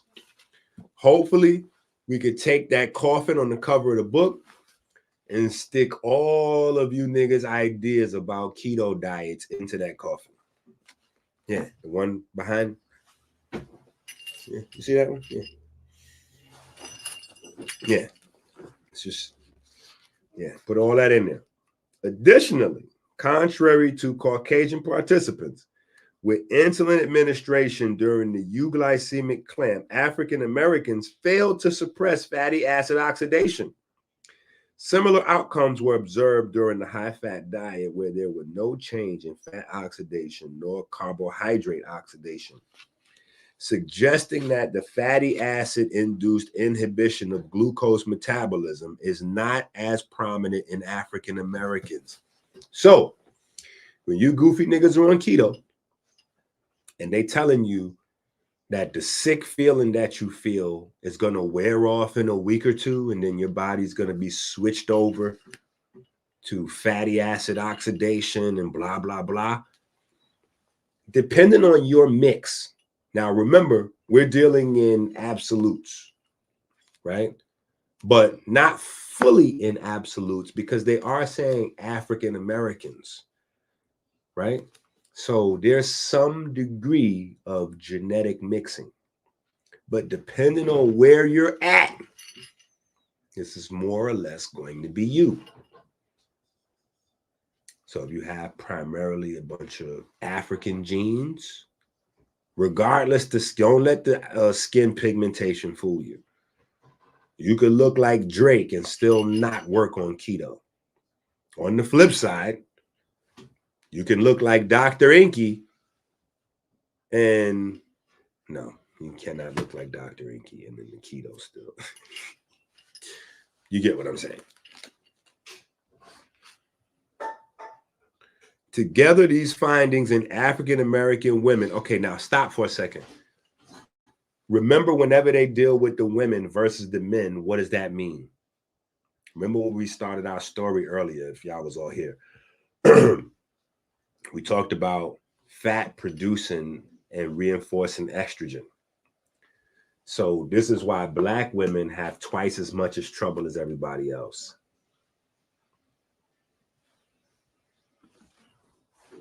Menopause too. See, all these things is tied to this one, the respiration, cellular respiration, your hormones, your this, your that, your sugar, your cancer, your heart disease, your penis, your vagina, your breast, all that is tied to this.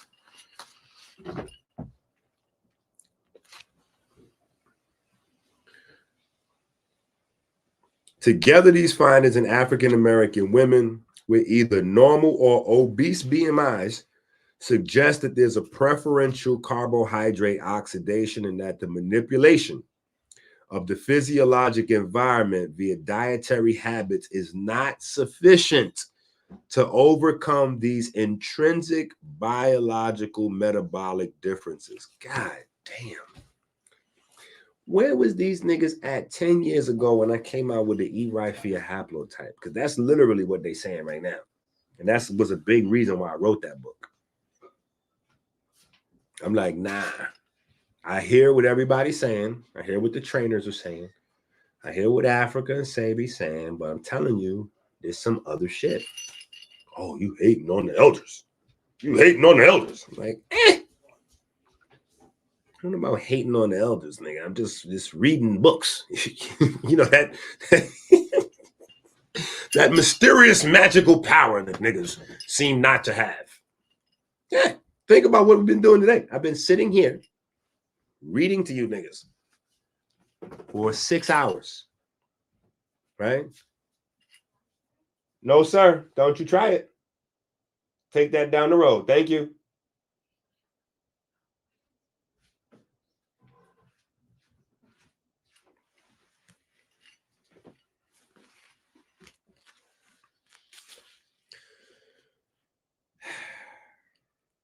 Metabolic inflexibility is influenced by the potential for lipid and carbohydrate oxidation, determined by different muscle fiber type compositions, and accordingly, variance in myocellular metabolic processes. It sounds like they're getting ready to start talking that Sabi shit. Remember I told you, a lot of people were saying Sabi didn't know what he was talking about because he said it's mucus inside the cells. He was talking about what he was experiencing firsthand. So he gave it that name, mucus. Now, fast forward, they call it intramyocellular lipids. Same thing, same phenomenon. Sabi just had his name because he discovered it. But we don't get respect. So it's not a real thing until somebody rediscovers what we already discovered. So he discovered it, call it mucus. Now they're going to rediscover it years later and go, oh, yeah, it's intramyocellular. Anyway, compared to Caucasians, African Americans display a lower proportion of insulin-sensitive type 1 muscle fibers geared towards oxidative metabolism combined with the higher proportion of type 2 glycolytic fibers, which results in a lower capacity for lipid oxidation at rest and during low intensity exercise. Furthermore, in normal weight and African Americans with obesity, these specific fiber type distributions are associated with lower training adaptations, reduced oxidative capacity, and glycemic control. Stop. This is why, since I was in Black and Nobel teaching, and I said this term that I'm about to say the very first time to niggas, and they, again, listening to the guys that can't read, you know, unking them, right? And pseudo, he just made that up. I said, listen, the difference between the weightlifting muscle and the calisthenics muscle is this. Calisthenics muscle lasts longer because calisthenics muscle stimulates more mitochondrial biogenesis. I'm going to say that again. Mitochondrial biogenesis. That's when you make literally more mitochondria. More mitochondria, more energy recycling. More energy recycling. Well, your body's going to still need the same amount roughly every day, but the more cells you have doing the job, the less wear and tear there is on those organelles, right? So say, for instance, I'm about 190 pounds right now. Yeah, I don't know. I haven't weighed myself lately. But let's just round it up to 200 pounds. That means daily, my mitochondria have to recycle 200 pounds of ATP. Right? So let's say I have 10 mitochondria doing that. That's a hell of a job. If I have 100 mitochondria to recycle that same amount, now that's way less work. If I have 1,000, that's way less work. By the time I get to 1 million, the mitochondria barely feel like they're doing any work. The less stress you put on the mitochondria, the less free radicals you're producing, right? The better your quarterback is able to throw those passes and make those handoffs in the electron transport chain. So less leakage, less free radicals, right? Yeah. Chill, bro. Chill, bro.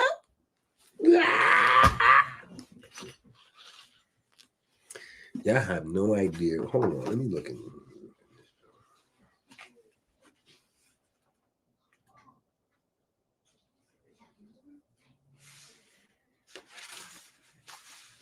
Oh my goodness.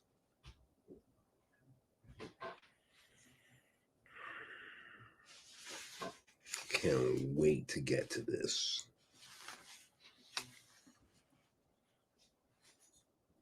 The origin of the double eagle in Freemasonry.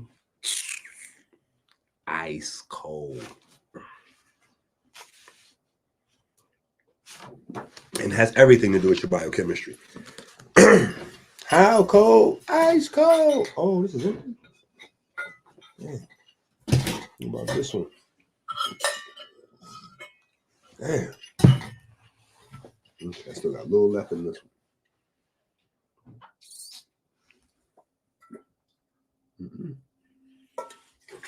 This one almost empty too. I just got seaweed at the bottom. All right, so I got to get some drinks going.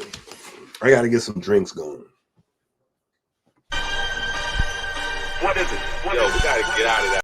Every video view should come with a share. Every video view should come with a thumbs up.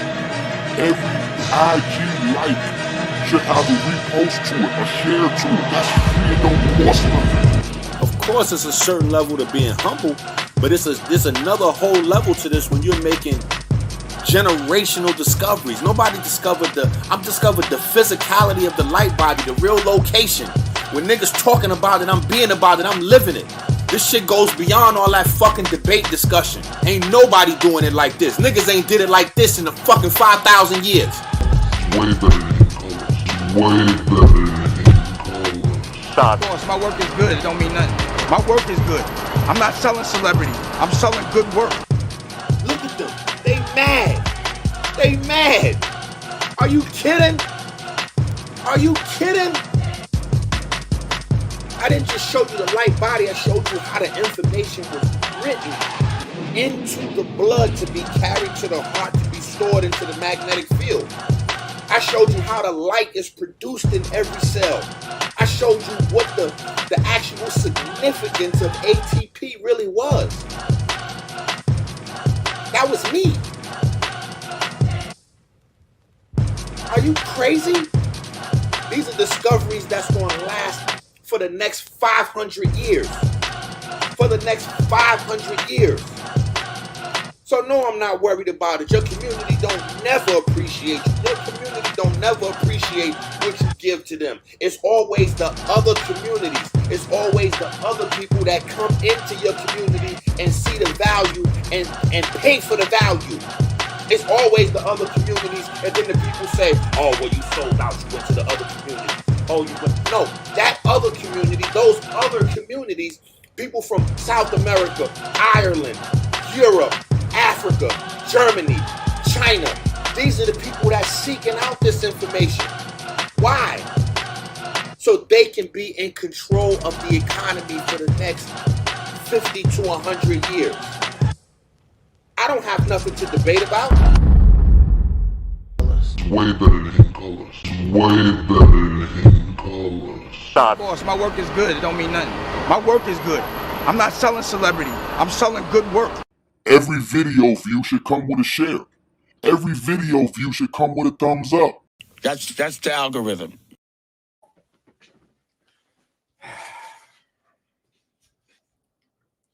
All right.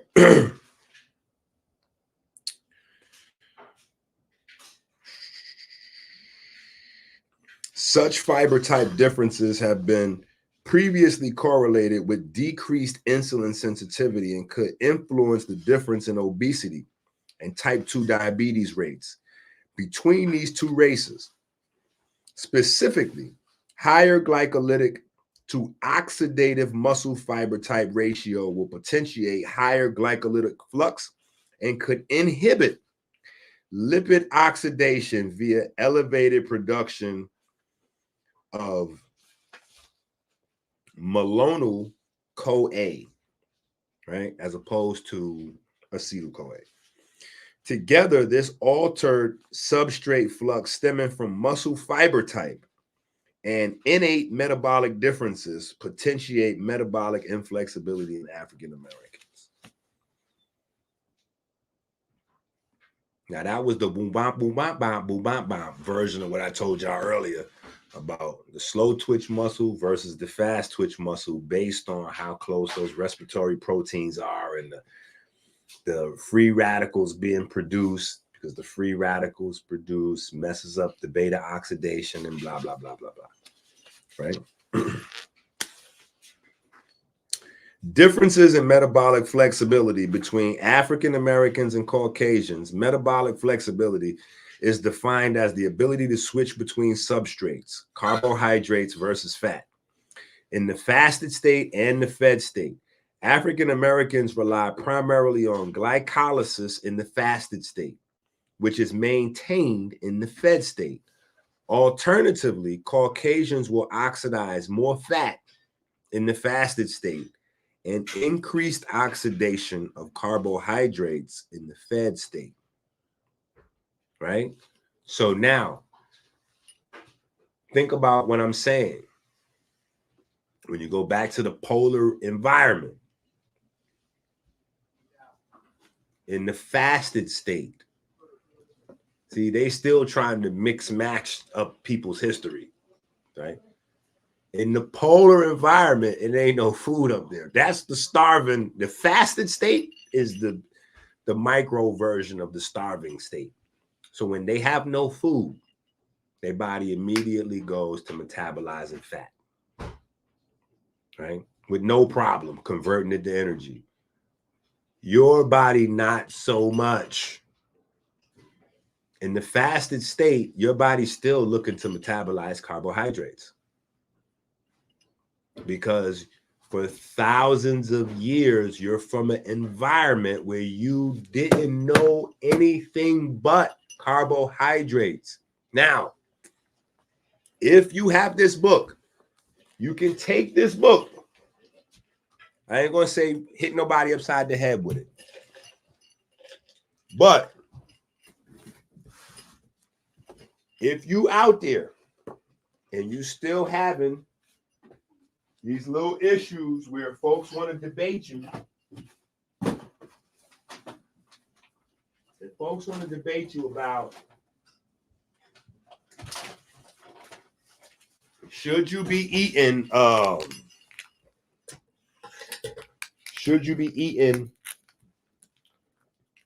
plant-based lifestyle versus meat, right? Don't let nobody tell you nothing about no damn bison and no other dumb shit. Yeah. Don't let nobody tell you nothing about no dumbass bison and whatever else.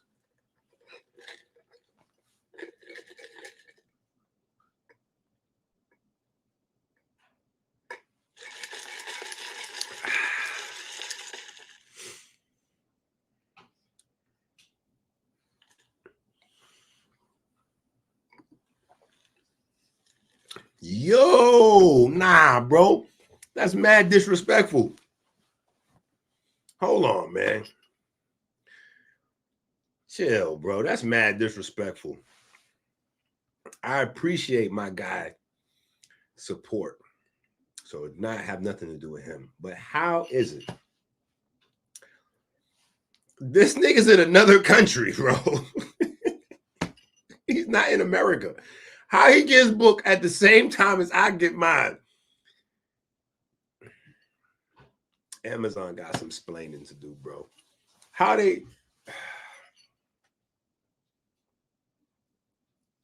we both got our book at the same time? And I definitely ordered mine before he ordered his. Definitely, because I was watching the publishing thing. Soon as it went onto Amazon, I ordered mine. Boop. The next day, I told everybody else, hey, you know, the new book, yeah, you know, book, blah, blah, blah, blah. How, Sway? That's crazy, bro. See how that shit go? But now you got this. Don't let nobody tell you nothing else. I told y'all this when I put out the article with the EnQi cycle. I was like, yo, now that you got this, you could just use, like, shove it in people's face. Like, yo, this is. But now you got the National Library of Medicine.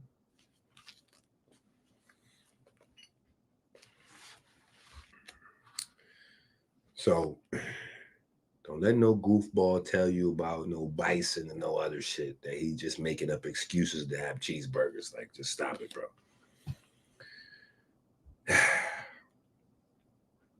Anyway,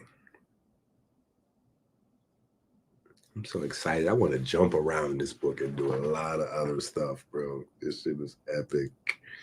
Oh.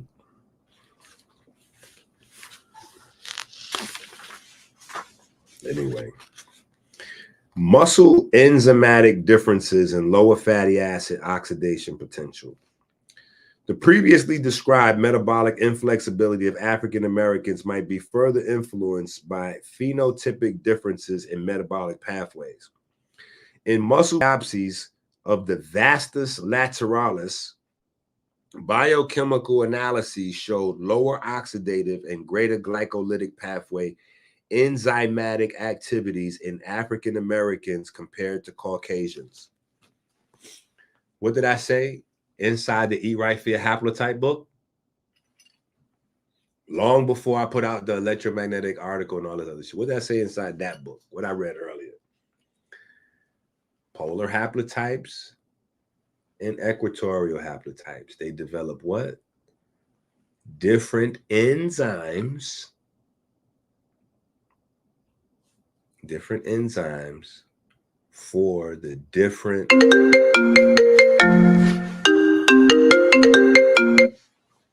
enzymes for the different what? Biochemical reactions. And what have I been saying since before? Like, whenever the first time is you saw me, I've been saying this one thing since then. Your different complexion means that you have different biochemistry. End of story. Your complexion is as a result of the biochemical processes happening inside your body. Full stop. It's a shame that 20 years later. Anyway, in muscle biopsies of the vastus lateralis, okay. Sedentary African American males had a lower percentage of type 1 and a higher percentage of type 2A muscle fibers, which paralleled the higher phosphogenic and glycolytic enzyme activities when compared to their Caucasian counterparts. That's ether. That's crazy. That's crazy. Sedentary? That means without even doing no exercise, you still got more explosive muscle fiber. That's crazy. Additionally, as a surrogate measure of pathway predominance, the American Medical Association and colleagues reported a 32% lower phosphofructokinase to oxoglutarate dehydrogenase ratio in Caucasians when compared to African American males.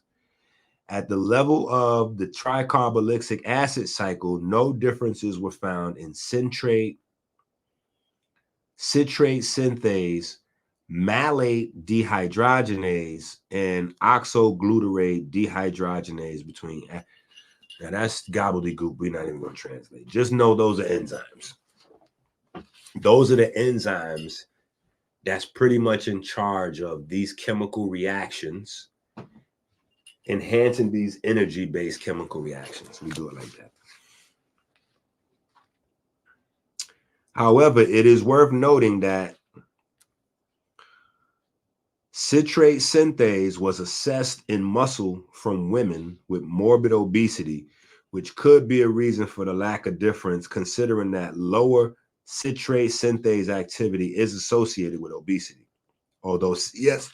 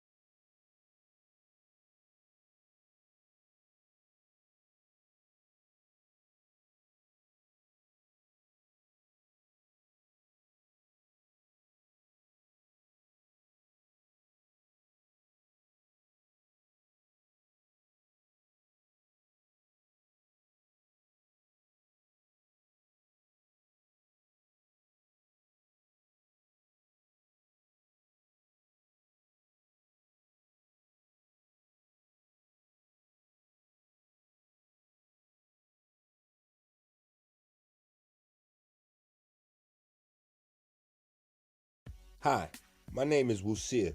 Freemasonry is the largest and most successful fraternity on earth, and it's black.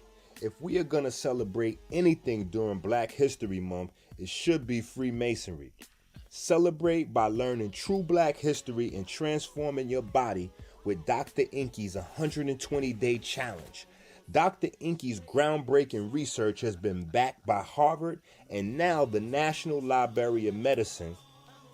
This is Freemasonry at its finest. Remember, before there was a Dr. Sebi or Dr. EnQi, there was an Imhotep. Go to Amazon and get your copy now.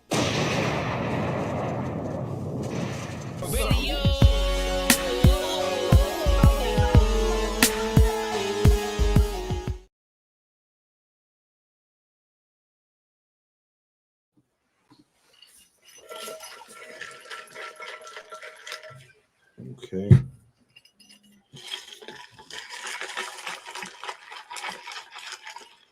I gotta get the word.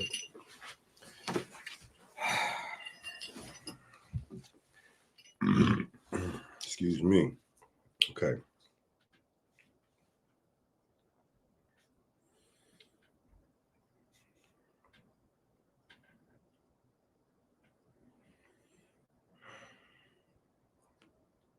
Although citric synthase is a surrogate marker for mitochondrial content, observations of lower mitochondrial content in African Americans when compared to Caucasians would suggest a inherently lower citric synthase content, but not citric synthase activity. This shit is crazy.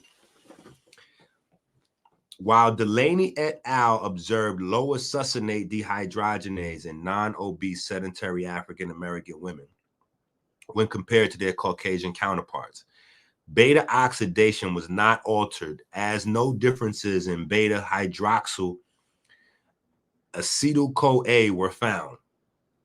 Further, lower mitochondrial and microsomal acetyl-CoA synthase activity was seen, suggesting that decrements in oxidation stem from a lower fatty acid activation via acetyl-CoA synthase. This notion is supported by observed lower fatty acid oxidation in the rectus abdominis strips and vastus lateralis muscle homogenates of African Americans compared to Caucasians. In African Americans with normal and obese BMI classifications, there is lower oxidation of palmitate, but not activated fatty acids.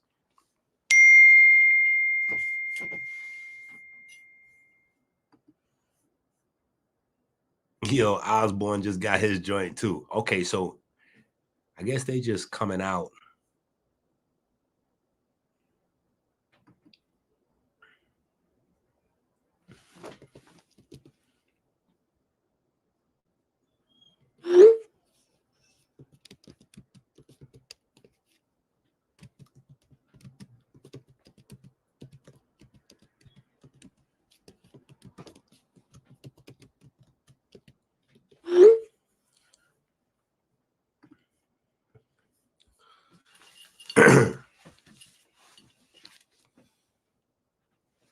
Now, we're not going to play no games today. We're going to get through this, because if we get through this, then we don't have to revisit this. And I promise you, there are other things that y'all are going to want to talk about now that people are getting this book. The cat's getting ready to be out the bag. And y'all ain't gonna want to talk about this shit that we're talking about right now. So we're gonna let this video is gonna go up, and we're just gonna let this video marinate. It's gonna do what it do. It's gonna do what it do. You know what I'm saying? And we'll see, based on cash apps and things like that, if this type of video, like where we going in detail to the biochemistry, like is, if it makes sense for me to do these.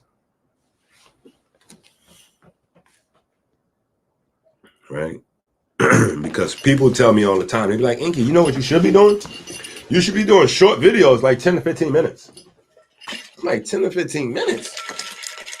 What am I doing 10 minutes?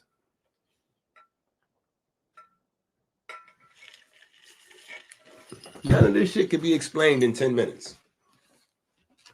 Now, if your goal is to make videos and monetize up some YouTube shit and all that, and you're trying to just make dollars, cool. I teach. My job is to get people to learn. Right? Okay. All right.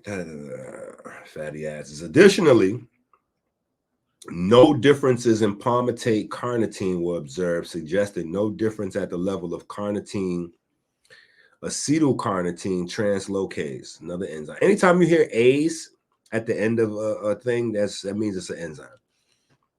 While Courtwright et al. Saw significant differences in subjects with obesity, the difference in palmitate oxidation between lean African Americans and Caucasian was only trending. This suggests that innate differences only predispose African Americans to decrements in fatty acid oxidation, and that Significant effects might be dependent on and exacerbated by metabolic stress, overnutrition, and obesity. In accordance with the reverse Randall cycle theory, higher glucose uptake under conditions of innate hyperinsulinemia and higher glycolytic fiber type content may be in part responsible for the downregulation of fatty acid oxidation. Let me stop right here. Fiber type.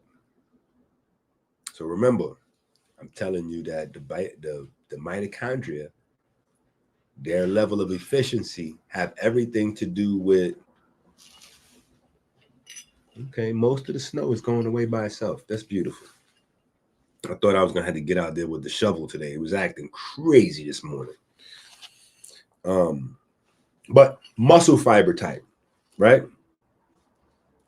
Furthermore, lower succinate dehydrogenase would lead to a backup in the tricarboxylic acid cycle, allowing for the accumulation and efflux of citrate into the cytosol. In skeletal muscle, this would lead to the accumulation of melanoid-CoA inhibiting CPT1 and the rerouting of long-chain fatty acids, acetyl moieties, toward esterification and storage. Okay, now, I don't know if they're going to get to it, but I do want to posit this. And I missed it earlier. I don't know why I didn't say it earlier, but along with, so because of the differences in environment, Black people and white people, polar haplotypes, equatorial haplotypes, store fat differently.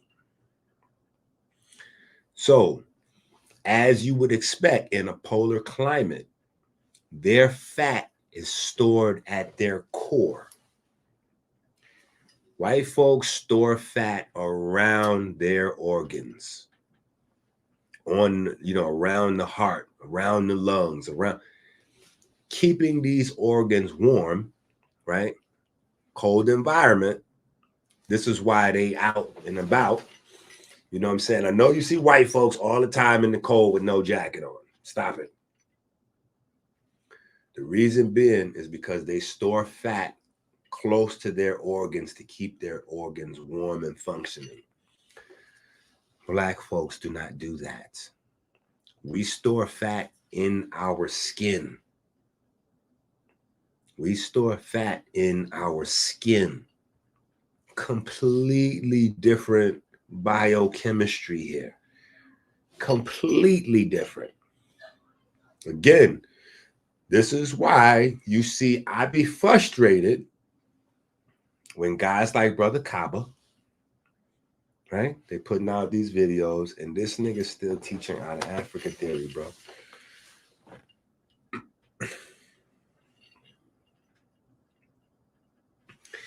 That little fake, little tiny bit of out of Africa theory, he can, and he start adding details in about parallel 52 and all this.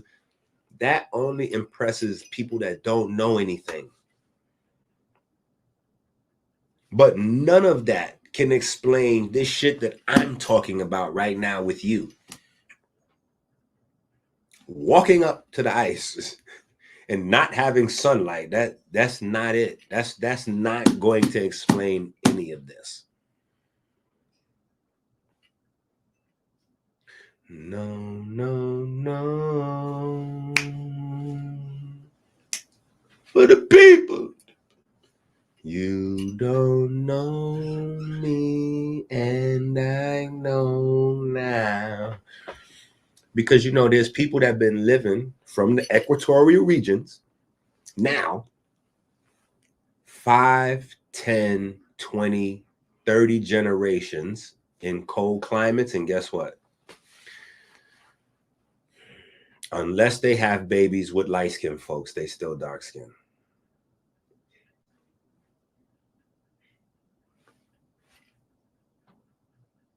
It doesn't work.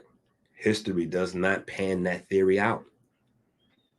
And there's a reason. It's because this is way deeper. This is genetic information. This is nuclear DNA, mitochondrial DNA. This is genetic programming. All the way down to the core.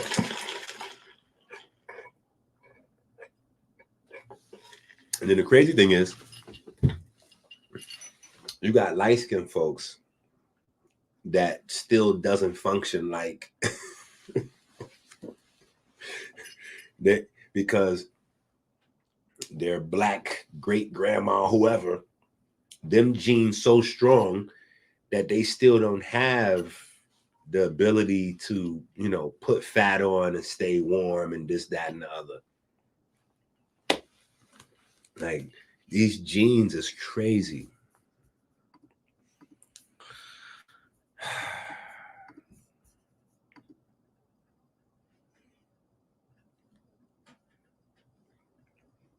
You see that? Now, here's where a lot of the stuff gets crazy again, is when you get into these cytokines. What messages are being sent out? IL-1 increases a hallmark of all insulin-dependent forms of diabetes. IL-1 increases a hallmark of pancreas damage and eventually.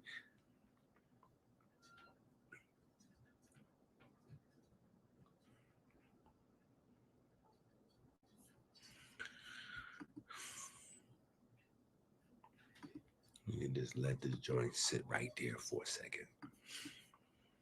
We just let it breathe on that for a second. We let it breathe on that for a second.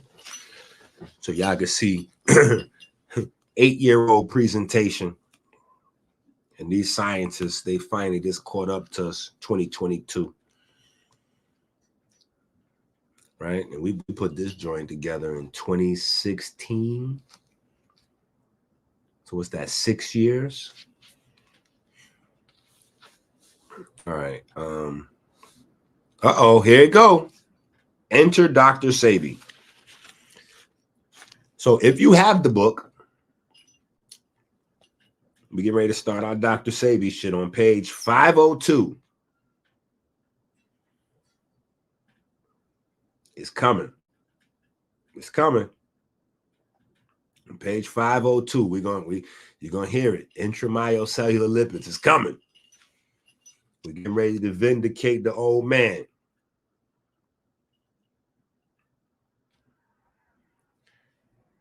In these studies, muscle homogenate oxidation was measured in the presence of palmitate only, neglecting the potential effect of higher glucose flux. Additionally, the measures obtained do not mimic the postprandial state in which glucose availability and influx into the cell is highest and holds the greatest potential to influx substrate preference. The influence of glucose and dietary glycemic load on fat metabolism in African Americans has been highlighted in recent review by Goer and Fowler. The authors suggest that individuals with high postprandial insulin have a chronic brake on lipid metabolism, predisposing them to obesity. Accordingly, African Americans compared to Caucasians lost significantly more fat mass on a low glycemic compared to a low fat diet. Such evidence would suggest that the combination of genetic hyperinsulinemia and high glucose availability potentiate glycolytic flux and lipid backup, considering that fat and carbohydrate oxidation are mutually inhibitory. What that means is when your body is metabolizing sugar, it is not metabolizing fat. When your body stops metabolizing sugar, then you're able to metabolize fat.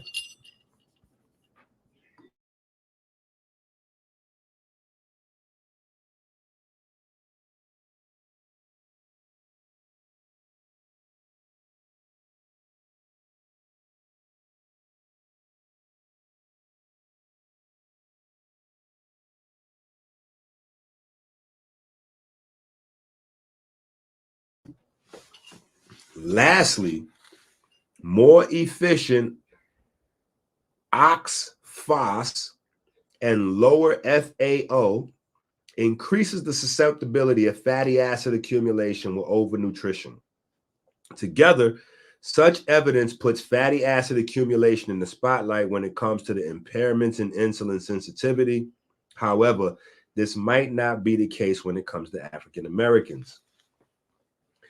Ectopic lipid accumulation is not a predictor of insulin resistance in African Americans.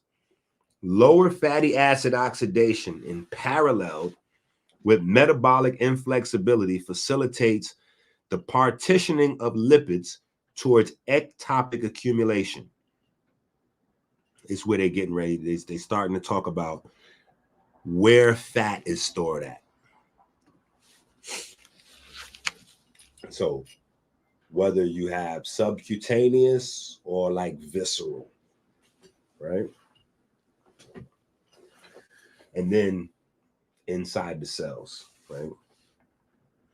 Excess total and ectopic fat deposition are known to contribute to the development of insulin resistance. Interestingly, while patterns of ectopic fat deposition differ between African Americans and Caucasians, their contribution to insulin resistance is not clearly demonstrated. African Americans have a trend toward higher intermuscular adipose tissue, and this difference becomes significant with increased adiposity. However, it is not a strong predictor of insulin sensitivity in African Americans. Additionally, a similar keyword, oh shit, little music came in.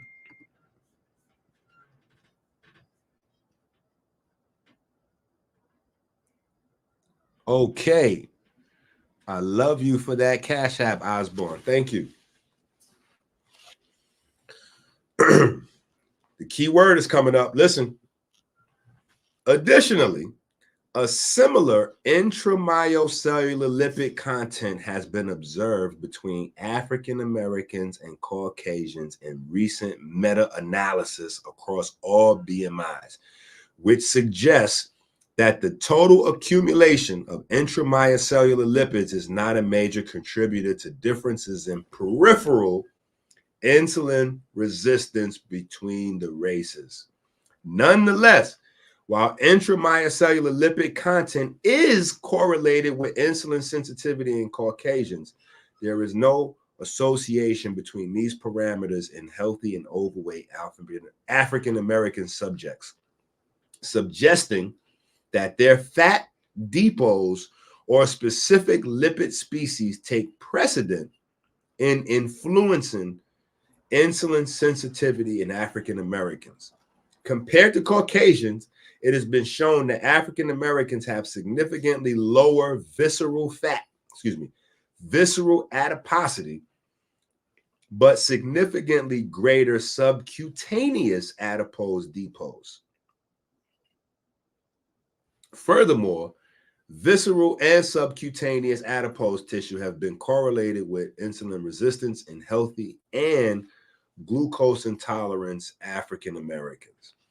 These observations suggest that peripheral insulin resistance in African Americans might be subject to composition of specific muscular lipid species rather than quantities, considering that the association between ectopic lipid accumulation and insulin sensitivity in either healthy or African Americans with obesity are weak.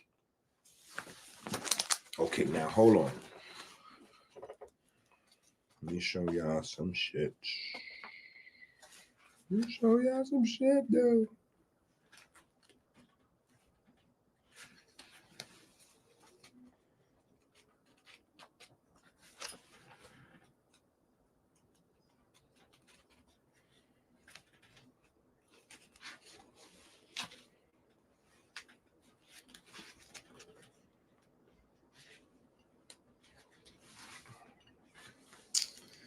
Yo. So niggas officially got this book today. That's crazy.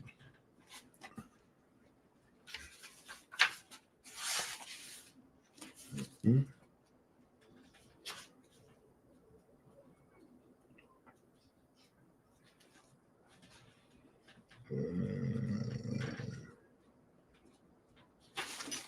Okay.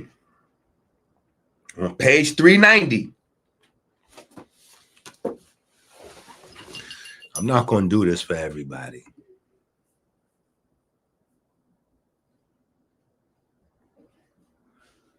Hold on. But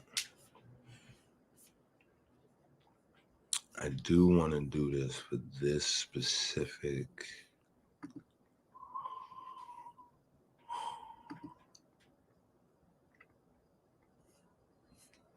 This specific picture. I showed it to y'all earlier.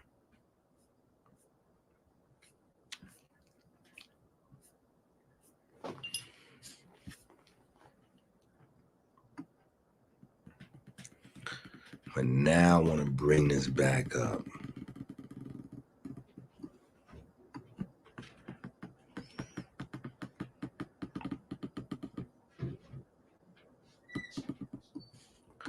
Because when I had came out with it, I was trying to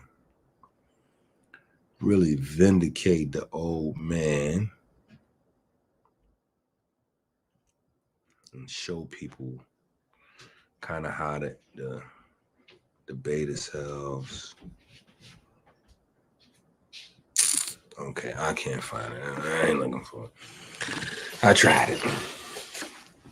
On page 390. All right, so if you got the book, on page 390, there's the illustration, and it's breaking down where all these things are inside the cell. Right? And one of the important things is understanding what all these different things inside the cell do in terms of breaking stuff down.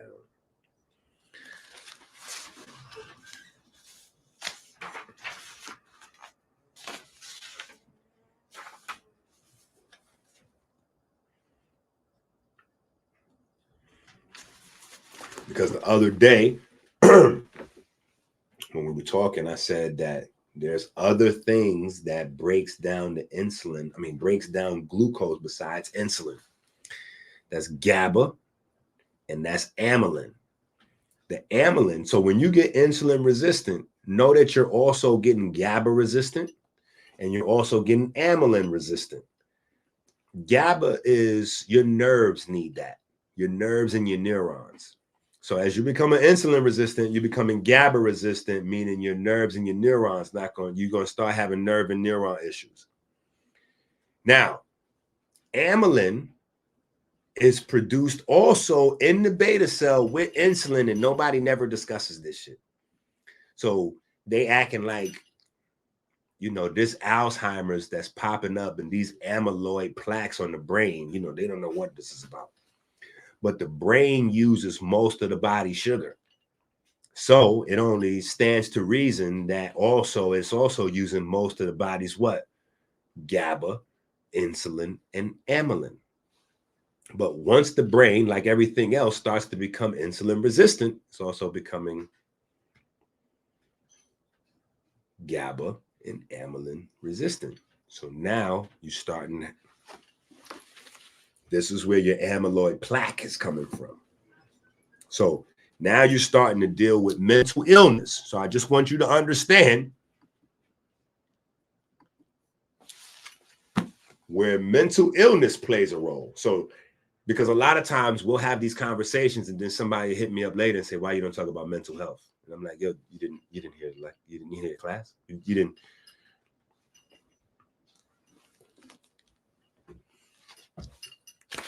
All right. Intramyocellular lipids are composed of predominantly triglycerols. triacetylglycerol, excuse me, but also include diacetylglycerols, ceramides, and long-chain fatty acid acetyl-CoAs. Of these lipid species, ceramides and diacetylglycerols have been implicated as drivers of lipotoxicity-induced insulin resistance. While there is a lack of research regarding intramyocellular lipid profiling, plasma levels of C16-0 ceramides are shown to be similar between African Americans and Caucasians. Moreover, African Americans had trends toward higher ceramide levels. This trend would imply higher ceramide ratios, which have been associated with an inverse relationship with all-cause mortality and coronary heart disease. Listen, if you don't understand what those words mean, just know right about now, I've been slamming this shit down on the ground. I'm not slamming this book. But that would be one of those GOAT moments, right? And why? A, it validates not only a lot of things that I've been teaching for a long time, but things that Africa, Sabi, and many others, right? But more specifically to our movement. What this means, specifically what I just read, means that by doing the calisthenics and isometrics, right? The morning light, the isometrics. Yeah, I know a lot of y'all not doing the morning light because y'all too smart to do the exercises I came up with. They're like, no, EnQi, niggas be sending me variations and other shit. Like, yo, you know, instead of doing the morning light, I just start doing this. And yo, EnQi, you should try this out too. I'm like, yo, these niggas. I thought I was the teacher.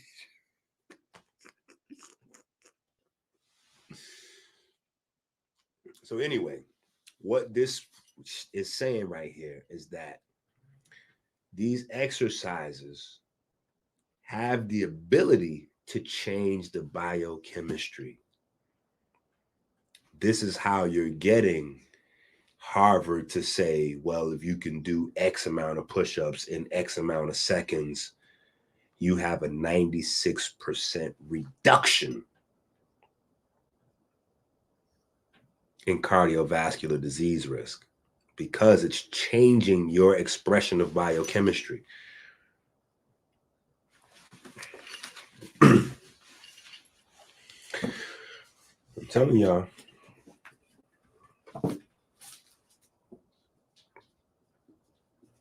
Don't worry, we're going to get to these books because the writing time is done now.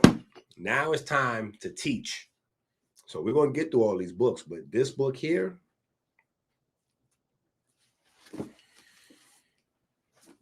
but we had to, first things first, deal with the creme de la creme, establishing the importance of the EnQi cycle, not just to energy production, but to all of the disease processes that we as people are dealing with.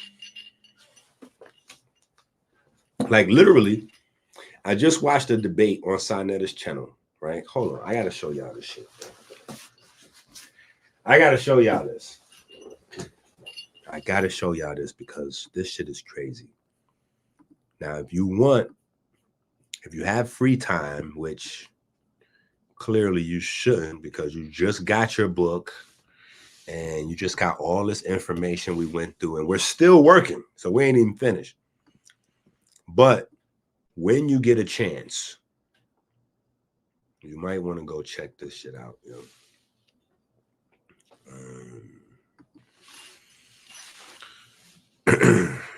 Cause this is crazy, bro.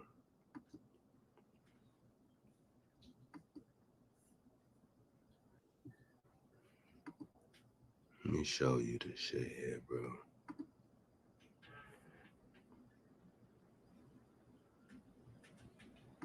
And I promise you this is absolutely relevant to our conversation. Because when I tell you it be guys trying to steal my shit, like, oh my God. And they don't know what they doing, and it just gets bad. It just gets bad. But here's this guy. Hold on. Where is he hiding? Okay, hold on. No, he keeps showing Zion Lex. Hold on, bro.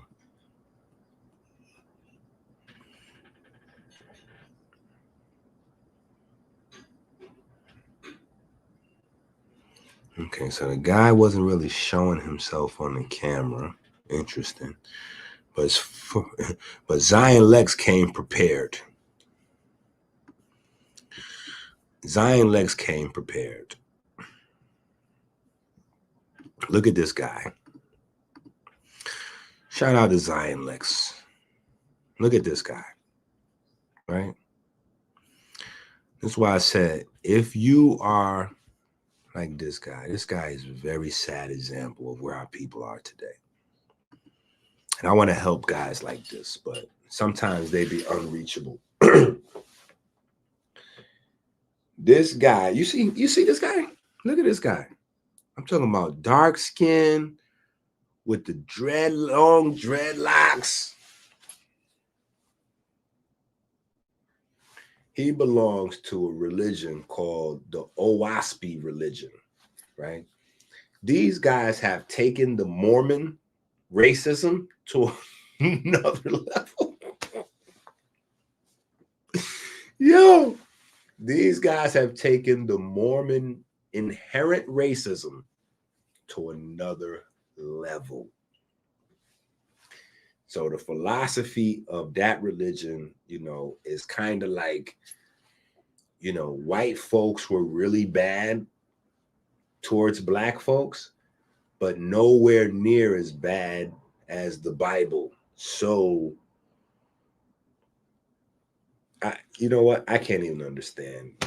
But what I'm saying is we're extremely lost. We're extremely lost. Because I'm going to be honest, in 2024, you should not even be making relationship decisions based on slavery anyway. That's just my opinion. If you're still arguing that you're making business, social, or intimate relations decisions based on slavery, you clearly have not read enough. But if your information as a dark-skinned man with long dreadlocks is that slavery was a divine institution,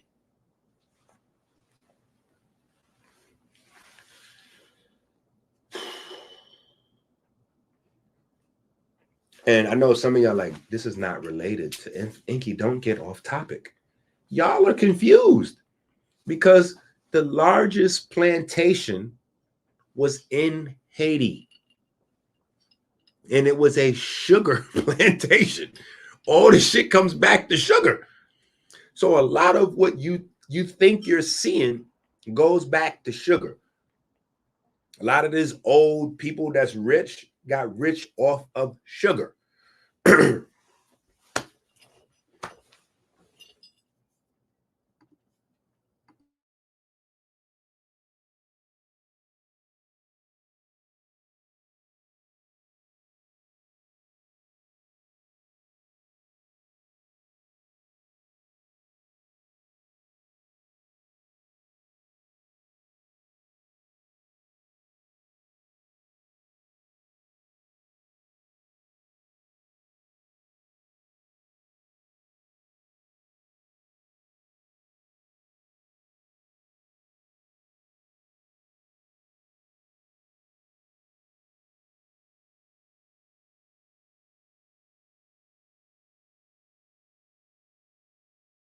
What is John Newborough doing?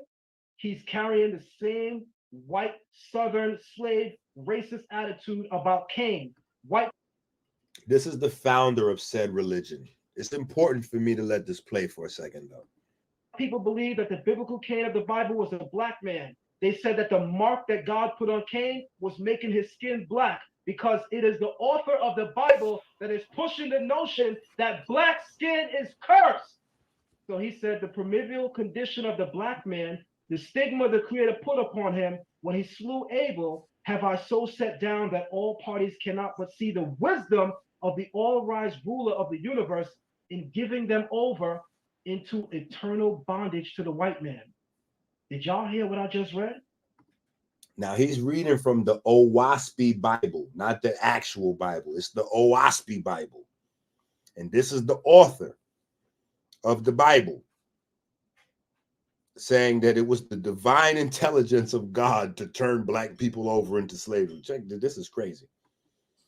The author of the OWASP Bible says that the Creator, the God of the OWASP Bible, the all-wise ruler of the universe, gave black people over into eternal bondage to the white man.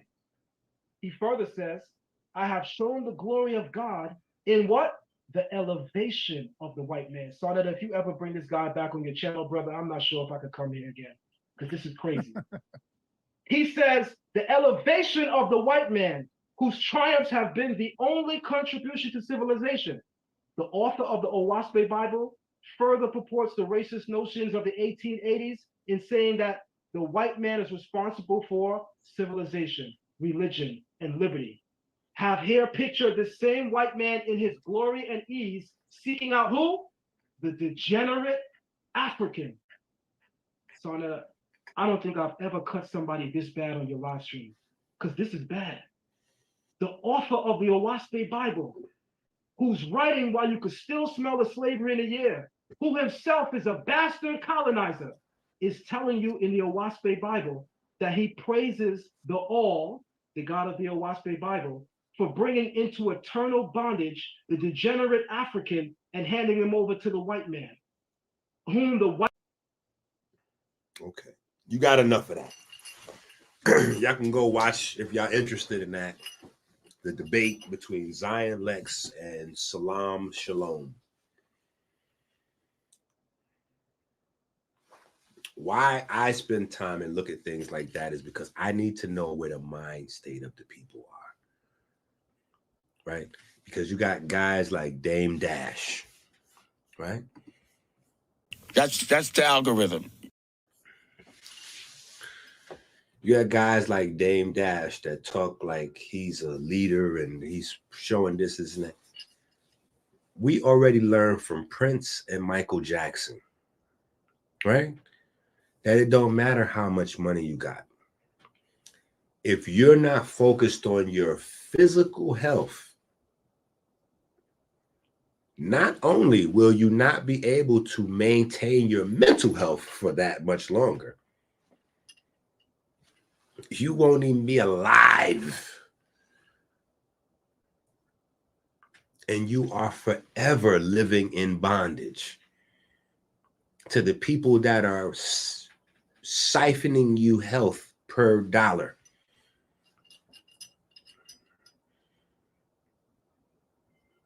There is no freedom like that. There's no freedom when you're literally now, if you're somebody who's got millions of dollars,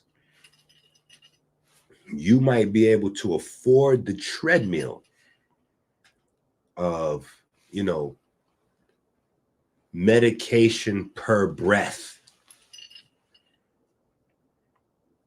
Medication per breath. In order for you to run around and talk and play, you got to pay to do that, because you can't naturally just get up and run around and move around and eat however you want to eat and laugh and joke, whatever. You got to shoot needles and take, not to mention how unsexy it is for you to be shooting needles in your stomach and your toes and all kind of other crazy shit. I'm just saying. It comes from these fundamental ideas. Because again, if you don't see yourself as anything of value, you're not going to invest your time and money into this. This is a 700 and some 800 page book. If you don't see yourself as a value, you're not getting ready to study this. If you listen to these guys, right? And I'm going to tell you, this is where this comes all the way full circle. And then I'll get back to the work, right? If you're listening to the OWASP Bible people, and this is a full-blown religion, and clearly they got black goofballs involved with it too. You listen to the Mormon religion, and they clearly got black goofballs involved with it too. And you read the statistics, right? Pay attention. You read these statistics, and it says that black people is at the top of all cancers. Black people is at the top of heart disease, diabetes, this one, that one. You're indoctrinated with this goofball shit. You don't even search for an answer because you already have the answer. Get it? It's not something about diet. It's nothing about genetics. It's nothing about some changes that you can make to empower yourself. No. The problem is what? You're clearly cursed. And because you're cursed by God, you're supposed to be sick and tormented and have the cancer and this one and that one because, yeah, it all makes sense.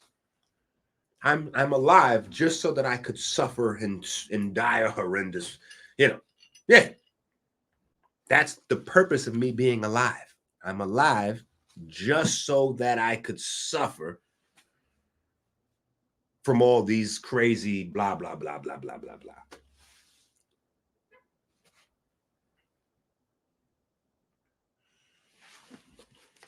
What's my take on C60? We use C60. So, C60 is a part of our detox program.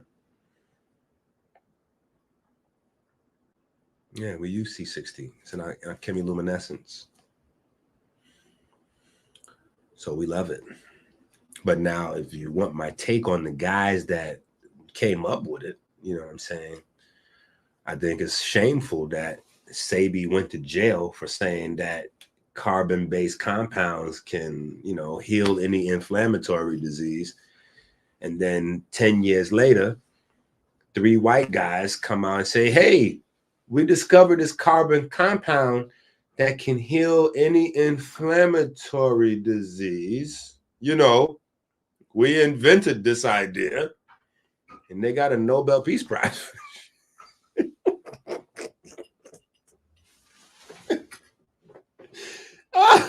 Yeah. That was a good timing to come to that question after that OWASP Bible shit, because that is, come on. But that's kind of how that went down. Sebi was out there saying, hey, the carbon-based compounds, no, you gotta get this carbon shit. No. Put these silver bracelets on. Come on over here with us. Now, we don't know where you making this bullshit up from, but this is clearly 10 years later, 3 white guys said the same thing. Yeah, this carbon compound right here is, yeah. So I think it's really good. I don't think it's like a cure-all for diseases, though. But I think it's amazing at what it can do for inflammation. Sure. It kicks ass. It definitely kicks ass. Right? All right.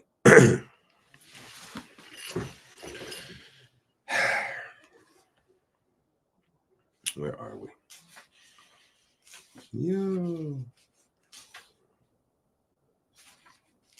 This shit is epic, bro. I think we did good so far for the timing, though. It's 4 o'clock. We're about 7 hours in. All right. Okay. Similarly, African Americans have a better ceramide ratio, which has been implicated as an independent marker predictive of type 2 diabetes, even after adjusting for BMI, fasting glucose, and HbA1c. A1C is making this making a debut appearance for this bitch. In addition, while a trend towards overall higher total ceramide content was observed in healthy African Americans, the opposite was found in African Americans with metabolic disease, potentially due to the lack of adjustment for any of the reported confounding variables. Finally, the only significant difference between healthy groups was higher levels of sphingosine 1-phosphate in African Americans. However, contradictory findings. Now, you know, you got those sphingolipids that's a part of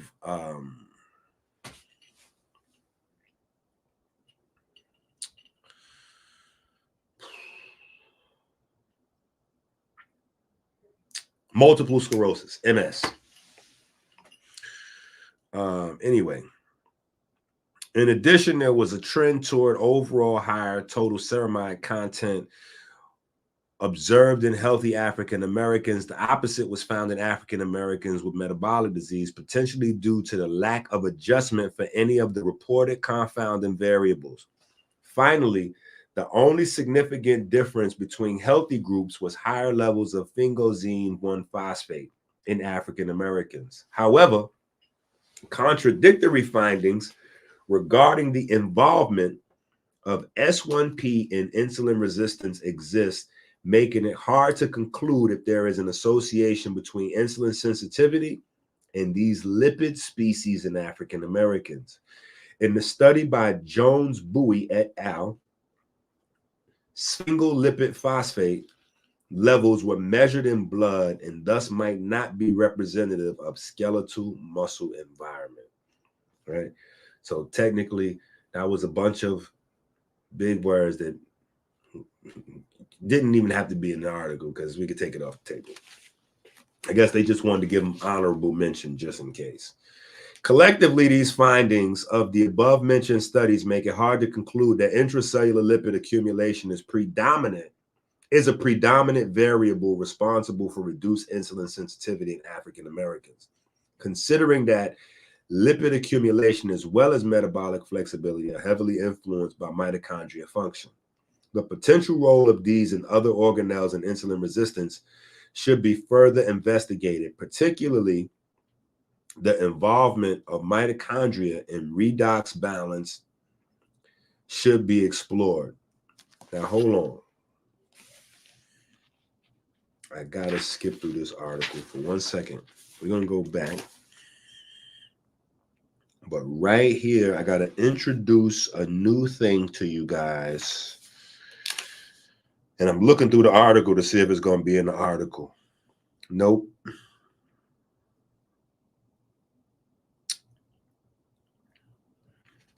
Nah, we about to be light years ahead of these niggas again. Fucking around with the goat. Yep. Fucking it. Oh, wow. It's absolutely in the article. Okay. Say less. But it's this funny thing is it's the last thing in the article. So what that means is most people will have brain fucking fatigue before they get to this. So you'll never find out about this shit. And it should actually be, well, I'm gonna show it to you anyway. Just at this point, because the article is saying, right? Where did we leave off? Particularly the involvement of mitochondria in the redox balance should be explored, considering the involvement. No. Before that, it said, considering that lipid accumulation as well as metabolic flexibility are heavily influenced by mitochondrial function, the potential role of these and other organelles Stop right there. Because mitochondria got some Bloods and Crips shit going on. I'm gonna show you the ops. I'm gonna show you the ops. Hold on. Give me a second. I'm gonna go use the bathroom. I'm gonna show you the ops. Yeah, there's ops inside the cells, and this shit goes down. This how it be exciting for me to keep studying it. You know what I'm saying? Like, it's so much going on the inside that I don't see how it's boring to people. Since I was a kid, I found this shit exciting. Right? Anyway. What is it? Yo, we gotta get out of that Illuminati mindscape. But now I'm starting to really think like, what is it? Selling your soul is a really serious Thoughts thing. and emotions combine into a voice, an electromagnetic signature that articulates choice. Choice is distinction. Distinction is information. Life as we know it is organized information's incarnation to create more and store more is the alpha magma. Codified in Kemet is the Falcon's plasma. Satan is a trick. Blatant as a dick to be complacent in this shit makes you a patient that is sick. The truth is you are a true star. Your caterpillar construction cocoons a new star. The real definition of selling your soul first is trading becoming stellar for a star on earth. Second, you help block creation, illumination, separating information, billions of years in accumulation. Blindly, nigga, we couldn't be more stupid. Sound becomes light. Life is raw music.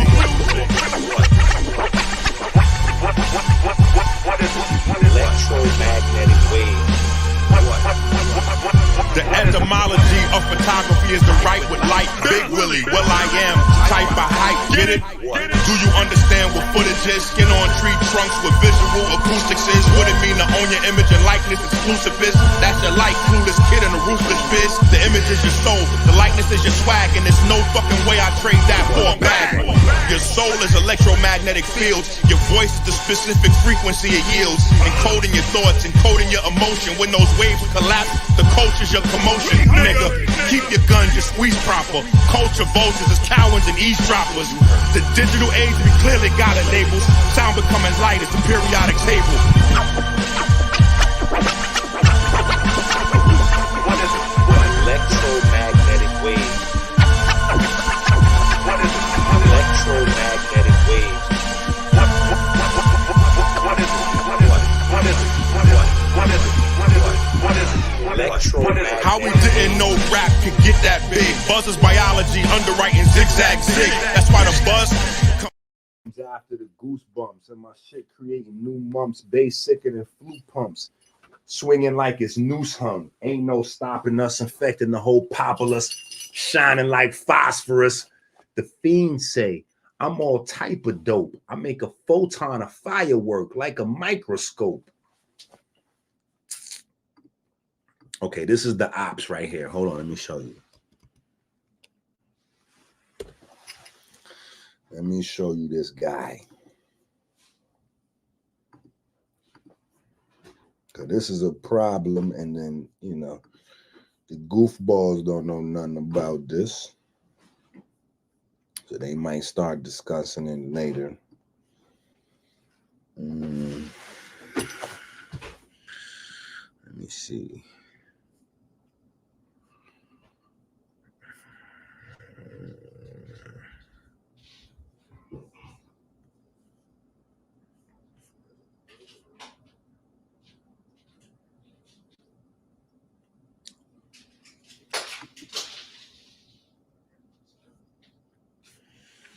This guy right here, bro. This is the ops. I'm telling you right now. This is the ops. This nigga here, bro. This guy. So this is what they're showing you, right? So on the right here, this is basically just a cell, and they're showing you all the stuff that's in a cell, right? Are you seeing this good? And you see at the bottom there, I gotta respect they gangster because they do officially show you melanosomes is up in the building, right? They show you melanosomes right here at the bottom, on the left hand. Excuse me. They show you lysosomes up in the building, right? Microsomes, they show you your mitochondria. They show you endosomes, but they show you these nasty critters right here. These is the ops. I'm telling you right now, these is the ops. And this right here is where it gets very different. This is me telling you, right? This is where it gets very different.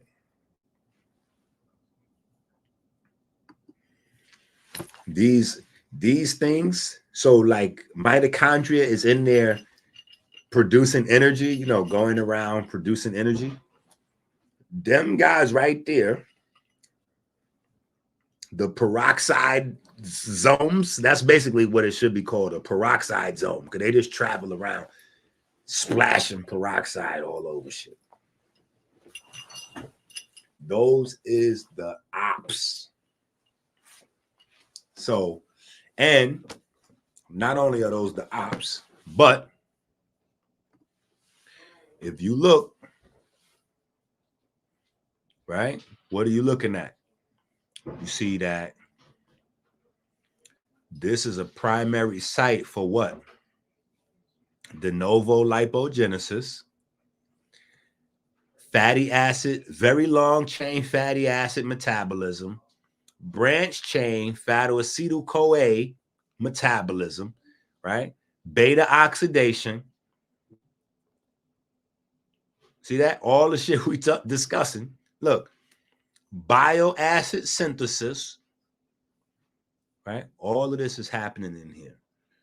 And no one's really discussing this with you. Right? So those is the ops. It's definitely some other shit going on up in the cells, like little cliques and gang wars. And, you know, yeah. So those are the ops. Anyway,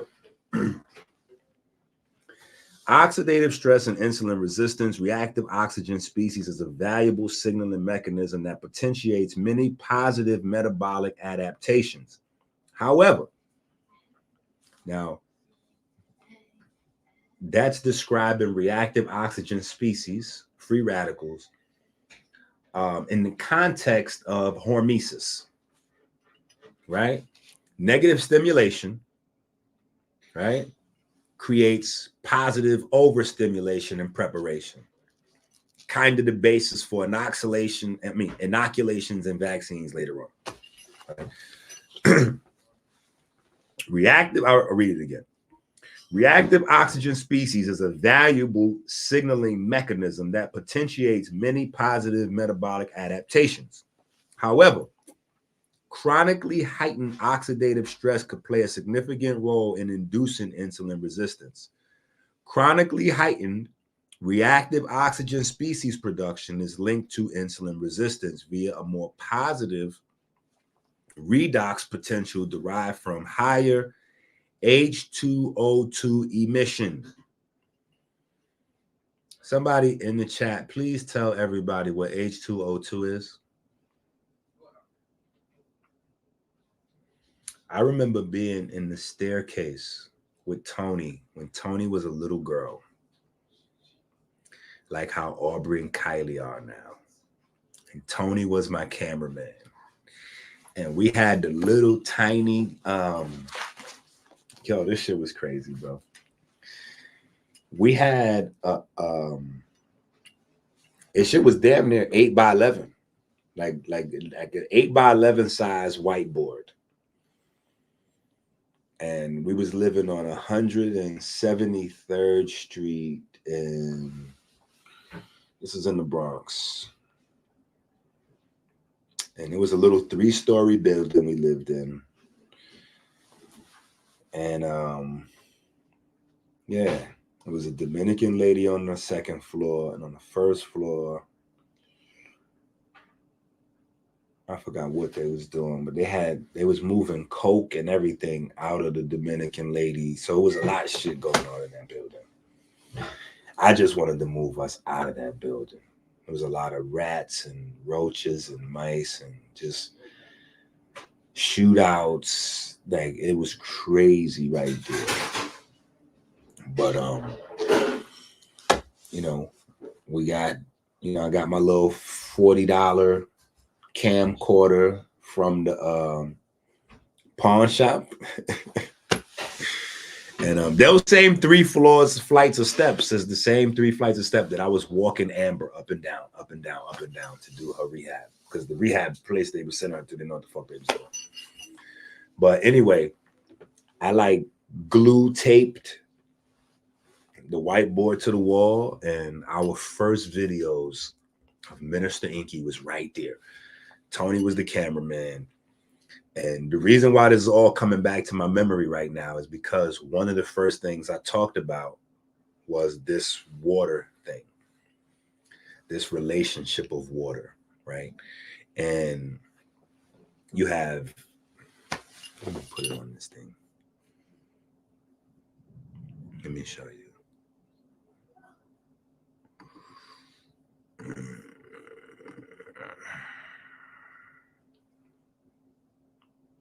Okay.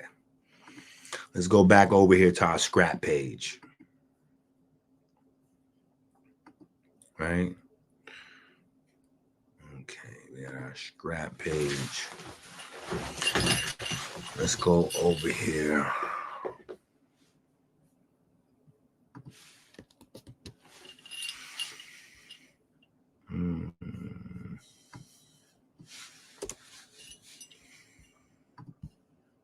Oh, damn, I shouldn't have deleted all that.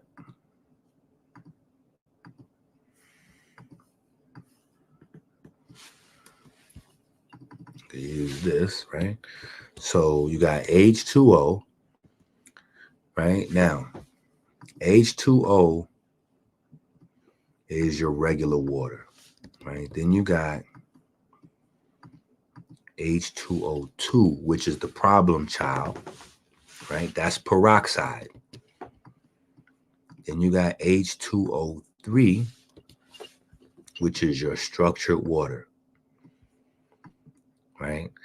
So I was talking about this in those early videos, and then this guy here, right, off to the side, right, because this guy has a bunch of family. This guy here got a bunch of family, like them, the family that always start in trouble in the neighborhood. Yeah.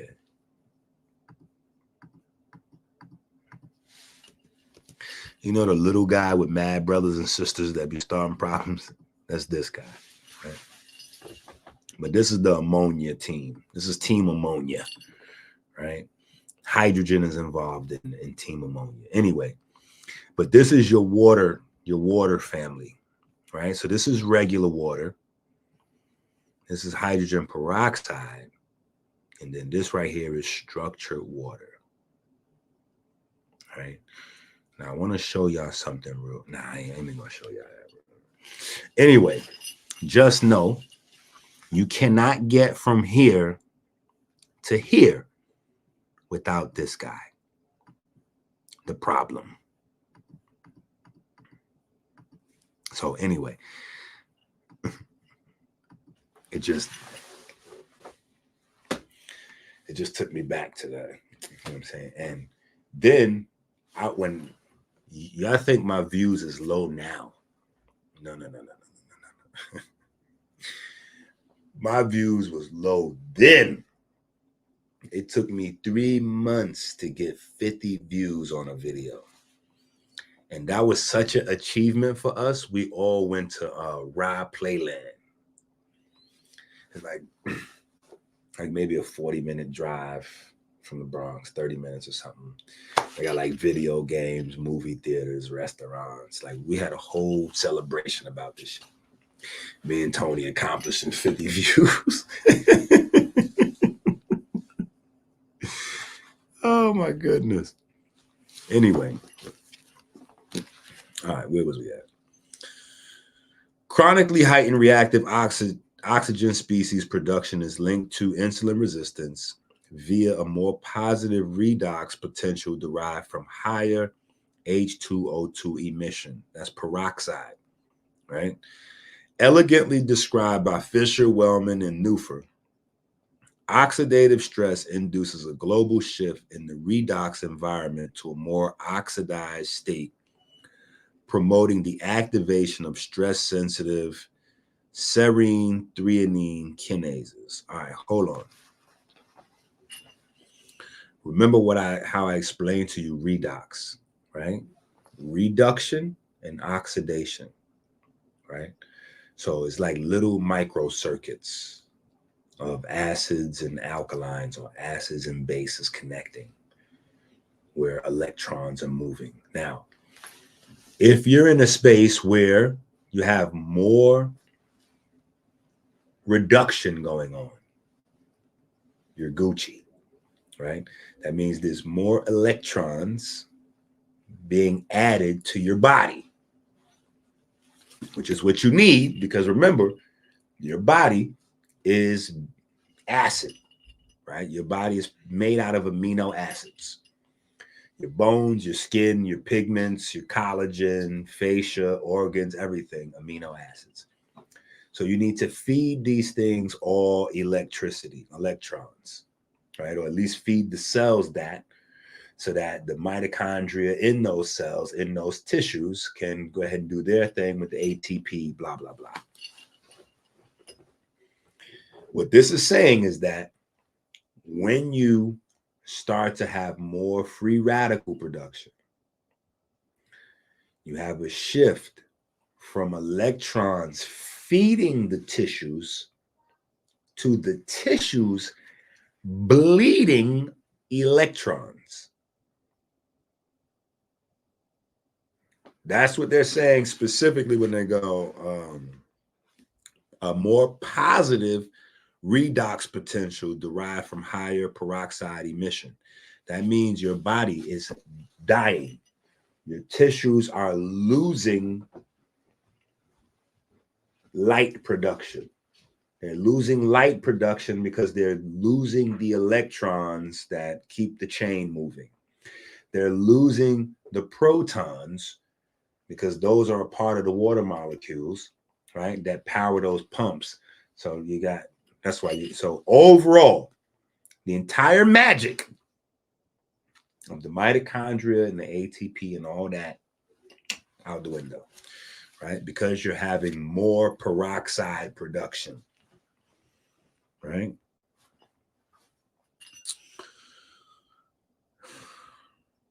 Which in turn leads to subsequent, now hold on, before we go any further, I got to add this part in, that your melanin, I know y'all damn near tired about me saying this melanin shit, but I just wonder what y'all thought we was doing with this. Maybe y'all just thought melanin versus diabetes was a cute thing.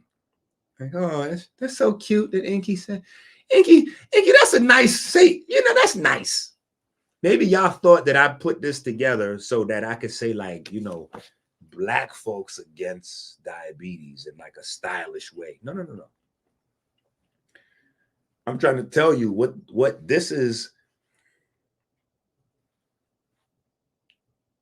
A very easy way to communicate all of what's happening in the complicated biochemistry.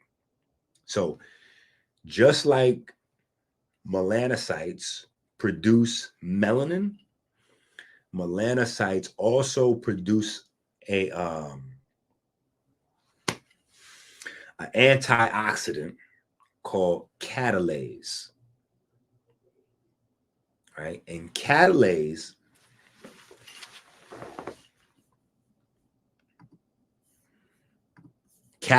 comes along. Dun, dun, dun. How do we want catalase to look? We'll just make it a weird circle, a squared circle, a rounded square, right? So this is going to be catalase. Catalase is going to come. Wait, how do I make something like a Pac-Man? I want something to eat this.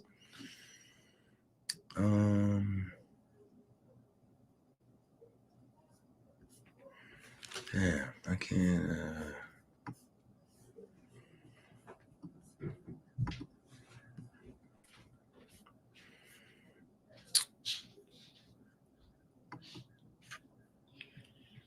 What if, let me see.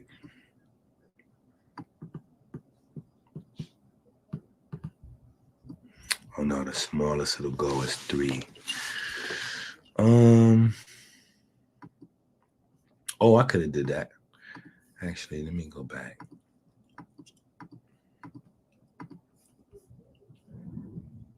We could have lived with the 4.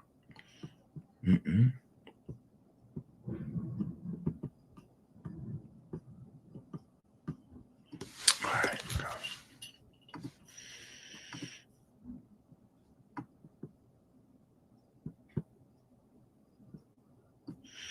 Okay, let's do that like that. And then let's put this on top of it and cover up the rest so we can make that into like a mouth. Listen, that's the best I could do.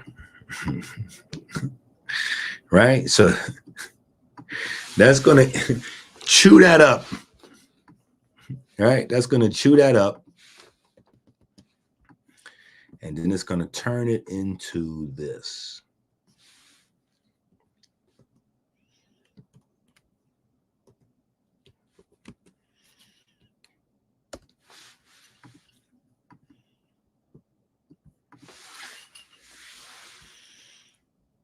It's going to poop.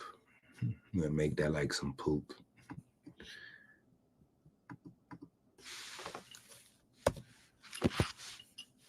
Yeah.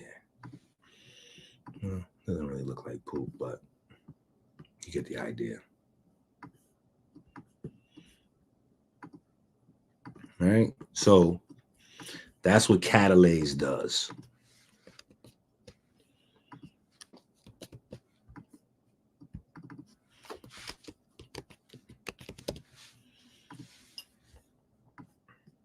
Right? That's what catalase does. Catalase turns the hydrogen peroxide back into regular water and oxygen. So now the cell's producing fresh water inside its own self. Right? But I watched a goofy guy that was trying to steal my material. You know him, Kevin Gates. He got an interview on one of them big sports platforms, and he's like, "Yeah, well, the 40-day fast, where 40-day fasted, and your body's producing its own water and blah blah blah." Mixing up what I'm saying with some other keto shit he done heard from somewhere, because a part of metabolizing fat is the production of internal water. But we just spent 6 hours learning that black folks, it doesn't work like that. What we're going to be getting is peroxide. Yeah. So what we'll be doing, Kevin Gates, so you need to stay in student mode, champ. Let the professor handle it.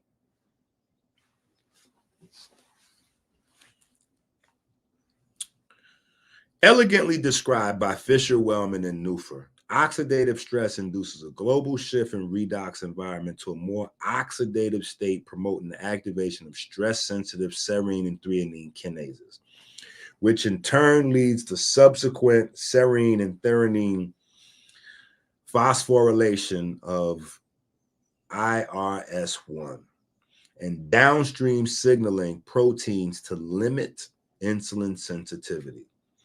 The notion of heightened oxidative stress and lower antioxidant capacity, glutathione and superoxide dismutase, have been observed in African Americans both in vivo and in vitro, regardless of obesity.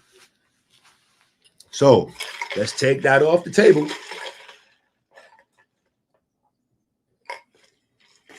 Now, yo, EnQi, you sure I need to do all this stuff? Because I'm good. I'm like, what you mean you good? What are you talking about, bro? No, I'm good. I'm healthy. I'll be laughing at niggas. Yo, somebody might not be fat, but they standing there, right? and they puffing a cigarette while we having this conversation.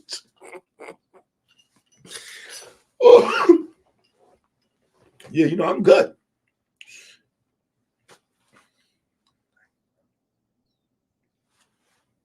There's no such a thing as good.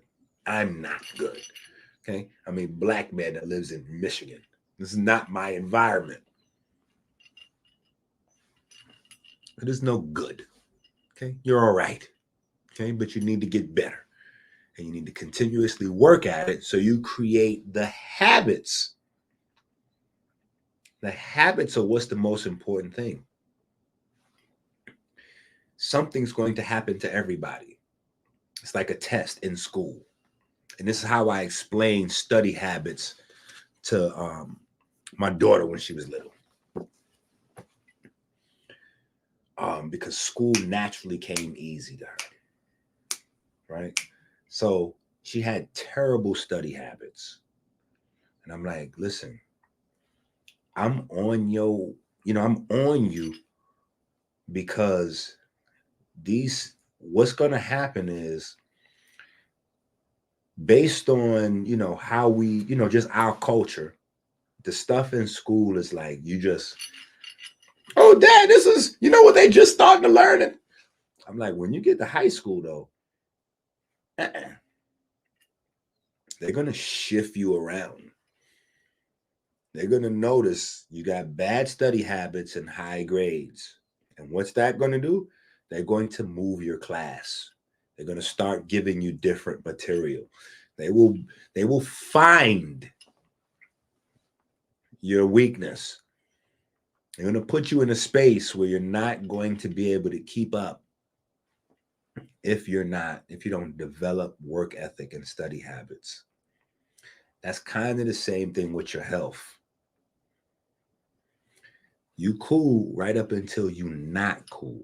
And when you not cool, it's your habits that you're going to fall back on. And if you already have habits where you understand isometrics calisthenics, right? First of all, it's going to prevent things from happening. But when they do happen, if they do happen, you already have the habits. You already are used to supplements, exercise, certain type of, so it's second nature. You go right into your program. So something that might kill the neighbor, when it hits you, you might be down for 2 days or 3 days or something. Yeah, you go right into your bag. You don't have to order anything from anywhere. You already got cabinets full of all kinds of shit. Yeah. You already season your food a certain type of way. So there's already certain types of things floating around, just on GP. Habits. Right? So anyway, all right. Glutathione, blah, blah, blah. The heightened efficiency of the, what is this?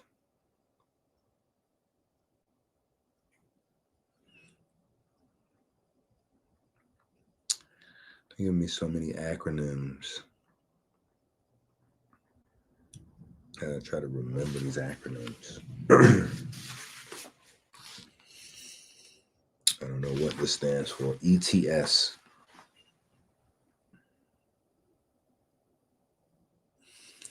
The heightened efficiency of the ETS potentiates a higher mitochondrial membrane potential, and with tight coupling to ATP synthase, instills higher cellular energetic levels. In an elevated redox state, back pressure is generated and applied on electrons attempting to enter the ET. Oh, dumb nigga. All right, my bad. My bad. The heightened efficiency of the electron transport system potentiates a higher mitochondrial membrane potential, and with tight coupling to ATP synthase instills higher cellular energetic levels. That's an ATP to ADP ratio.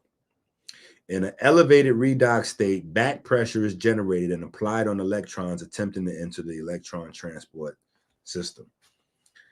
And any excess of reducing equivalence is mitigated via electron leak. At rest, electron leak is particularly heightened as the system is in its most reduced state. Furthermore, in this state, the emission of superoxides will be highly influenced by changes to the membrane potential. Accordingly, an oversupply, i.e. overnutrition, of electrons to the electron transport system will increase the chance of electron leak and promote free radical formation. So, the more food you eat, the more electrons you bombard your mitochondria with. The more you bombard the mitochondria with, because remember, if you're equatorial, your body doesn't want to store fat because your body doesn't like to metabolize it. So your body is trying to just get rid of all of it right now. And that's too much. It's too much. Remember the original blueprint, right? 8 hours a day to eat, 8 hours a day to digest, 8 hours a day to cleanse, excrete, right? Then we switched that to the 13 and 7 rule to make it easier on people while at the same time pushing autophagy a little bit higher, right? It's a lot more people friendly than Elijah Muhammad. Elijah Muhammad was just like, look, eat one time a day and call it a day. That's like saying you got a 23 and 1 rule because it's going to take you a little less than, I'm giving you an hour. Eat what you can eat in an hour and cool out.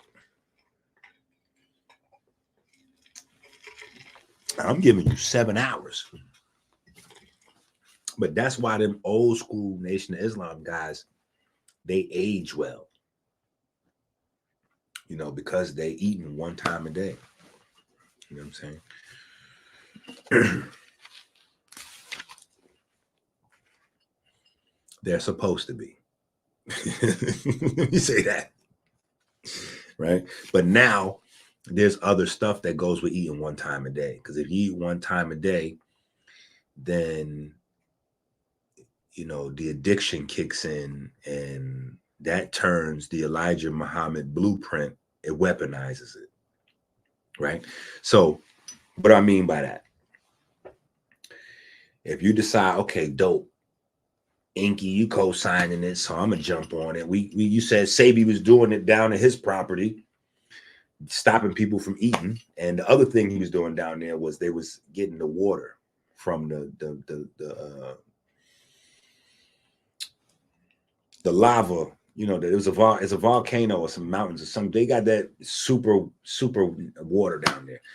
So that's what Sabi was talking about with the alkaline water, not no Cajun bullshit. But anyway,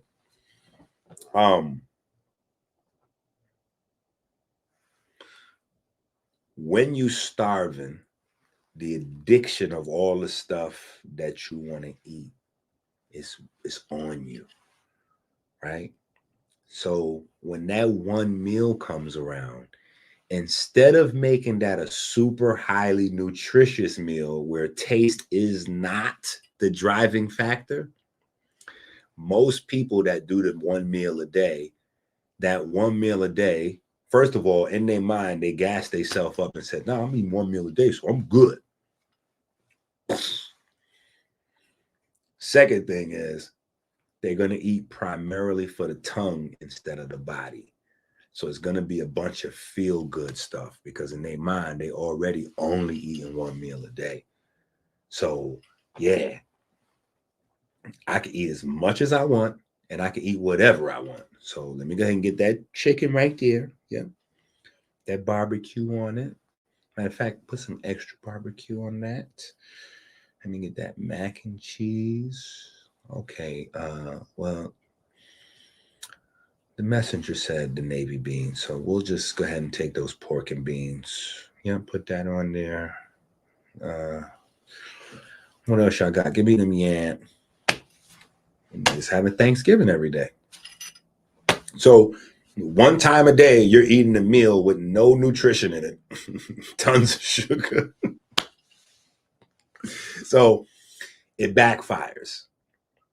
It backfires, So it really, you got to be realistic about it. There are some people I know that can really handle eating one time a day and eating nutritiously that one time, but if you can't, maybe 2 meals a day is better. So you get the nutrition. The nutrition is the most important thing. You'd rather just eat nothing. If you're not gonna get no nutrition in, then you anyway. All right, where we at? Furthermore, in this state, the emission of superoxides will be highly influenced by changes to the membrane potential.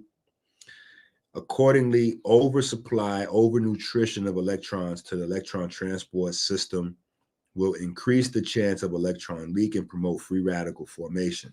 Considering the higher mitochondrial efficiency and lower resting metabolic rate and total energy expenditure in African Americans, this population would be more susceptible to nutrition-derived increases in reactive oxygen species.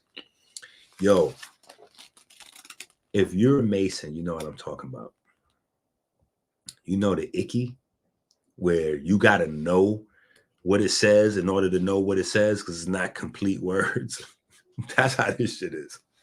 They're giving you a bunch of acronyms and you got to know what these acronyms is, or you just don't. Like, they don't want John Q. Public reading.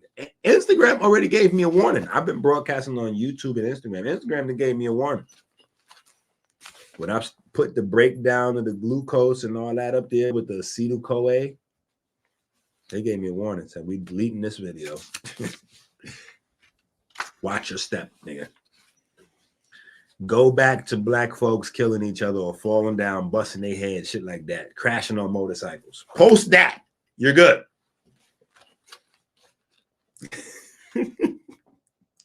Post some sex or some violence. You're good. Don't start posting this glucose, carbon. Don't do that. While the influence of overnutrition is associated with the development of insulin resistance, it does not explain the higher susceptibility seen in healthy African Americans. Thus, mechanisms that could contribute to the heightened reactive oxygen species production should be explored. In African Americans, we postulate that the increase in reactive oxygen species production may stem from differential mitochondrial substrate oxidation, and together with lower antioxidant capacity, leads to a higher propensity to insulin resistance. While such mechanisms have not been directly tested, we will provide a theoretical premise behind possible means that could augment reactive oxygen species production. Relative oversupply of fatty acids. The uptake, accumulation, and potential for lipid oxidation varies across muscle fiber types, with slow twitch muscle fibers having the highest potential for lipid oxidation. Make it plain, Brother Malcolm. The uptake, accumulation, and potential for lipid oxidation varies across muscle fiber types, with slow twitch muscle fibers having the highest potential for lipid oxidation. Well, it can't be made any plainer than that. Since you have the lowest amount of slow twitch fibers, once again, I'm going to say it again, keto is not for you. Neither is any of these raw meat diets or meat diets at all. Right?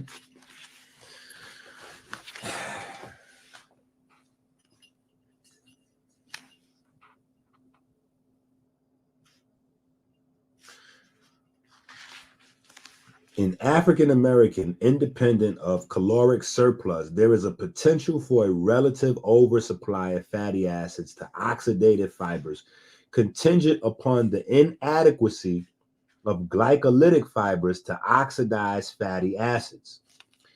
This creates a surplus and potentiates a shunt of fatty acids towards oxidative fibers in a process analogous to cell-cell lactate shuttling.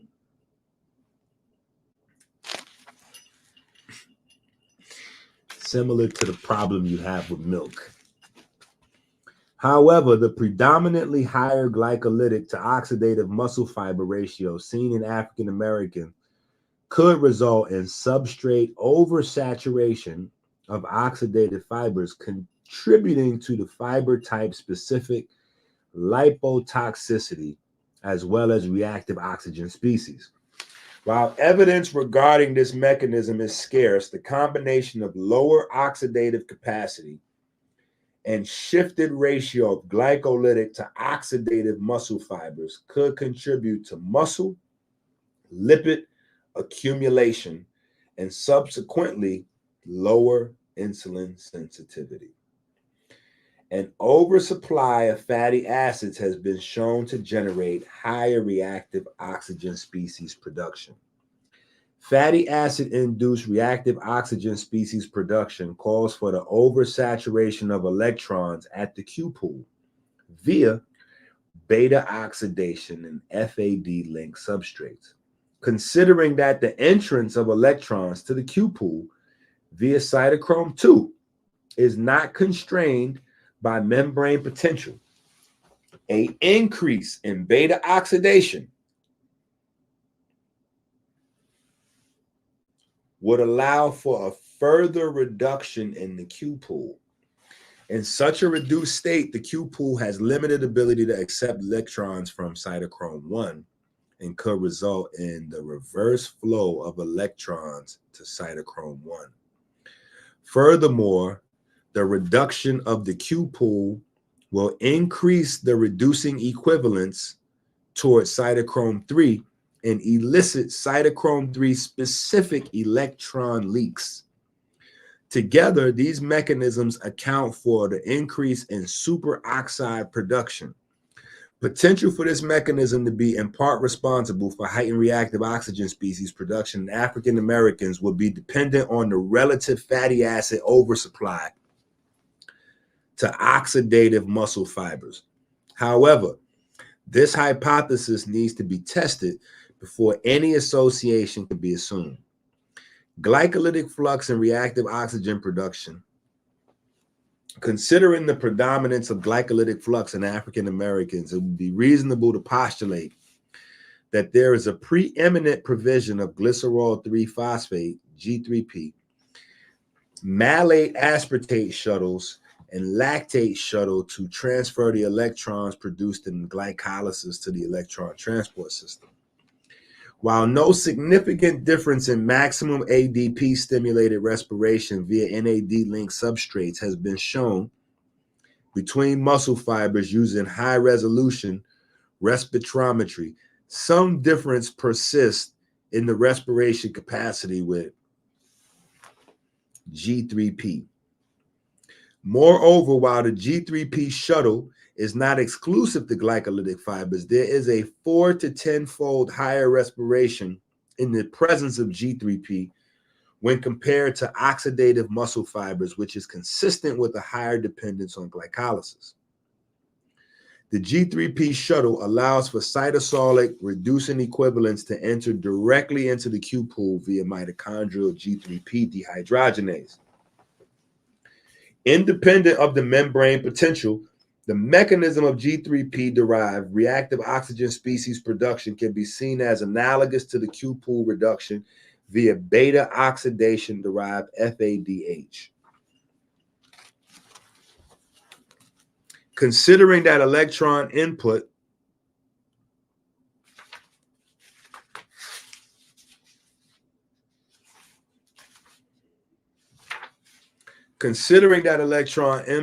to Q-pool in either case is not constricted, while the complete Absence of succinate is not probable. Lower succinate dehydrogenase is observed in African Americans.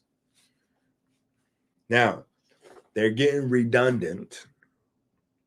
They're getting redundant to the end of this thing. So bear with me. To mitigate the high redox state and oxidize cytosolic NADH, other shuttles such as MAS and LS might be active.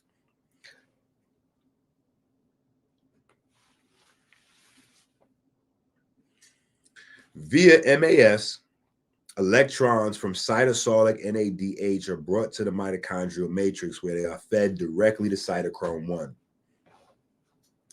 Provision of the MAS maximizing NAD reduction and minimizing FADH2 production at the level of the tricarboxylic acid cycle. It must be noted that entrance in the cytosolic NADH-derived electrons into the mitochondrial matrix via MAS is driven by the proton motive force and enhanced by the increase in membrane potential. Okay.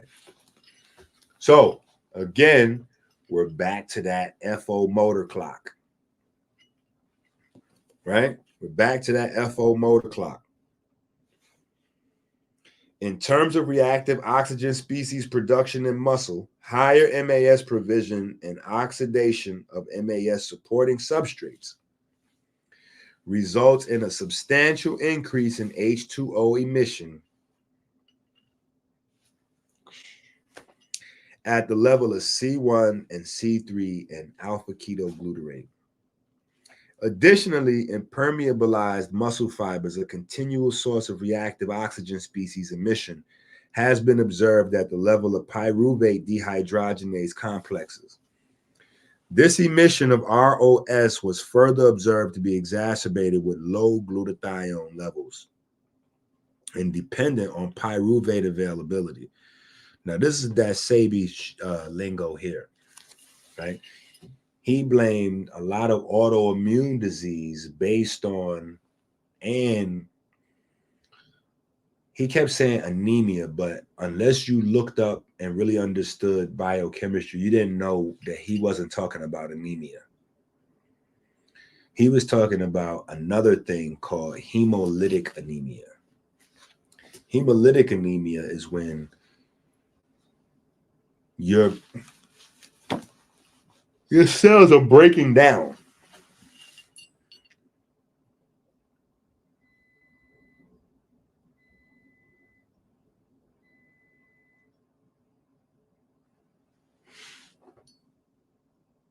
What is happening over there?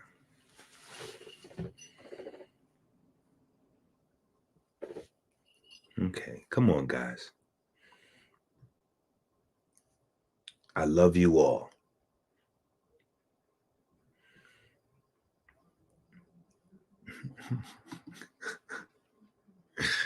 I love you all. Be good.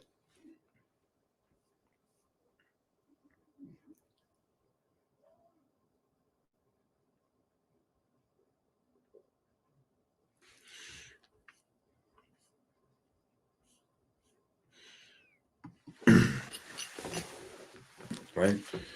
I know we've been here for a long time and y'all getting cranky. It's almost 8 hours. Right? Go get you something sugary to snack on. Go eat something sweet. Go eat something sweet. Oh, shit.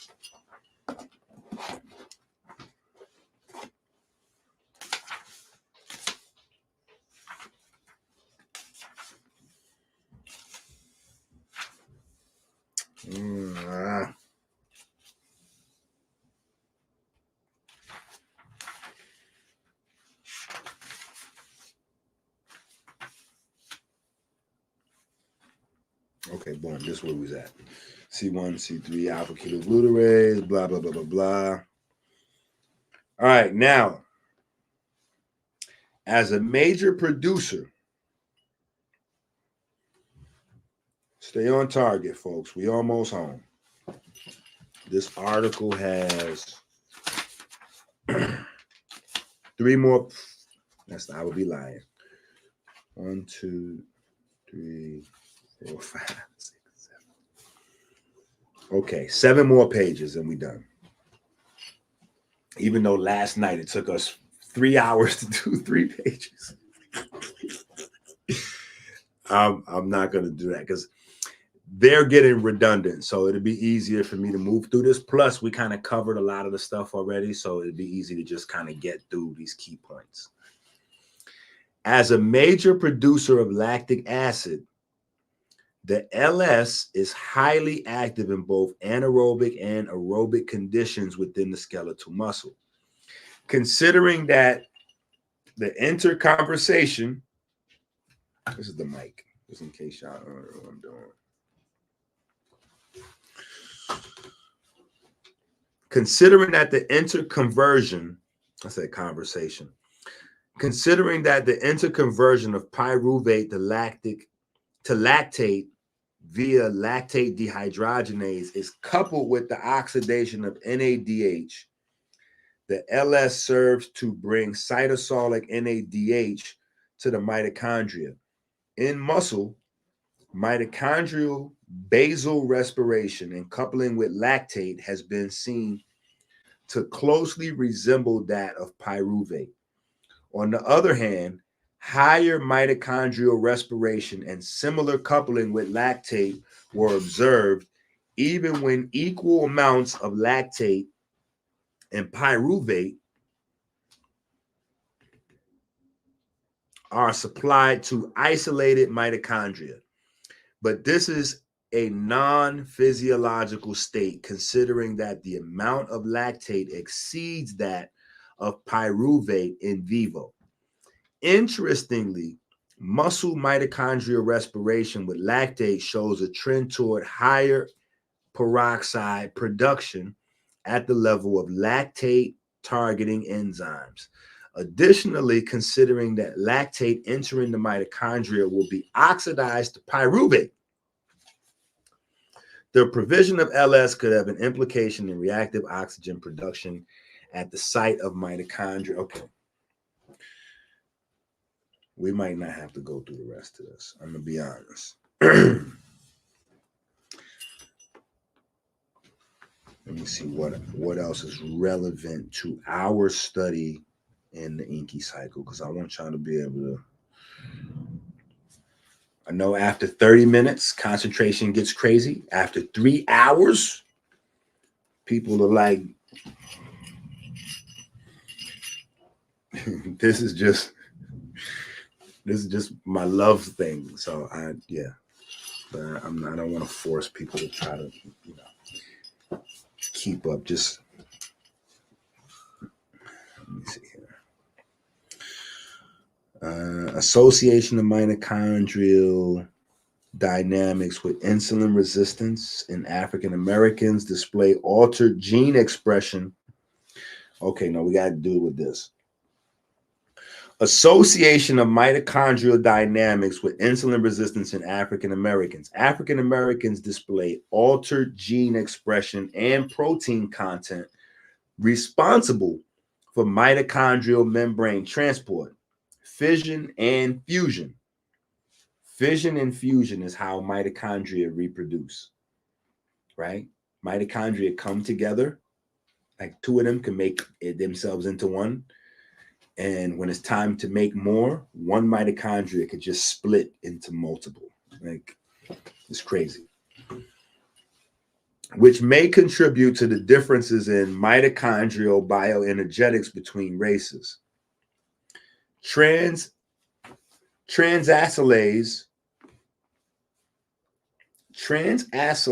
tafazin. That's actually a word, tafazin. Just work with me. The acronym is TAZ, right? A mitochondrial membrane transport protein plays a key role in alleviating high-fat diet-induced insulin resistance, inflammation, and palmitate-induced impairments in insulin signaling. Interestingly, African American women have lower TAZ gene expression in skeletal muscle, which could contribute to the disparities in mitochondria function seen between the races. In addition, skeletal muscle, in addition to skeletal muscle tasks, lower expression of TIM8A and TIM17B, which are basically like ports. Because I don't want to keep, it's getting crazy and technical. I said it's getting a little redundant, but these ports are where electrons and things come into the mitochondria. Right? So it's saying that women have less of these. This means that they have a lower capacity for mitochondrial fission and fusion, as well as a potential for altered overall mitochondrial functioning. So this is why, now we're breaking from the article, this is why you ladies got to knock off the dumb shit, respectively. Okay? Stop saying that you don't want to exercise because you scared that you're going to get facial hair, and stop that. That's an excuse to be lazy. Your genes mean that you need more exercise than your man does. So technically, he doing 100 push-ups. You should probably be doing 150. Not the opposite way around, where he's doing more than you. Okay? You're twice as impacted.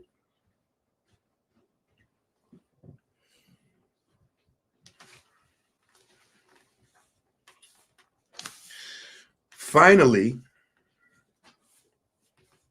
hold on.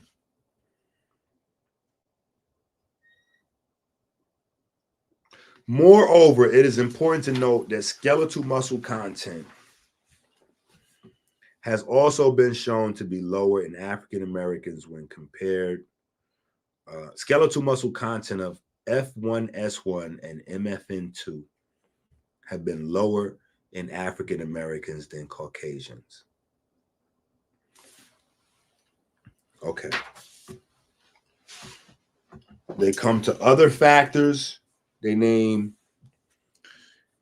UCP. Now, why is UCP important? Because UCP has everything to do with brown fat. Right? UCP has everything to do with brown fat and the whole idea of getting into cold baths, cold showers, ice tubs, and all of those things. UCP3 is abundant in glycolytic muscle fibers with low oxidative capacity, suggesting that an efflux of fatty acids may be protective against accumulation of fatty acids in the mitochondrial matrix. In addition to UCP3, UCP2 is expressed in various tissues, including skeletal muscle, and in part serves to uncouple respiration, which subsequently affects energy expenditure.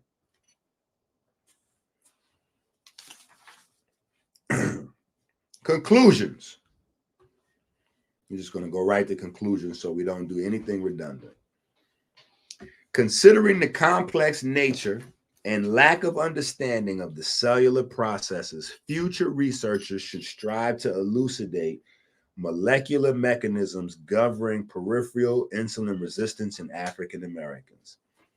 Furthermore, considering that the association of intramyocellular lipid accumulation and insulin resistance is weak, even after numerous in vivo studies, research should turn towards ex vivo studies that could help delineate molecular premises behind potential impairments in insulin signaling.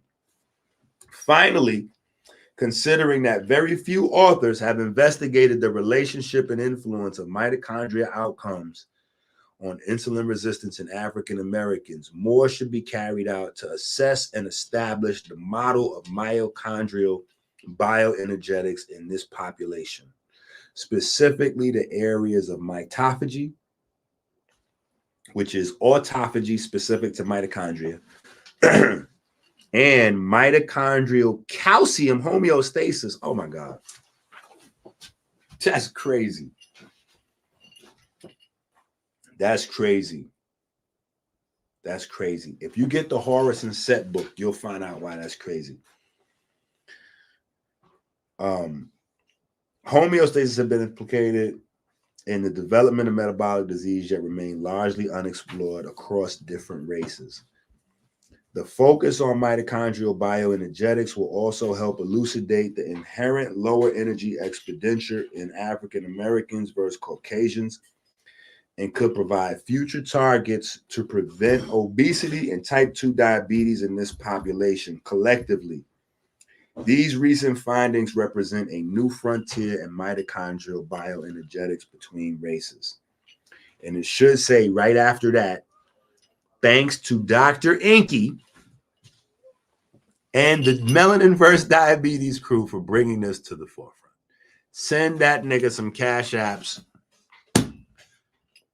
because it's much easier to deal with Dr. EnQi's information than it is the Charlie Brown teachers. Boop, bam, boop, bam, bam, boop, bam, bam. And not to mention, we'd be way ahead of the time. Hi, my name is Wusia. Freemasonry is the largest and most successful fraternity on earth, and it's black. If we are going to celebrate anything during Black History Month, it should be Freemasonry.